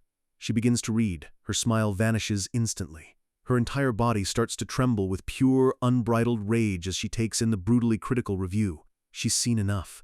She crushes her smartwatch in her fist, her face a mask of absolute fury. "I will never forgive this jerk!" Her scream echoes through the dormitory. Sometimes, a single drop of blood is all it takes to awaken something ancient. For Kim Hajin, it's a gamble that could change everything. On a small cushion rests a strange teardrop-shaped stone, now stained with a single drop of blood. In an instant, the blood sizzles and vanishes, absorbed completely into the stone's surface. Hajin stares, a look of mild surprise on his face. He can't help but wonder if the stone just ate the blood. He recalls the item's description.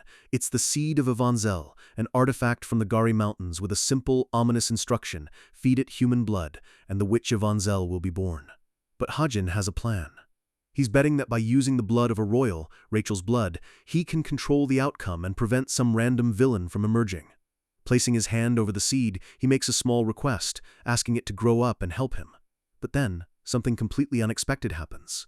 A brilliant light explodes from his arm, flooding the room as his face twists in shock. No way! The light intensifies, and he realizes with a mix of horror and excitement what's happening. His second stigma is manifesting, right here, right now. A sharp squeal of tires cuts through the air, shifting the scene entirely.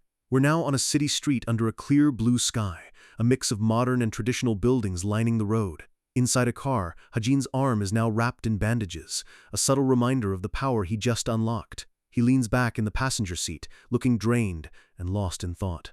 The driver, a man with glasses, glances over with concern and asks what's wrong. Hajin just brushes it off, saying he's a little tired.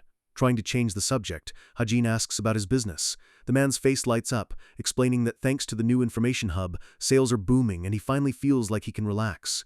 Tears well up in his eyes as he thanks Hajin profusely. Uncomfortable with the display, Hajin quickly tells him to just focus on driving. As they arrive at their destination, they see a massive crowd gathered at the entrance. Hajin wonders what's going on. He spots the emblems on their clothes and realizes they're members of various guilds. Outside, a couple of onlookers point toward a group walking through the crowd. "Hey! Look over there! Those people are—" Walking with an air of authority are members of the Essence of the Straight Guild, one of the most powerful guilds in the country. And leading them is a very familiar face. With her long, purple-hued hair and a look of stern focus, it's Yu Yonha. From inside the car, Hajin's eyes widen. He wonders what she's doing here. Just as their car passes, Yonha's gaze locks onto the passenger window, and she stops dead in her tracks. She recognizes the person inside instantly. Kim Hajin? Without a moment's hesitation, she walks over to the car and taps sharply on the glass. She peers inside. "What are you doing here?" she asks directly. Taken aback, Hajin stammers that he's here to earn some money. "Alone?" she asks. "No," Hajin replies, gesturing to the driver. "I'm with my agent, Mr. Park So-hyuk." At the mention of his name, Park So-hyuk nearly jumps out of his seat, stunned that Hajin knows someone from Essence of the Straight. Yona simply responds with a thoughtful "I see," as So-hyuk glances nervously between them, completely flustered. Hajin watches them, thinking what a strange combination they are, a powerful guild heir and a small-time agent. He recalls the plot of his original novel. In that story, So-hyuk was destined to discover the true hero, Kim Suho. Yonha would have then invested heavily in his agency, setting them all on a path to success. But this isn't the novel. This reality is different. Hajin worries. Without Kim Suho in the picture, he wonders if So-hyuk is now just an obstacle in Yonha's eyes. Yona's expression turns serious as she considers the situation. Without another word, she opens the car door, slides into the back seat, and declares, "If you're here to hunt, I'll join you." Hajin turns around, his face a perfect picture of confusion. He can only stare at her, completely dumbfounded. "Huh?" is all he can manage to say. The car rumbles down a rocky path, heading deeper into monster territory. Inside, the atmosphere is incredibly awkward. Yonha sits with her arms crossed, staring straight ahead, while Hajin grips his seatbelt, the silence deafening. Hajin finally breaks the tension. He turns to her and just says, "Hey." She replies with a simple, "Yeah?" Out of nowhere, she asks him, "Have you ever thought about the future?" The question catches Hajin completely off guard. She elaborates, "What are you going to do after we graduate?" Hajin points out that's still a long way off. "Is it?" she replies. She reminds him that their third year will be mostly off-campus missions, preparing them for the real world. Then she gets to the real reason she's here. "If you don't have a specific plan, how about you join Essence of the Straight?" She lays out her offer with total confidence. Her guild is currently ranked second, but she declares that when she takes over, she will make it #1 in all of Korea. She promises him access to advanced weapons, connections, and every resource he could possibly need. Park So-hyuk, listening from the driver's seat, starts to sweat. With a small, confident smile, she looks at Hajin. "Isn't that an attractive offer for a cadet like you?" Hajin calmly points out that what she's doing is illegal and comes with a hefty fine. But Yonha just scoffs, saying that for people like her, fines are just the price of doing business. "Think about it," she tells him. But just then, the car screeches to a violent halt. Yonha is thrown forward. She glares at the driver. "What was that? Why did you stop so suddenly?" Park So-hyuk, looking out at the rugged landscape, simply announces, "We've arrived. Monster Point." Yonha looks skeptical, wondering how a simple agent could find a prime monster location. But So-hyuk explains that late April is when monsters become most active. He continues, saying that while other hunting grounds are overcrowded, this spot was specifically chosen to suit Hajin's skills as a sharpshooter. So-hyuk tells Hajin he can trust the information. "Isn't my agent good?" Hajin just stares. Hajin gets out of the car and tells So-hyuk he'll be back after he's done hunting. Once Hajin is gone, So-hyuk nervously tells Yonha that her guild members will be arriving soon. "Yes," she replies calmly. But then, So-hyuk seems to realize something, a look of dawning comprehension on his face. "Hey," Yonha says, getting his attention. She looks at him with a serious expression and makes a simple but very significant request. Please give me your business card. 10 days have passed since the monster incident. The gleaming, modern buildings of Cube stand tall against a clear blue sky. The holiday is over. With classes finally resumed, the cadets have all returned. A large screen displays the final midterm rankings. At the very top, in first place, is Kim Hajin. A student stares at the list, a sense of dread washing over her. I'm in trouble. Hajin walks through the halls, reflecting on how he ended up in first place without even trying. He never wanted to stand out, but things just seemed to fall into place for him. He also recalls teaching a certain bully a lesson during the exam. Ever since that day, the lackeys who used to bother him have gone completely silent. Letting out a big yawn, Hajin thinks to himself that this is the most peaceful it's been since he first arrived. That peace is shattered by the sickening crunch of a fist connecting with a face as a sudden burst of violence erupts in the hallway. The attacker is Che Nayun, her eyes burning with fury. She shoves a datapad into a cornered student's face. "You're the one who wrote this, aren't you?" She has the poor guy slammed against a wall as other students watch in shock, not daring to intervene. Nayun leans in, her voice dripping with venom, telling him not to even think about denying it. It's clear she's found a scapegoat, and she's too angry to care if he's the right one. Just then, a calm voice cuts through the tension. "What? I wrote it to help you." Hajin has stepped in. Nayun freezes, then whips around to face him, absolutely furious. She explodes, yelling about who asked for his help and what right a marksman has to lecture an archer. Hajin glances at the onlookers, completely unfazed. He asks if she thinks she's so smart, then lays down a challenge. "Want to make a bet? Why don't I teach you personally just how difficult the bow really is?" Nayun is taken aback by his confidence, but her pride won't let her back down. After a moment, she agrees. "All right, I'll take that bet." But Hajin isn't done. He sets the stakes, his voice firm and serious. "But if you lose, you have to give up the bow." This is the moment he's been working towards. Her eyes widen, the weight of his condition finally sinking in. Her entire identity as an archer is now on the line. Her shock quickly twists into pure rage. A fiery aura erupts around her as she snarls, "You son of a gun!" He clarifies that he'll use a bow, not his gun, and just needs a little time to train. Nayun scoffs, telling him to take all the time he wants, but Hajin is already calculating his victory. His master sharpshooter talent is already at grade 7. If he can raise it just one more level, the bet is as good as his. As Nayun storms off, Hajin watches her, understanding her completely. She's simply denying reality. She's convinced herself that she's as talented with a bow as she is with a sword, but he knows the truth. This is why he had to be so harsh. Praise and encouragement won't solve this. Sometimes, what a person needs is a hard push in the right direction, because for her to face the future he knows is coming, she has to become stronger. The scene shifts to a large auditorium. The travel club is holding its first meeting since the break. The club president, Oh Han-yoon, stands at the podium, smiling warmly as he welcomes everyone back. Hajin sits among the members, observing. He notes that recent events have led to other clubs being suspended, meaning the story is progressing exactly as he wrote it. He thinks to himself, then, the next incident is... The president's voice booms through the hall. "That's why! Our club's destination this time will be... France!" The announcement echoes, and Hajin knew this was coming. The next major story arc is about to begin. He remembers it clearly from his novel, The Assassination of the Paris Tycoon. The story begins with a death threat from a notorious group of assassins. A chilling letter spells it out. Your life will be taken in the night between the final Saturday and Sunday. The recipient of this threat was a French tycoon named Bethel. On the surface, he's a gentle man living a modest life in his mansion outside Paris. But that's all a carefully crafted lie. His real name is Burbot, a natural-born con artist who built his fortune by tricking countless innocent people. He'd always managed to evade the law, but the assassins targeting him were the real deal. Because he was a wanted man, he couldn't go to the police for help. He was trapped and trembling in fear. But even in the worst of times, one can find a silver lining.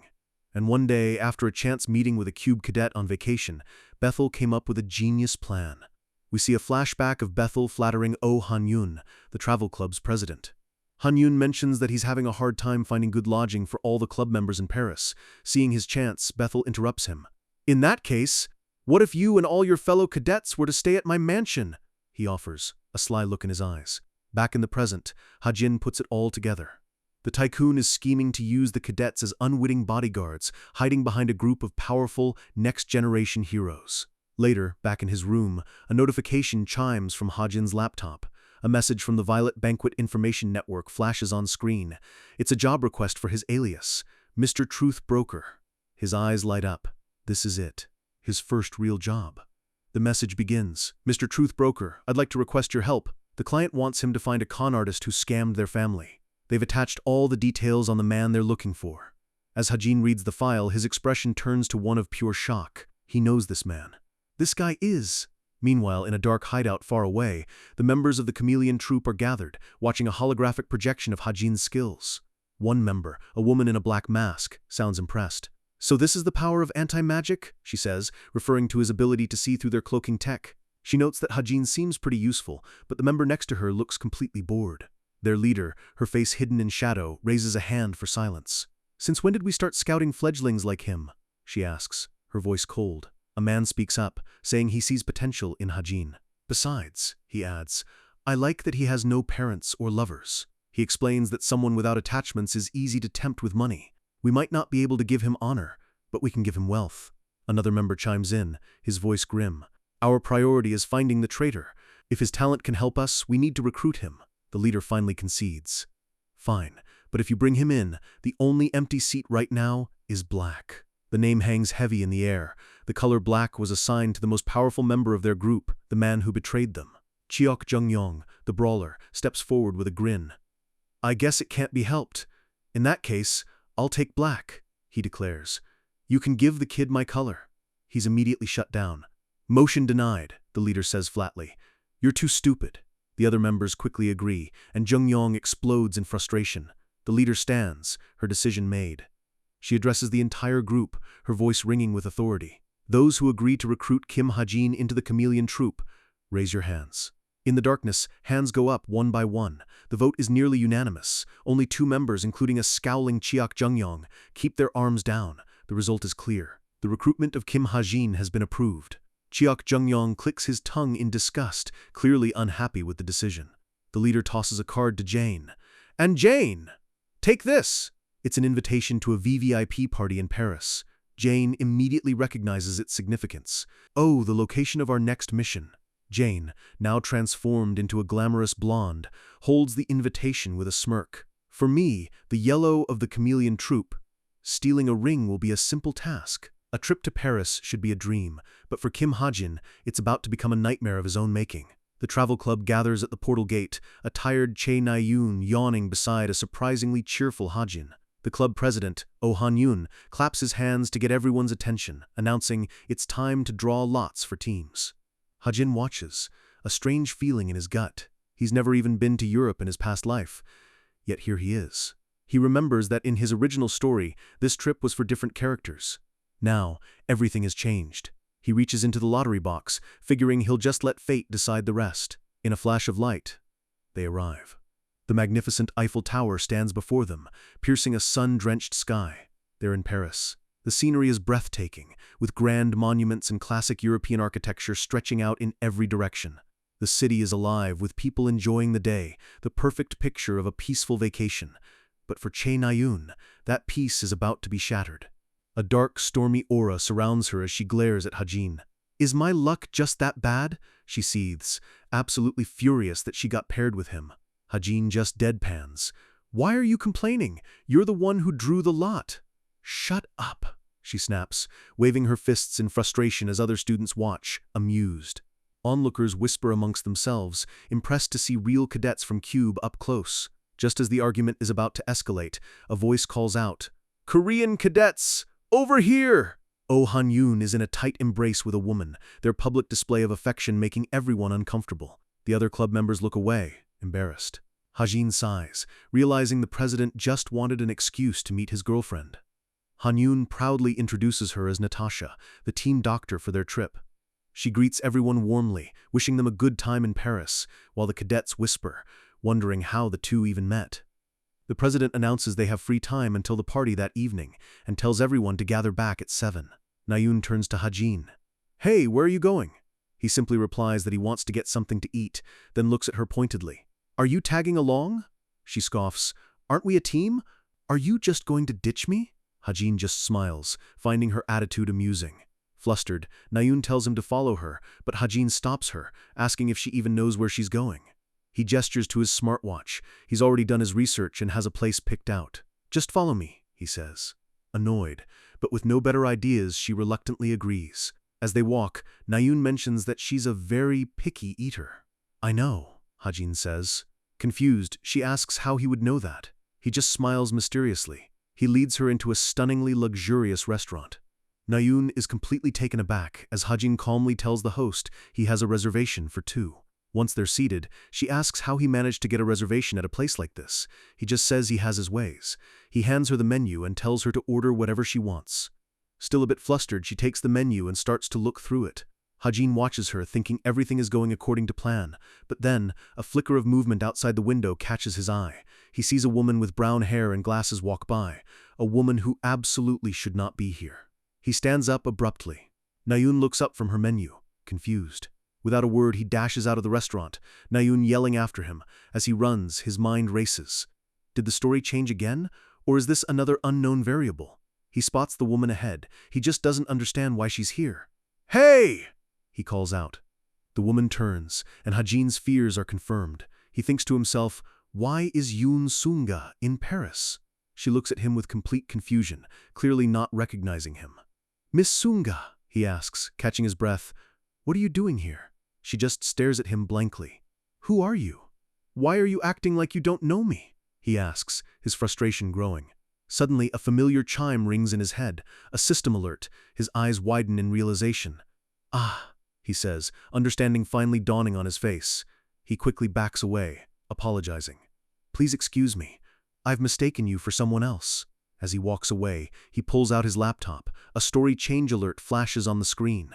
It explains that because of an anonymous informant, Yoon Sunga was tipped off about Jane's location, causing her to appear in Paris.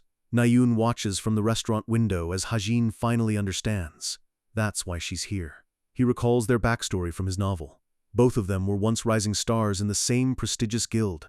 As partners from the same batch, Jane and Yoon Sunga were inseparable. They took on several missions together and forged a bond that seemed unbreakable. For Yoon Sunga, who had lived a tough life, Jane was the only person she could truly call a friend, but that friendship was destined to shatter. At the most critical moment, Jane betrayed her. In a fiery blaze, their partnership fell apart. Yoon Sunga lay defeated, looking up at the person she trusted most. "Why did you betray me?" All she could ask was a single heartbroken question. "Why?" Jane's answer was chilling. "That's because..." With a twisted, ecstatic smile, she simply said, "It felt like it would be fun." That single, cruel reason left Yoon Sunga broken. Because Jane's true identity was Yellow of the Chameleon Troupe, Jane Valorin. She was a villain, a master of disguise and a peerless thief. Back in the present, Yoon Sunga stands on a quiet Parisian street, lost in thought. Her subordinate brings her a coffee. "Thanks, Yorin," she says, her voice distant. He notes that she seems troubled, but she brushes it off. "I actually feel refreshed," she says, a cold determination in her eyes. "I can finally put an end to this ill-fated relationship." Yorin asks if she really thinks Jane will show up. Sunga admits she doesn't fully trust the anonymous tip, but, clenching her fist, she adds that she knows Jane. She loves parties, especially when there are valuable things to steal. And tonight's party has the perfect target, a priceless relic known as Homer's ring, stored in the ballroom's safe. Tonight, Jane Valorin will appear to try and steal that ring, and Yoon Sunga will be waiting. A good meal can be a brief moment of peace before the storm. After leaving the fancy restaurant, Hajin and Nayun step back out onto the streets of Paris. Nayun lets out a happy sigh, patting her stomach with a satisfied smile. Hajin follows behind, his expression unreadable as always. He looks over at her and suggests they split up, figuring she has her own places she wants to see. He glances at the grand mansion in the distance, his mind already on his mission. The party starts at 5, and he needs to find a good vantage point. Nayun just shrugs and says, "Fine, whatever." But as she turns to leave, Hajin calls out to her. With a small, teasing wave, he tells her, "Don't get lost." She is instantly triggered. "Do you think I'm stupid?" she yells back, completely insulted. As night falls, the mansion is lit up like a beacon of luxury. A long red carpet leads to the entrance, flanked by expensive cars. Guests in glamorous attire step out of their vehicles and into a world of wealth and power. Inside, the party is in full swing, with crystal chandeliers sparkling and champagne flowing freely. Two guests, their faces hidden by masks, watch the crowd. They're looking at Kim Soo-ho and Yo Yeon-ha, both dressed impeccably, their masks only adding to their powerful and mysterious aura. The other guests whisper, wondering if the pair are celebrities. Yeon-ha smirks at Soo-ho, remarking that it was worth the effort to dress him up. Soo-ho just complains that his shirt feels stuffy. She asks if he really came all this way just to stand by the window, but Soo-ho admits he's never danced before in his life. High above the party, a lone figure watches from a rooftop. It's Hajin, scanning the mansion below. He checks his high-tech monocle. It's 5030. His intel shows that Yoon Sunga has arrived. So far, everything is going according to the story. His job tonight is simple: observe from the shadows and make sure the story progresses smoothly. But then, his enhanced vision picks up something completely out of place. In the woods near the mansion, a swirling, fiery vortex of energy appears. A magic portal. "You've got to be kidding me," he mutters. "I knew things were going too well." This was definitely not in his script. He knows only jinns favored by a demon can create a portal with that much power. This is serious. The conclusion is chilling. A powerful jinn is somewhere inside that party. Just then, a notification dings on his laptop. The system is issuing a warning that the plot is deviating. It's about Homer's ring. The system notes that it was a mistake to assume no one would be after the artifact just because it hadn't been awakened yet. And here's the change. A jinn group called Evil Society is now part of the Paris episode, and they're also after the ring. Hajin's blood runs cold. He knows Evil Society. They were a horrifying jinn group from his novel, responsible for robbery, terrorist attacks, and even starting wars, leaving a trail of atrocities across the globe. He clenches his chest, feeling a wave of nausea. "Thanks for roping in such dangerous people," he thinks sarcastically, blaming his own sloppy writing. He activates his power, a golden aura of aether flaring around him. He transforms into his stealth suit. This time, he thinks, things won't go the way you planned. Now fully equipped, he prepares to move out. First things first. Where is Jane? Inside the mansion, a waiter is suddenly choked from behind in a back room. He's dragged silently into the shadows. Moments later, a figure in the same waiter's uniform emerges, standing over the unconscious body. The attacker's eyes glow with a golden light. It's Jane, in a perfect disguise. She approaches a high-security vault and begins the authorization process. With a soft click, the vault door slides open. Easy, she thinks to herself. She steps inside, her eyes landing on the prize. So this is a mythic artifact. There it is, displayed in an ornate case, Homer's ring. As she reaches out and takes it, the ring glows faintly, but a voice from the doorway stops her cold. "What are you doing?" Jane turns. Before he can react, a foot steps into the room. It's Yoon Sunga. She looks down at him and asks coldly, "Why are you here?" Her eyes are fixed on him. "I came to find you. I can't have my secretary wandering off." She suddenly grabs him, pulling him into an embrace. Yoren is completely stunned. "Deputy Guildmaster!" "What are you doing?" he stammers, his face turning bright red. She leans in close, her voice a low whisper. "You know, Yoren, you can't fool me twice." In a flash, she twists his arm and throws him across the room with incredible force. The impact creates a massive explosion, tearing the room apart as guests outside scream in panic. Through the smoke and debris, a figure emerges. It's Jane, her waiter disguise melting away to reveal her true form, a confident, mocking smile on her face. "How did you know?" she asks, genuinely curious. "My talent should have been perfect." Sunga holds her sword to Jane's throat.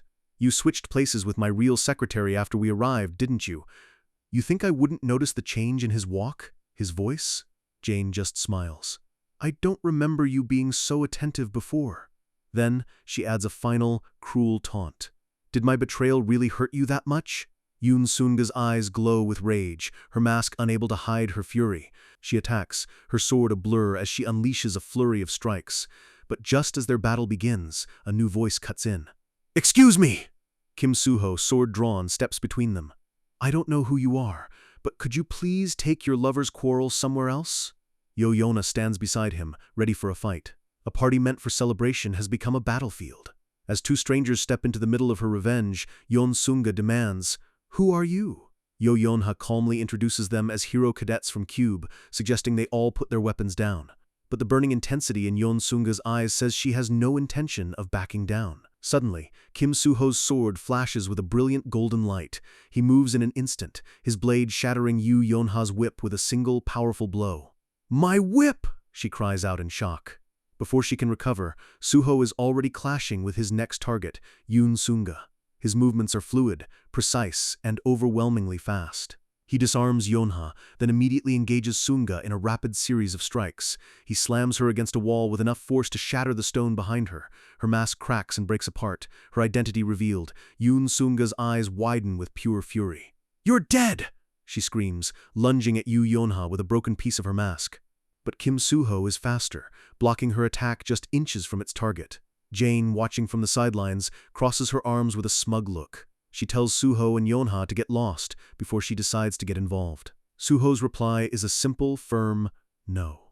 He tells them he won't let anyone else get hurt in their fight and warns them to stop now. But Jane just scoffs and casually swats his sword away, dismissing his warning entirely. Sunga watches, her perfect opportunity for revenge slipping away thanks to these meddling kids.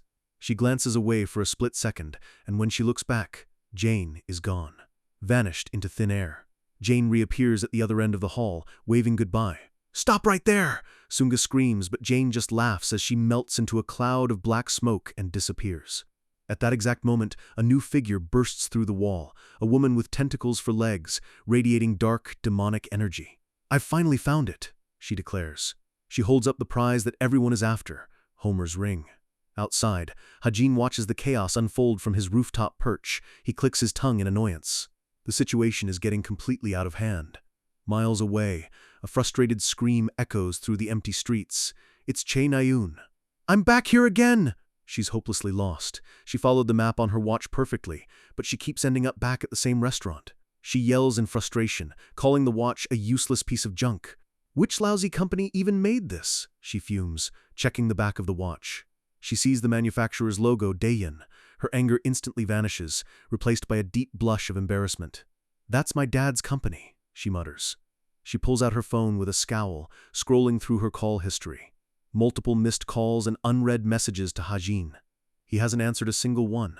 What on earth is he so busy doing? She wonders. Back at the mansion, Yoo Yeon-ha faces the tentacled Jin, her expression grim. The Jin inspects the ring with satisfaction, a wide-brimmed hat hiding her face. Suddenly, Yoon Sunga appears, her body wreathed in flames. "Put that down," she commands, her voice dangerously calm. The Jin just glares back, her red eyes glowing. "This is not an item for the likes of you. We, the evil society, will be taking this ring," she declares. As she speaks, Hajin watches from the roof, his own plan forming. Inside, Yoo Yeon-ha knows their chances of getting the ring back are slim, even if they all work together. On the rooftop, Hajin decides he's seen enough. No choice then, time for plan B. He summons a swirling ribbon of golden energy, his aether. He shapes it into a large, spinning disc. All right, this should be enough. He throws it with all his might, a silent vow in his mind if anyone gets in his way. The golden disc slices through the air, heading straight for the Jin. She looks up, her eyes widening in shock as the projectile zeroes in on the ring in her hand. "What was that? Who did that?" she shrieks, completely stunned. The chakram hits its mark, knocking the ring from her grasp and sending it flying through the air. Outside, Hajin catches the ring neatly. "Nice," he says to himself. With everyone distracted by the Jin, no one will be coming after him. He holds the ring in his hand. His plan is almost complete. He just has to leave. But just as he's about to make his escape, a blast of dark energy erupts from below, shattering the roof and sending him flying. As he stumbles, a calm voice says, "Not so fast." A man with light-colored hair and an arrogant smirk steps onto the roof, a glowing yellow sword in his hand. "Where do you think you're going with that?" "You've got to be kidding me," Hajin thinks, his heart sinking. A second demonic human. The situation just went from bad to worse. On a rooftop high above Paris, Kim Ha-jin finds himself cornered. Facing him is a new enemy with light hair and a confident smirk, who calmly introduces himself as Sidious. He clarifies that he's from a group of jinns called the Evil Society. He speaks with an unnerving friendliness, as if this deadly standoff is nothing more than a casual meeting. Sidious even compliments Hajin, admitting his skill in stealing the artifact was flawless, something his own teammate couldn't stop. Hajin silently brushes it off, thinking it wasn't that big of a deal. Suddenly, the friendly act vanishes. Sidious's eyes turn cold and sharp as he gets straight to the point, his voice laced with menace. "Hand over the ring!" Hajin clutches his arm, a single drop of sweat tracing a path down his face. His reply is quiet but firm. He can't do that.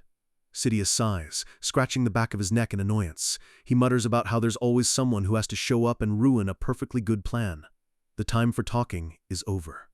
A dark, powerful aura explodes around Sidious as he grips the hilt of his weapon, declaring he has no other choice. With a sharp hum, a blade of pure, golden light ignites in his hand. He warns Hajin that he'll have to take the ring by force. Before Hajin can even blink, Sidious lunges forward. A vicious slash of dark energy cuts through the air, aimed directly at him.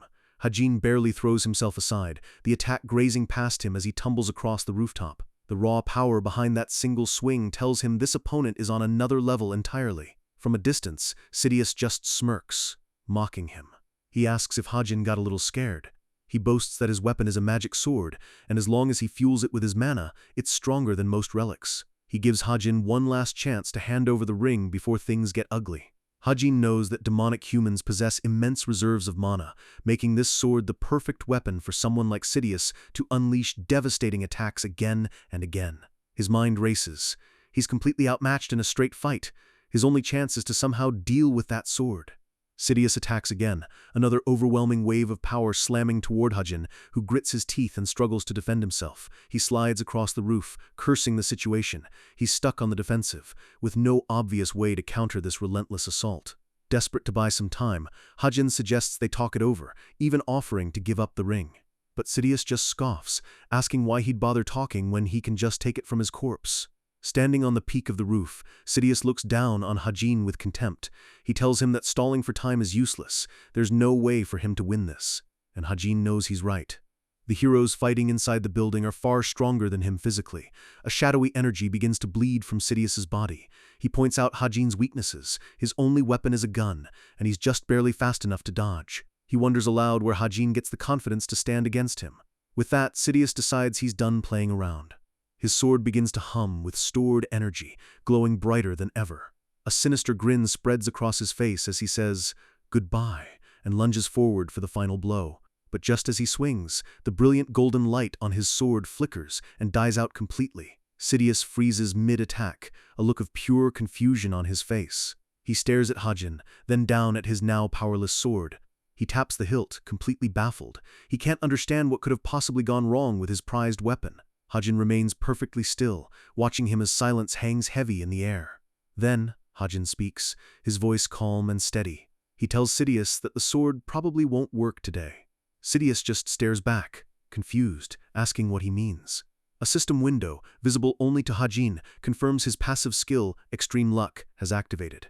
He explains it simply to his enemy, "Because I'm a pretty lucky person." Sidious assumes it's just an equipment malfunction. He tosses the useless sword aside, claiming he can still easily crush Hajin without it. Hajin's gaze hardens. He raises his gun, quietly wondering to himself if that's really true. He decides to go all in. Pouring every last bit of his stigma's power into his gun, he converts it into pure light mana, causing the weapon to glow with an intense, holy light. Seeing the overwhelming energy build up, Sidious shouts, "What are you up to?" But it's already too late. With a deafening roar, Hajin fires. A massive beam of pure light erupts from the barrel, completely engulfing Sidious. The light mana sears into the demonic human, revealing a monstrous, mummy-like form as his health plummets by the thousands. The scene cuts away from the chaotic rooftop. Elsewhere in Paris, Che Nayun sits on a park bench, hopelessly lost and staring at a map on her device. She hears police sirens wailing in the distance, wondering where they could be heading, completely unaware they're racing towards the battle Hajin just finished. She glances at her smartwatch. Her inbox is empty. No one from her team has tried to contact her. A flicker of disappointment crosses her face before she quickly catches herself. She wonders why on earth she's feeling disappointed about that. It's a strange and unfamiliar emotion for her. She sighs, admitting to herself that ever since meeting Kim Hajin, she's been changing in some weird ways. Lost in thought, she suddenly notices someone has sat down on the bench next to her. She turns, and her eyes go wide with shock. It's Kim Hajin. She blurts out his name, demanding to know what he's doing here. Hajin looks completely drained. His clothes are torn, his face is scratched, and he just leans back and murmurs, "I'm a little tired." Before Nayun can even process what's happening, his body gives out. He slumps sideways, falling directly onto her as she lets out a startled scream. Panicked, she pushes him upright, asking him what's wrong and if he's sick. But he's completely unconscious. She shakes him gently, calling his name over and over without a response. Her usual frustration with him is replaced by genuine worry. As Hajin lies unconscious, his mind begins to drift. He finds himself in a hazy, dreamlike place, watching a couple embrace in a scene of pure warmth and love. He wonders where he is. And then, it clicks. A wave of realization washes over him. He looks up at a sign that reads CSAT location. He's back in his old world.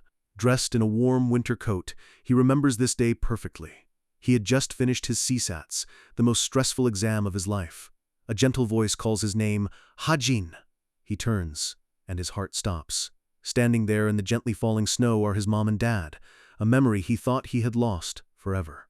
He walks towards them, asking why they came all this way in the cold. The sight of their loving faces is too much.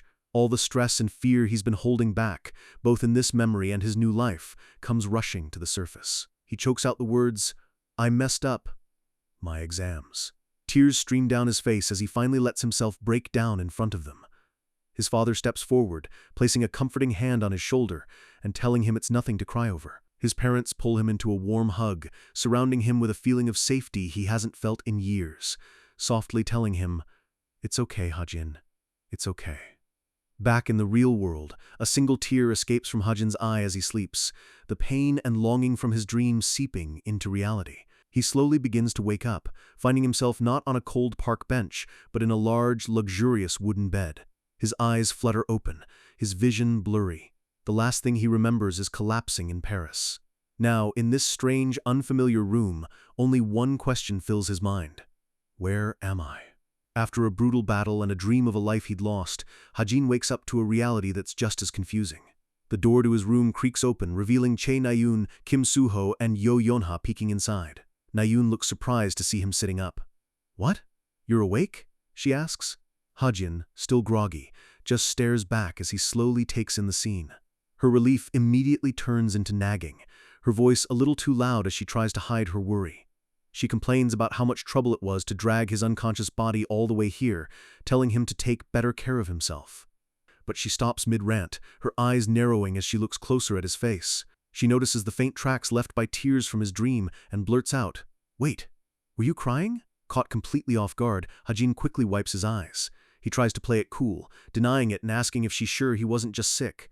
Yo Yeonha steps in with a calm smile, gently telling Nayun to wait outside. Nayun immediately bristles, sputtering about what she could have possibly done wrong this time. With Nayun out of the way, Yeonha approaches Hajin with a tray of sliced apples. She asks him softly if he's feeling all right now. He just nods, assuring her that he's fine.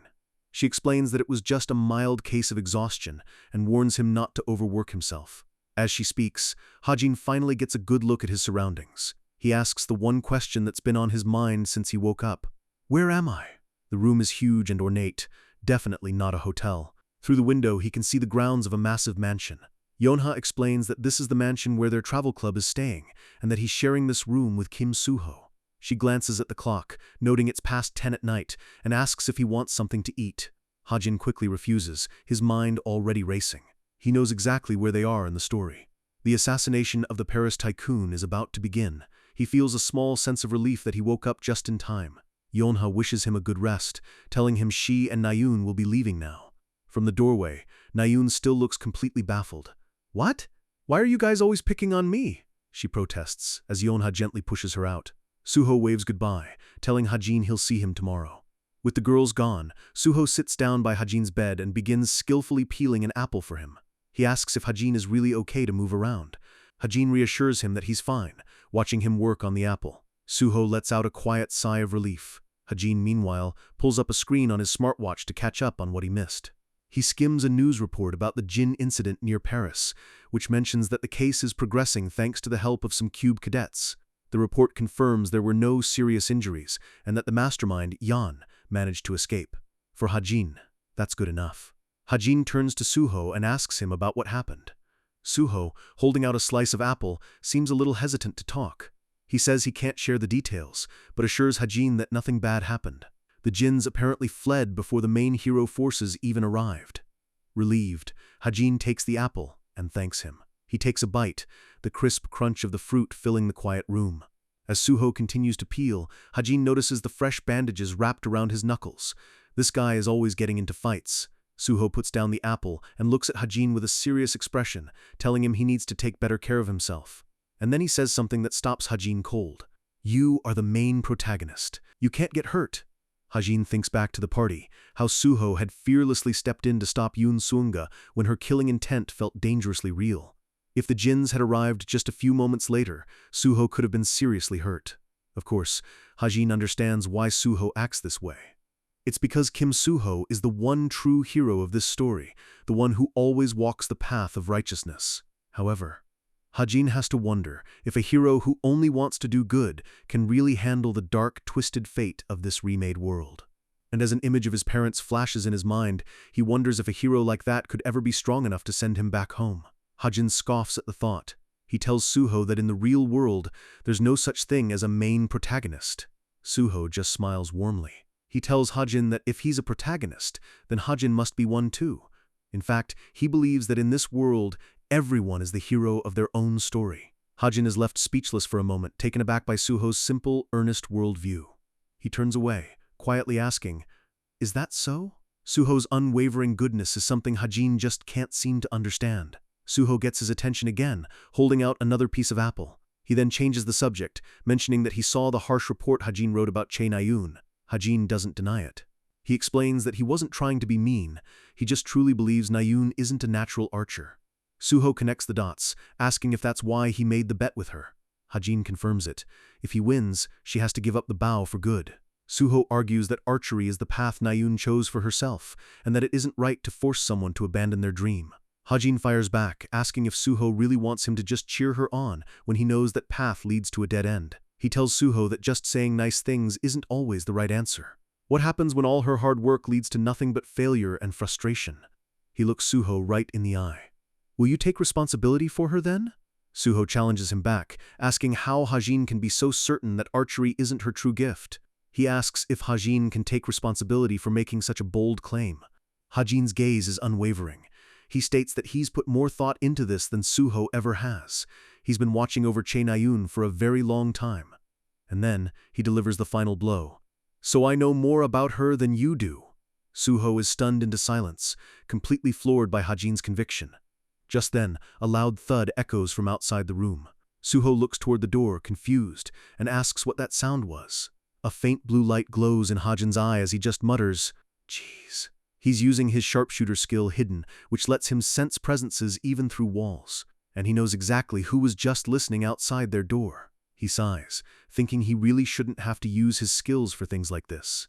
Outside, Chae Na-yoon has sprinted back to her room, throwing herself onto her bed with a crash that startles Yoo Yeonha awake.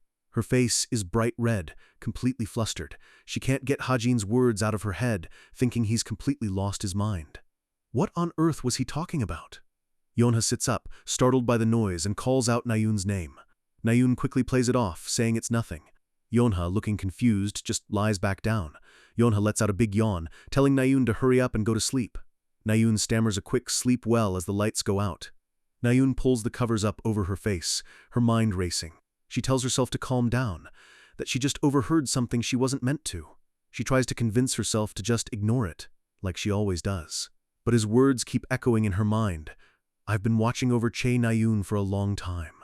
She clenches the blanket, her heart pounding in her chest. The thought is just too much for her to handle. Suddenly, a blood-curdling scream rips through the silent mansion. Na-yoon bolts upright in her bed, completely terrified. "What the heck was that?" Yeonha, now wide awake and furious, grabs Na-yoon, yelling, "Chae Na-yoon, I told you to be quiet!" Na-yoon frantically insists it wasn't her this time. Yeonha freezes, realizing Na-yoon is telling the truth. She asks, "Then just what was that?" The two girls stand frozen in the darkness, the echo of the scream hanging heavy in the air. They both have the same terrifying thought. Was that really a person's scream? Down the hall, a terrified maid has collapsed to the floor, trembling in horror. She had just opened the door to her master's bedroom, only to find him lying in bed, his body covered in blood. The assassination has begun. Doors fly open as panicked students spill into the hallway, the peaceful night instantly swallowed by confusion and fear. They look around wildly, their faces pale with shock. They all heard it, a sound so full of terror it couldn't be ignored. Was that a scream? One of them asks. Another cadet points downwards, guessing it came from the floor below, and just like that, the investigation begins. But Kim Soo-ho doesn't wait for a plan. Without a second of hesitation, the hero vaults over the railing, ready to drop down to the source of the chaos. One of his friends shouts his name, but Soo-ho is already in motion, his expression grim and focused. He's always the first to run toward danger. From his room, Ha-jin watches Soo-ho leap from the third floor like it's nothing. He can't help but think, is he a monster or what? For a true hero, a 3-story drop is just a shortcut. Soo-ho lands gracefully and continues his sprint through the grand halls of the mansion. He reaches the master bedroom and throws the doors open, bracing himself for whatever horror lies within. But what he sees stops him dead in his tracks. His eyes widen in absolute shock. The room is a gruesome scene. A maid is collapsed on the floor, sobbing hysterically, and on the bed lies the mansion's owner, Mr. Bethel, in a pool of blood. The maid looks up at him, tears streaming down her face as she screams for help, stammering that the Lord has been murdered. Soo-ho stares at the body, his mind struggling to process what he's seeing. Mr. Bethel, the kind man who had welcomed them, is dead. How could this happen? He mutters to himself. Soon the other cadets gather in the room, their faces a mixture of horror and disbelief. A woman with light purple hair kneels by the bed, examining the body with a somber expression. She announces that the cause of death was excessive bleeding from a wound to his abdomen, and that unfortunately, he's already gone. In the background, the mansion's staff cling to each other, sobbing. The butler cries out in grief, certain this was the work of jealous rivals. He can't understand how someone could do something so evil to such a good man. Soo-ho stands silently, his face grim, while another cadet looks like he's about to be sick. The weight of the brutal murder hangs heavy in the air. The room is filled with a quiet, horrified mourning as everyone stares at the terrible scene. Yo-yona steps forward, her voice cutting through the grief with cold authority. She orders the staff to wait for the police and tells all the cadets to return to their rooms immediately. She's taking control. But just as she's about to close the door and secure the scene, a hand stops her. It's Ha-jin. He calmly pushes the door back open, walking past her as if she hadn't spoken. Yonha is stunned.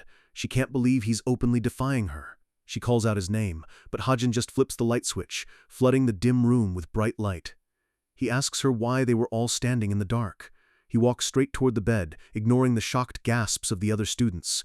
Reaching out, he pulls back the sheets covering the body.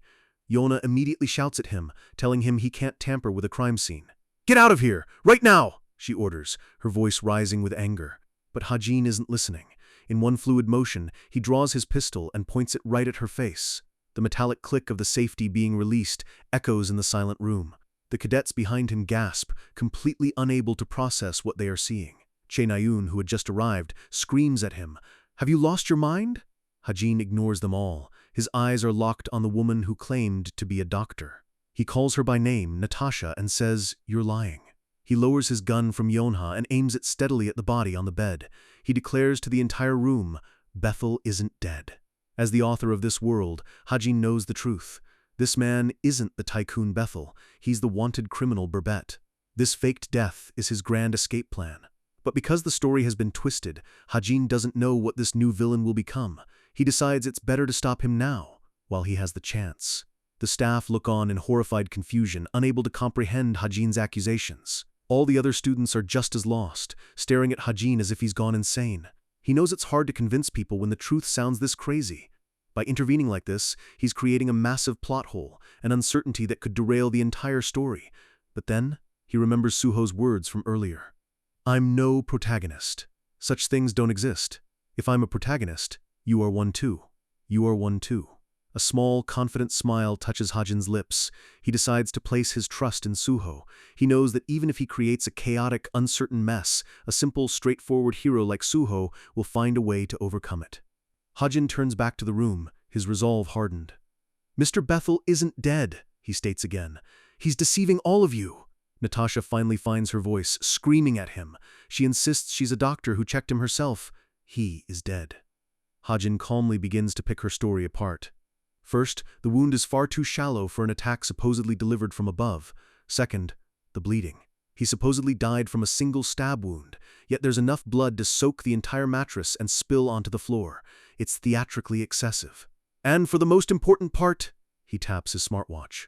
A holographic image projects into the air, startling Na-yoon and Yonha. It's a wanted poster for the globally known con artist, Burbot. Hajin points out the uncanny resemblance to the dead man on the bed. Natasha's face goes pale as her lie begins to crumble. Yonha, ever the pragmatist, turns to the butler and asks if he called the police and an ambulance. Flustered, the butler confirms that he did.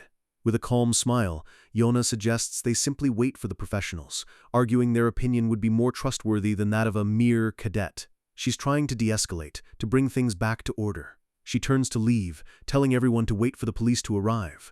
But Hajin knows he can't wait that long. He cocks his pistol. He raises his gun again.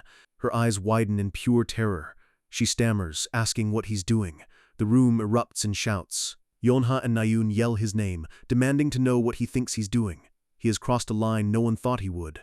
Hajin's voice is ice cold, his eyes glowing with an unnerving red light. He tells Natasha he'll shoot after he counts to 3, adding a chilling question. It doesn't matter, right? Since he's already dead. 1. Natasha starts to panic, begging for someone to stop him. 2. She screams that the police are on their way, pleading with him to put the gun down. 3. As Hajin's finger tightens on the trigger, Natasha finally breaks. She lets out a desperate scream and dives forward. She throws her body over Bethel's, shielding him as she screams, "No! Don't shoot! Don't shoot!" And then comes the confession, screamed in pure desperation, "He's my father! Don't shoot him!" The cadets can only stare, their mouths hanging open as the truth is finally revealed. The butler, seeing their plan has failed, lets his friendly mask drop. A sinister grin spreads across his face as he prepares to attack. But before he can even move, Suho slams him into the wall with a single punch, knocking him out cold. With the accomplices handled, Hajin keeps his gun trained on Burbot and gives a new order to the stunned cadets. Don't get the police. Get the heroes instead. His gaze is steady, his voice filled with authority. Tell them we've caught a wanted criminal. The sun rises on a new day in Paris, casting a warm glow over the mansion that was, just hours ago, a stage for a fake murder and a tense standoff. The chaos of the night has finally settled. With the truth exposed, justice is swift. Natasha's hands are bound in magic-suppressing cuffs. As she's led away by the authorities, she sobs, watching her father Burbot get carried out on a stretcher. Their elaborate scheme is in ruins. The whole assassination incident was nothing more than a carefully crafted story, set up by the con artist and his daughter. Burbot, wanted across Europe, had planned this as his grand escape from the authorities closing in. Bringing a group of gullible, trustworthy cube cadets into his home was just a lucky bonus. The plan was called Coming Back After Suspended Animation. It relied on a rare ingredient that could put someone into a death-like state. Luckily for them, Natasha, a doctor at Cube, had easy access to it. After a mage created a fake wound on Burbot, all Natasha had to do was spill an absurd amount of blood to make the scene believable. The plan was nearly foolproof. Ambulance workers wouldn't be able to tell the difference. The local police were already bribed, and they even had a similar-looking corpse ready to swap out during transport. With the elite Cube cadets giving their testimony, which is considered 100% trustworthy, the case would be closed. On paper, the criminal Burbot would officially be declared dead. But in reality, he'd be free to start a new life under a new name. However, thanks to Hajin, that plan is now history. Back in his room, Hajin is already at his laptop, working under his anonymous alias, Truth, answering questions about the very case he just solved. A notification pops up. Since his is the first question of the day, the service is free. He quickly types his response and hits submit. He smiles to himself, pleased that the first query was about Burbot. It's a perfect way to boost his credibility as an all-knowing information broker. Suddenly, a voice cuts through his thoughts. "Are you Sherlock?" He looks up to see Yu Yonha leaning against the doorframe, a smirk on her face. She lists off his recent accomplishments, from the Jin incident to last night's fake murder, half-jokingly suggesting he could open his own detective agency. Hajin just shrugs it off, saying a gunner needs to have observant eyes. Yonha's expression turns serious. She asks the million-dollar question, "How did you know what the criminals looked like?" Hajin turns away, his face unreadable. He gives a vague, dismissive answer. "That's a family matter." Yonha is taken aback by his sudden formality, wondering why he's speaking so strangely. Hajin himself is a little surprised by his own words. A family matter. The phrase triggers a thought he hadn't considered before. Come to think of it, what was Kim Chun-dong's family history? The body he was inhabiting, he knew almost nothing about its past. Meanwhile, in a dark underwater lair, the leader of the evil society receives a report about their failed mission in Paris. Her Her subordinate explains that an unknown man in a leopard mask interfered, someone exceptionally skilled at stealing things. He even managed to defeat Sidious, one of their strongest members. The leader listens in silence, her anger a palpable force in the room. She asks if he was a demonic human. Her subordinate says no, but he wasn't like a hero, either. He was something else entirely. The leader gives her orders: investigate all heroes and hunters. If he's found, report to her immediately. No one is to engage him alone. The subordinate bows and vanishes, leaving her to her thoughts. Suddenly, a different, more powerful voice booms through the lair, shaking its very foundations. It asks why she's going around advertising the existence of demonic humans. A terrifying, shadowy figure looms over her, its red eyes glowing with immense power. It demands to know why she's drawing attention to their race. The leader of the evil society can only stammer an apology, completely powerless before this being. The shadowy figure orders her to find the masked man as quickly as possible, its dark tentacles coiling around her menacingly. Just as the figure is about to depart, it asks one last question. "Did you retrieve the magic sword that Sidious was using?" The leader flinches, stammering, "About that." Back in the mansion, Hajin is examining the hilt of that very same magic sword. He'd managed to snag it after the fight. He turns it over in his hands, wondering how he's supposed to use it. He knows it's a powerful weapon, but since he can't use any magic besides his stigma, it's useless to him. He considers selling it, but decides to just hold on to it for now. He then turns his attention to his other prize, Homer's ring. The system identifies it as an unverified relic with hidden abilities. Normally, unlocking its secrets would require a massive amount of magic power, but for Hajin, there's a much easier way.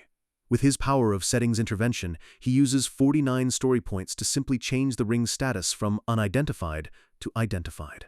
The ring flashes with a brilliant light as its true power is finally unlocked. Its abilities are incredible. It permanently increases the wearer's magic power and provides a constant stacking intelligence boost. He slips the ring onto his finger. It's a relic that offers permanent stat boosts, and best of all, it's not a bound item, so he can give it to someone else later if he needs to. He thinks about how someone like Kim Suho or even Chae Na-yoon with her huge magic reserves could make better use of it. With the ring on, he decides to check how much his stats have gone up. He pulls up his status window. His speed and perception have grown, but his other stats haven't increased by much. Still, the growth in his sharpshooter gift is a good sign. He feels like he's starting to hit a plateau. He knows that to break through his limits, he'll have to work even harder from now on. But still, he closes his laptop with a confident smile. Even at his current level, he's pretty sure he can beat Chae Na-yoon in their upcoming duel. Then, he remembers Yeonha's question. It's time he found out about Kim Chun-dong's past. He figures there's no way the co-author who helped create this world would have left his character's history completely blank. He logs into an information network called Violet Society. He thinks about the facts. Kim Chun-dong got into Cube, which means even as an extra, he must have been an elite. That suggests his parents were probably not ordinary people. He gets ready to dig into the mystery of his own identity. He knows he can't do this alone. He needs a professional. He pulls up the profile for a man named Yo Jin-yuk, a troubleshooter. This Yo Jin-yuk is known as the best information broker out there, a master at finding people. But he's also incredibly expensive. Hajin decides it's worth the cost. He needs the best, so he starts typing out a request to hire him. He taps away at his keyboard, a determined look on his face. And then he remembers. All of his money is tied up in long-term investments. He doesn't have the cash to hire someone this high profile. He slumps back in his chair, frustrated that he forgot such a crucial detail. As he's pondering his financial troubles, he feels a strange stirring in his pocket. It's the egg he's been carrying. It's glowing and vibrating, hungry for its next feeding. With a sigh, he pulls out some materials to feed it. The scene shifts to a sleek, modern skyscraper. Inside, a woman with long brown hair is looking at a request on her screen. Suddenly, a call comes in. The caller ID reads, Uncle Yoo Jin-yuk. It's Yoon Sunga, vice captain of Creator's Sacred Grace. She answers the call from the very same information broker Hajin was just trying to hire. A snowball smacks Hajin right in the back of the head. He wonders aloud why they're suddenly in Norway, before muttering that it's a long story, or maybe a short one. In the background, two girls are laughing. One of them shouts that she aimed for him on purpose, while Hajin just sighs, wiping the snow from his hair. It turns out that with the Paris incident behind them, Cube's club activities have finally resumed. The hunting club has organized a trip to a mountain cabin to get things back on track. A friendly senior with a warm smile calls for everyone's attention, telling them to stop messing around so she can explain the main event.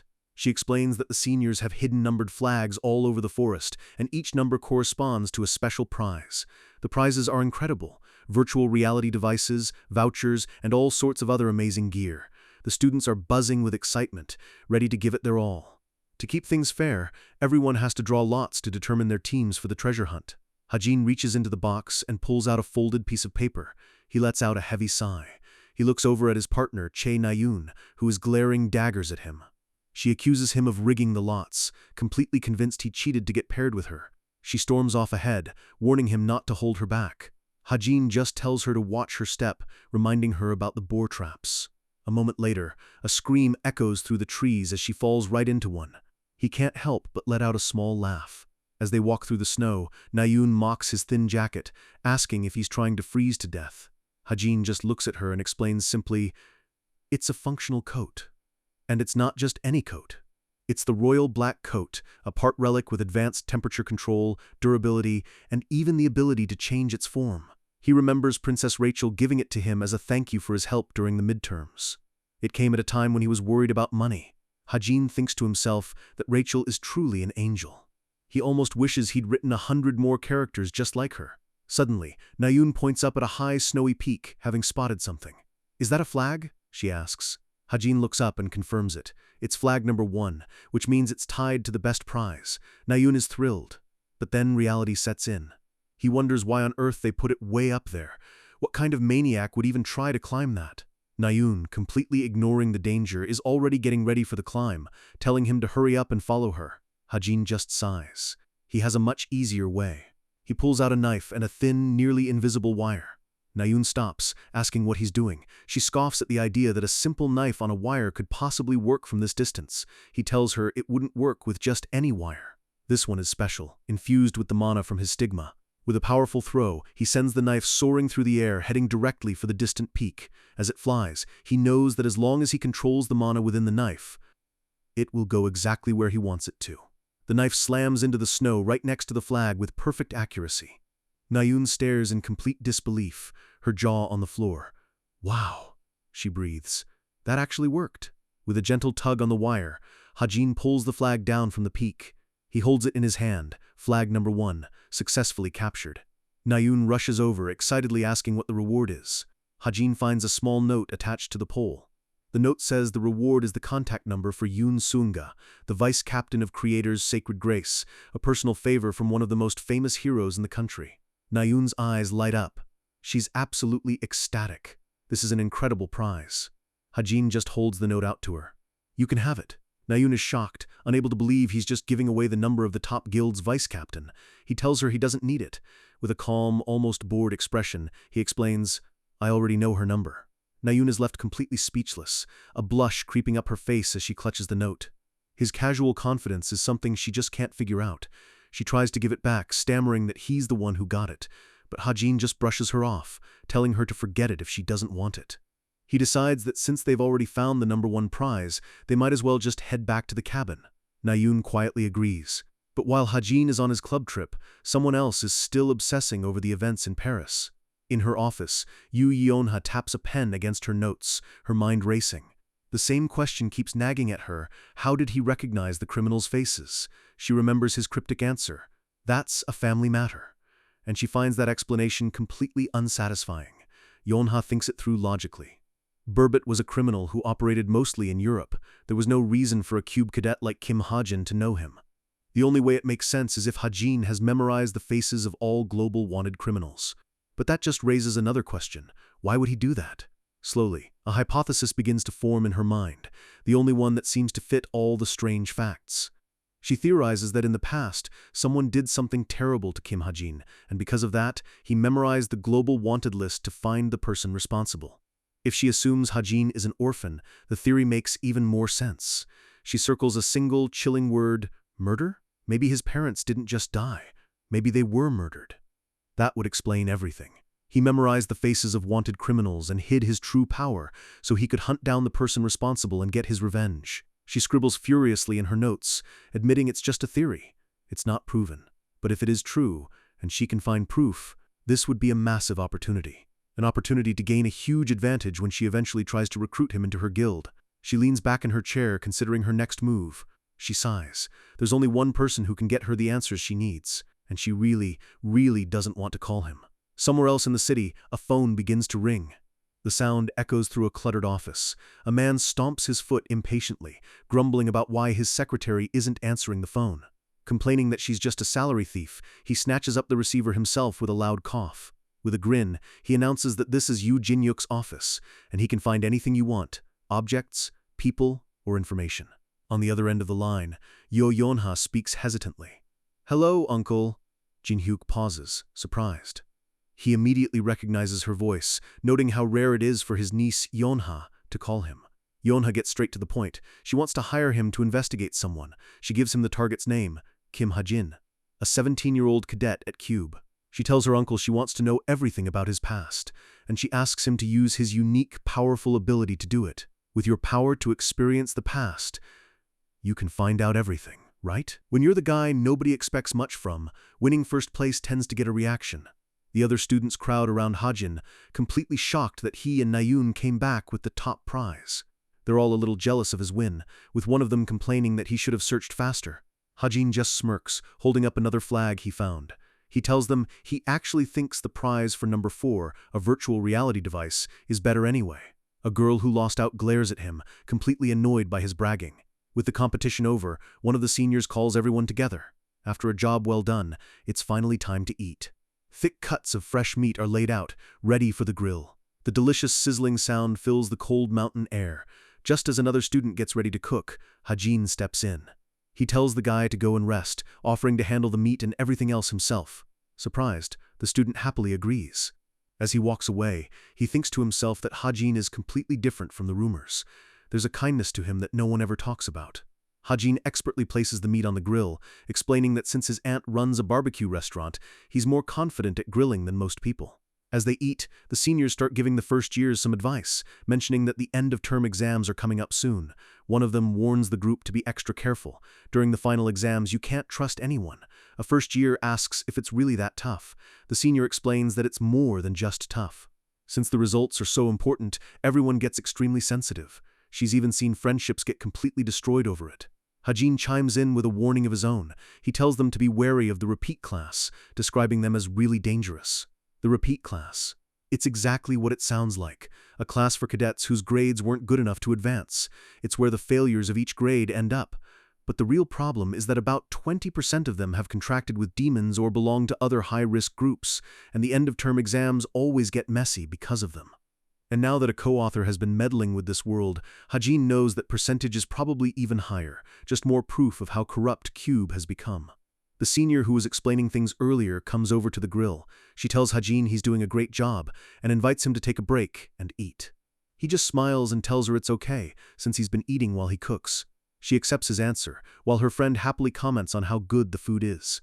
As he stands over the grill, Ha-jin realizes everyone is being surprisingly friendly to him, all because he's a good cook. He wonders if he really did that great of a job. After a fantastic dinner, everyone is full and happy. They decide to skip the night hunt and just relax inside the cozy mountain cabin. The group settles down for a game. They're playing a mafia-style game, and all fingers are pointing at Chae Na-yoon. She's completely flustered, insisting it's not her. She glares at Ha-jin, who's laughing his head off at her situation. She grits her teeth and mutters his name in frustration. Later that night, the cabin is quiet. The full moon hangs in the sky as the northern lights dance over the snowy mountains. Ha-jin sits on a bench outside, a rare, genuine smile on his face. It's been a while since he had such a good laugh. Just then, his laptop chimes. It's a new request for his alias, Truth. The client is looking for a con artist named Jerome Miller, who disappeared with a lot of money. Ha-jin figures it must be a referral from his last customer. He activates his ability, Book of Truth. Information floods his vision, a stream of data tracking the man's every move through the city streets. The ability leaves him feeling dizzy, a side effect he really doesn't like. But the money is good. He types out the answer. Jerome Miller is at a cafe on the outskirts of Berlin. A moment later, a new notification pops up. He's received 500,000 points. The payment was almost instant. Nice. He closes the laptop, the dizziness slowly fading. He lets out a sigh, looking out at the beautiful, serene view. His fingers twitch, an old habit surfacing. He brings them to his lips as if holding a cigarette. And then he remembers. Oh right, I quit smoking. He thinks back to his old life. He used to smoke half a pack a day for 5 years straight, but ever since falling into this world, he'd completely forgotten about it. A voice cuts through his thoughts. "Did you used to smoke?" He turns, startled, to see Che Nayun standing there. He asks her how long she's been there. She just calls him an idiot and says she's been there for a while. She starts teasing him, calling him a thug for smoking, and then asks if he has tattoos too. He looks at her, completely baffled, and asks if she really thinks he does. She just stands there questioning him, and he yells back that of course he doesn't. She looks away, muttering under her breath. The playful mood shifts. She turns back to him, her expression suddenly serious. "But you? Are you confident you can win against me?" Hajin meets her gaze, his own expression unreadable. He turns the question back on her. "Are you confident you can give up bows if you lose?" Nayun looks down, a flicker of uncertainty in her eyes. She pulls her hair back, admitting that the thought of losing seems impossible to her. Because of that, she never really considered what would happen if she did. Hajin teases her, asking if she's going to cry if she loses, reminding her of how she almost cried during the game earlier. She gets flustered, yelling that it's not her fault they kept picking on her. Trying to change the subject, she pulls up her smartwatch and asks if he saw the news article about him in France today. Hajin just looks confused. "A news article?" She explains that Yeonha showed it to her. They're calling him the Korean Sherlock for catching the notorious con artist. The article praises the Korean cube cadet with exceptional observation skills who managed to catch Burbot after he faked his own death. Hajin just sighs, unable to believe they actually wrote all that down. Nayun shakes her head. She can't believe they're calling a thug who smokes and fights with her Sherlock. Exasperated, Hajin just tells her to go to sleep. She retorts that she was going to anyway and storms off, but Hajin just mutters, "So childish." She stops in her tracks. And then, with genuine curiosity in her voice, she turns back and asks him, "But what is it like to smoke?" But while Nayun wonders about a simple habit, someone else is digging into a past that's anything but simple. We see a ghostly, transparent figure of Yoo Jin-hyuk standing in the snow outside a desolate building. He's using his ability. He mutters to himself, wondering how much longer he has to wait. He's almost at his limit. He knows that if he pushes just a little further, his mana will be completely drained. But then, he sees something. A figure is approaching. A person in a thick, hooded coat walks through the snow, carrying a bundled-up baby in their arms. The figure gently places the sleeping baby on the steps of what appears to be an orphanage. Jin-hyuk strains to see who it is, but the hood completely obscures their face. He's shocked, muttering, "She's just a kid?" He tries to focus, to get a clear look, but a powerful wave of dark, chaotic energy rips through his vision. "Heck," he thinks, "the density of this past is too high." The backlash forces him out of the vision. He finds himself standing alone in a dark room, sweating and shaken. Only one question remains in his mind, echoing in the silence. Who in the world is she? In a dimly lit hallway, mail is stuffed through a slot in a door, piling up on the floor. This is the office of Yoo Jin-hyuk, information broker. Inside, the office is quiet. The silence is broken by the sound of footsteps. A young assistant sits at a desk, looking at a screen with a bored expression. The door opens, and Yoo Jin-hyuk stumbles in, looking pale and exhausted from his dive into Hajin's past. His assistant greets him, "Welcome back, boss." The assistant asks how the target was this time. Jin-hyuk, still shaken, can only manage to say that it was a little unusual. Before he can explain, he makes a quick excuse about needing the toilet and rushes out, leaving his assistant confused. Alone in the bathroom, Jin-hyuk tries to process what he saw. The target, Kim Hajin, is 17 years old and from an orphanage. He had used his power to go back to the day Hajin entered the orphanage, hoping for some answers. But he couldn't find the parents. Instead, some kid just put the baby down and left. His assistant's voice echoes in his mind. "A kid?" "Yeah," Jin-hyuk confirms to himself. "A kid." He rubs his temples in frustration. He couldn't find out much, and the past was strangely covered in a thick fog. To find out more, he'll need to be in top condition for his next attempt. He sighs, leaning back. This is going to take a while. He complains to himself that this is too much work to do for free, even for his own niece. Just then, his assistant opens the bathroom door, looking nervous. He tells Jin-hyuk that he probably needs to do it, even if it's for free. He explains that another request to investigate Kim Hajin's past just came in. Jin-hyuk is stunned. What? His assistant adds that this request is from the highest rank in the Violet Society, a red diamond rank purchaser, the same rank as Jin-hyuk himself. He leans in, suddenly intrigued. The assistant continues, explaining that on top of that, the request came with an abnormally large deposit of 500 million points. As he looks at the request on the screen, Jinyuk sees a familiar, glowing red seal. He knows who this is. This is a request from the chameleon troupe. A sinister, calculating smile spreads across his face. He looks at a photo of Hajin. Kim Hajin, he muses. I guess there really is something about you, huh? The scene shifts. It's Friday, back at Cube Academy. An instructor announces to the class that the final exams are just 4 weeks away. He warns them that the practical exams will be much harder than the midterms. They'll be tested on everything they've learned this semester, so they need to be prepared. Hajin listens, thinking about the differences. Unlike the midterms, the finals are serious. There's no prepared arena or cheering audience. The finals will be a brutal survival exam on a remote island overflowing with monsters. And he knows that with the co-author meddling in the story, there will be a ton of unexpected changes. The thought is already giving him a headache. On top of that, there are plenty of other variables to worry about. He knows he needs to be on guard. The instructor says he can't give them the full details yet, but assures them that high-ranking instructors will be there to ensure their safety. With that, he dismisses the class, wishing them a good weekend. Hajin packs up his bag, ready to head out, but someone calls out to him. Hey! It's Che Nayun. She stands with her hands on her hips and a confident, challenging smile. You haven't forgotten about our bow bet, right? Hajin smirks, throwing her own words back at her. Did you forget you have to quit using bows if you lose? Don't you dare cry when it happens. She just fires back. Okay, follow me! And with that, they head to the archery center at Cube. The grand, traditional building stands ready for their high-stakes duel. Nayun straps on her quiver, her determination clear in her eyes. She turns to Hajin, asking if he's ready. He confirms that he is, but then he pauses. He looks over her shoulder. Why are they here? A whole crowd of their classmates has gathered to watch.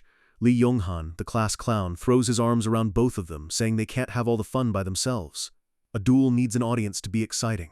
Hajin can't believe this guy isn't embarrassed after their last encounter. Yonghan just leans in close, asking if they're all good now. Hajin just shoves his face away in annoyance. Then, another voice cuts in. It's Shin Jonghak. He asks Hajin what happens if he loses, suggesting he should quit Cube.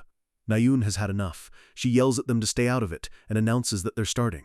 She explains the objective, to hit the targets that will be launched through the air. She lays out the rules. They'll start at 100 meters. Every time they both succeed, they'll add another 50 meters and keep going. She finishes with a taunting smile. Are you scared? It looks pretty hard, doesn't it? Hajin just turns away calmly. No, it's easier than I thought. Nayun clenches her fist, annoyed, and mutters that they'll see how long that confidence lasts. With a shout of all right, let's start! They both draw their bows. The launcher fires a disc into the air. Nayun's eyes narrow in focus as she lets her arrow fly. Her shot is perfect. The arrow strikes the target dead center, shattering it to pieces. She lets out a confident, heh. She turns back to Hajin, gloating that 100 meters is pretty easy, and begins to taunt him. But Hajin just lowers his bow. Oh, sorry, he says. I was so surprised I forgot to shoot. Can I get another chance? Nayun's confident expression melts into pure, dumbfounded shock. The entire crowd of spectators is just as stunned by his lame excuse. Lee Yonghan tries to hold back his laughter, but fails completely. A massive roar of laughter erupts from the crowd, with someone shouting to just drag him away. Nayun just stares at him, completely unimpressed. She sighs, telling him his posture is a mess, and that no matter how many times he shoots, it won't work. Yonghan is still cracking up. Hajin shoots him a glare and tells him to stop laughing. Hajin gets back into position, drawing his bow. His eyes glow with a faint blue light. He thinks to himself that while Che Nayun definitely has perfect posture, things like that don't matter to him. You don't become top grade just by learning perfect form. That's just the basic requirement. In this world, the power known as talent is what truly determines who's at the top. Shoot, he says, and releases the arrow. The arrow cuts through the air, straight and true, and his talent kicks in. A system window, visible only to him, flashes. Talent, master sharpshooter, has assisted the arrow. The arrow, guided by an invisible force, slams into the target, obliterating it with absolute precision. The crowd falls silent. Nayun stares, her mouth wide open in shock. Hajin lowers his bow, turning to her calmly. I think I've got the hang of it now. With a small, confident smile, he adds, here I go again. We're taken back in time, to a dojo buzzing with excitement as kids push and shove, trying to get a look at someone. They crowd around a doorway, whispering among themselves. Is that her? They ask. The hero's disciple? And there she is. a much younger Che Nayun, already known as a child genius, her expression serious and determined even back then. But then, the scene changes. She's sitting across from her master Heinke's, who covers his face in frustration. The mood is tense. He looks at her, his voice filled with disbelief. "Are you serious? About changing your weapon to a bow?" Young Nayun just looks away, unable to meet his gaze. He asks if it's because of her mother. Nayun immediately gets defensive, shouting that there's no reason for it. She forces a bright, confident smile, saying she just wanted a change. She boasts that a genius like her could probably become the best archer even if she started now. Her master reminds her that he even gave her a magic sword. She just looks down and apologizes. He explodes in anger, yelling that he doesn't have a disciple who changes their path in life so easily. But his anger quickly fades, replaced by a deep sigh of resignation. He tells her he won't stop her if it's her decision. However, he looks at her one last time, his eyes filled with concern. "Is this really what you want?" He tells her to think carefully, and not to do anything she'll regret. Back in the present, an arrow shatters a target. The duel has reached an incredible distance, 450 meters. Nayun and Hajin stand side by side, drawing their bows for the next shot. An arrow flies, and another target explodes. In the audience, two of the top archers from the Veritas class are watching in disbelief. One notes that Hajin is keeping up way better than expected, since 450 meters is her own personal best. Another spectator corrects them. He says Hajin isn't just keeping up. He's been shooting immediately after Nayun, without a moment's hesitation. One of the archers points out that it's natural to feel intimidated under such constant pressure. But Kim Hajin looks completely relaxed, even in the middle of this intense psychological battle. A senior cadet watches with a grim expression, a terrifying thought crossing his mind. This bet, don't tell me Kim Hajin could actually win. He grits his teeth in frustration. Even Kim Suho watches from the stands, his face unreadable as the duel reaches its climax. Nayun draws her bow, her focus absolute. Her arrow flies true, but it's not perfect. She curses under her breath. "Darn it! I missed the bullseye!" It's a tiny mistake, but at this level, it's a crack in her composure. Hajin's voice cuts in, calm and sharp. "I told you, didn't I? You're not suited for bows." Nayun whirls on him, furious. "Hey, are you scared? What's with the cheap provocation?" He just tells her to shut up and shoot. Hajin knows her weakness. Che Nayun doesn't have a calm personality. She gets angry and shaken at the slightest provocation. It's only natural that she's not suited to be an archer.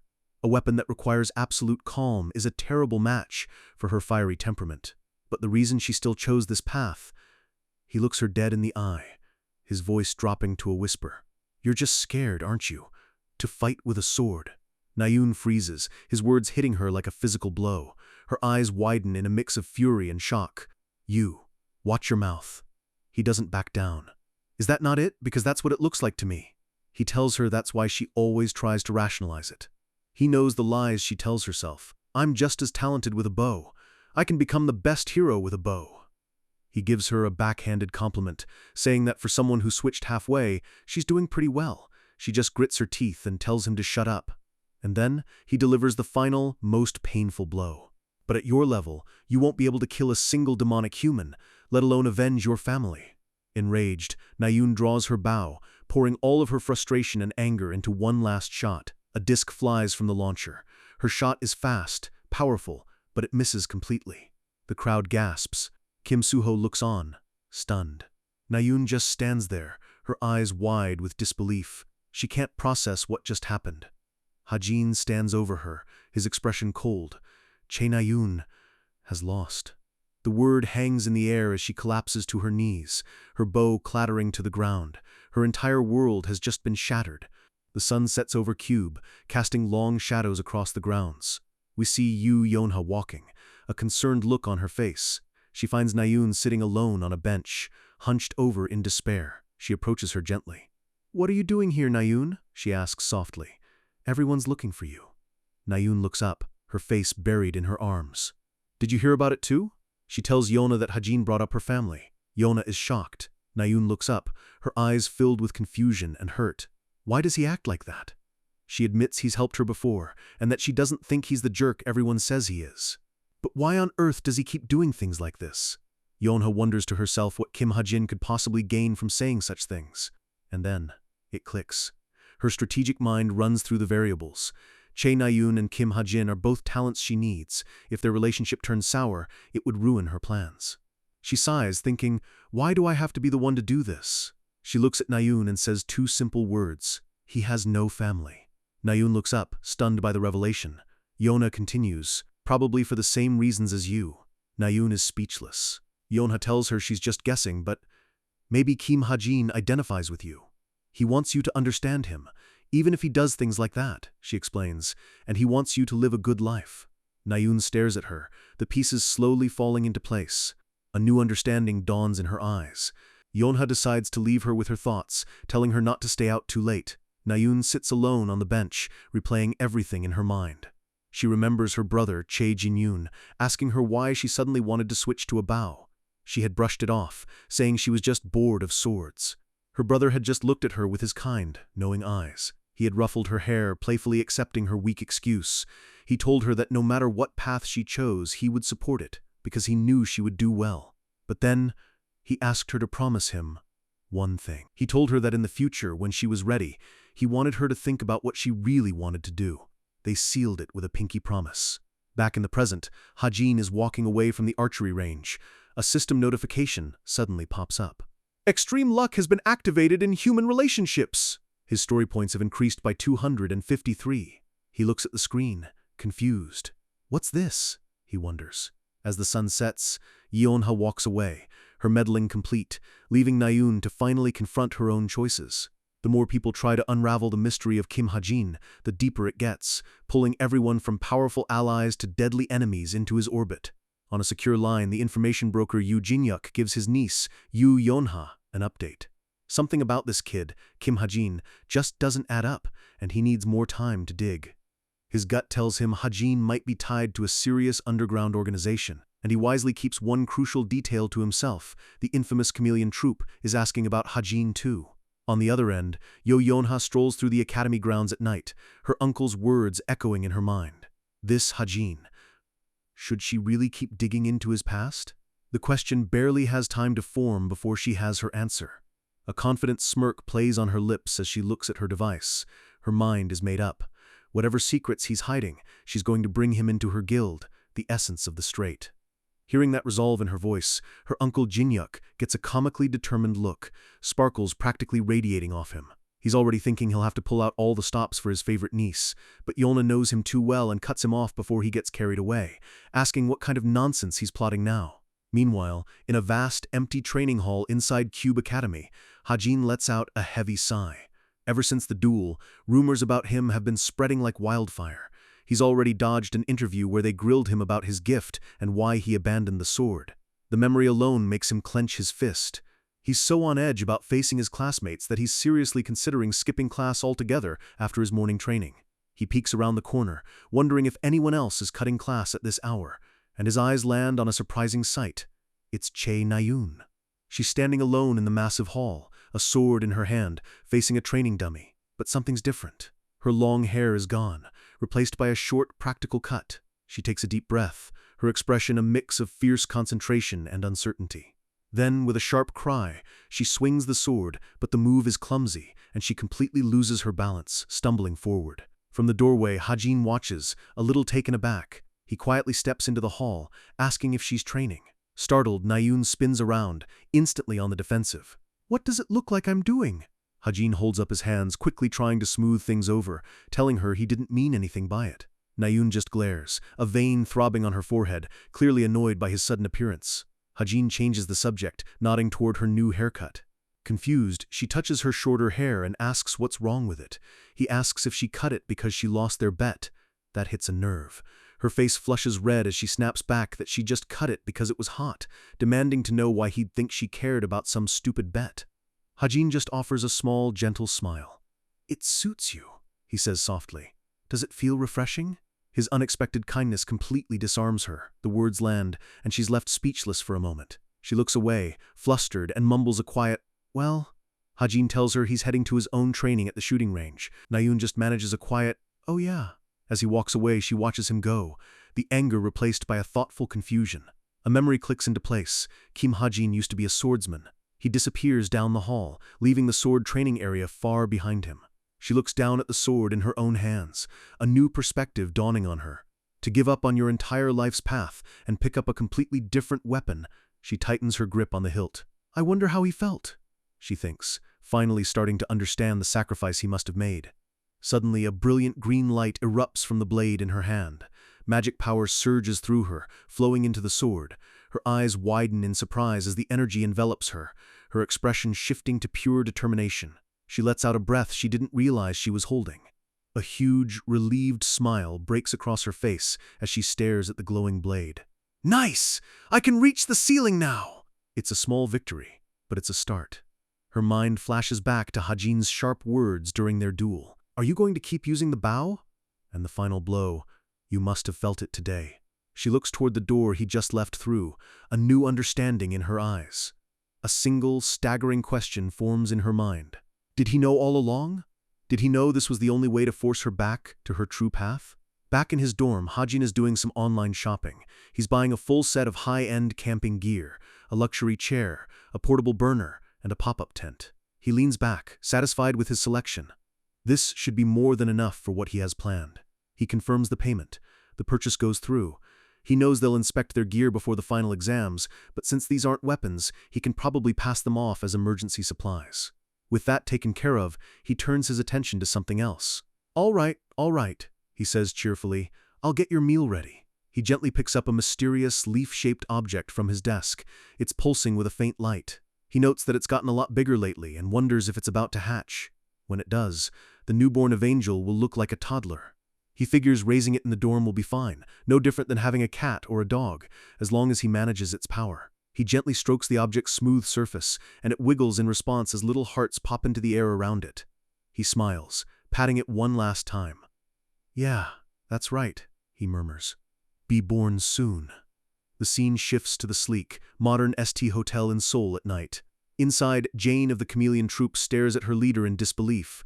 You're really going to disguise yourself as a cadet to sneak into Cube's final exam? The leader, her back turned, confirms it without missing a beat. That's why she needs Jane's help. Jane sighs, recognizing that familiar obsessive streak kicking in again. Looking out over the city lights, the leader explains she needs to check someone's skills personally and retrieve something important from the test site. All right, Jane gives in, a strange black substance dripping from her fingers. Who's going to stop you anyway? The dark, gooey substance pools at her feet before rising up. It swirls around the leader's body, enveloping her like a living shadow and beginning the transformation. Jane holds up a file. Here's all the info on the cadet you'll be impersonating. Her personality, her habits, even how she makes small talk. You need to memorize everything. The disguised leader agrees, but Jane looks stressed, muttering that she has a very bad feeling about this.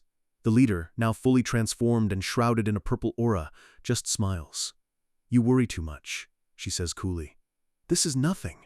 Back at Cube, a couple of girls call out to someone they think is their friend, Lee Jinna. They swarm her, chattering about boys and missed messages. The disguised leader stands in the middle, doing her best to play along with their clingy affection. She recalls Jane's notes on Lee Jinna's friends as one of them offers her a snack. She accepts with a polite smile, thinking to herself that this is easier than it looks. After all, she's just pretending to be a cadet. Just as the girls are pestering her, Hajin walks into the classroom, his bag slung over his shoulder. From his point of view, everything looks normal, just a group of girls chatting at their desks. But as he gets closer, his eyes narrow. His internal danger sense is blaring. The disguised leader feels his stare, thinking to herself, he noticed. Hajin walks past their row of desks, his expression hardening with suspicion. One of the other girls snaps at him for staring, but he doesn't even hear her. His gaze is locked on the new girl. He stumbles back, his face pale with shock. What the heck? He stammers, completely bewildered. His mind is racing, trying to make sense of the impossible. Why is the leader of the Chameleon Troupe here? Thanks for watching. And we'll see you for Season 2.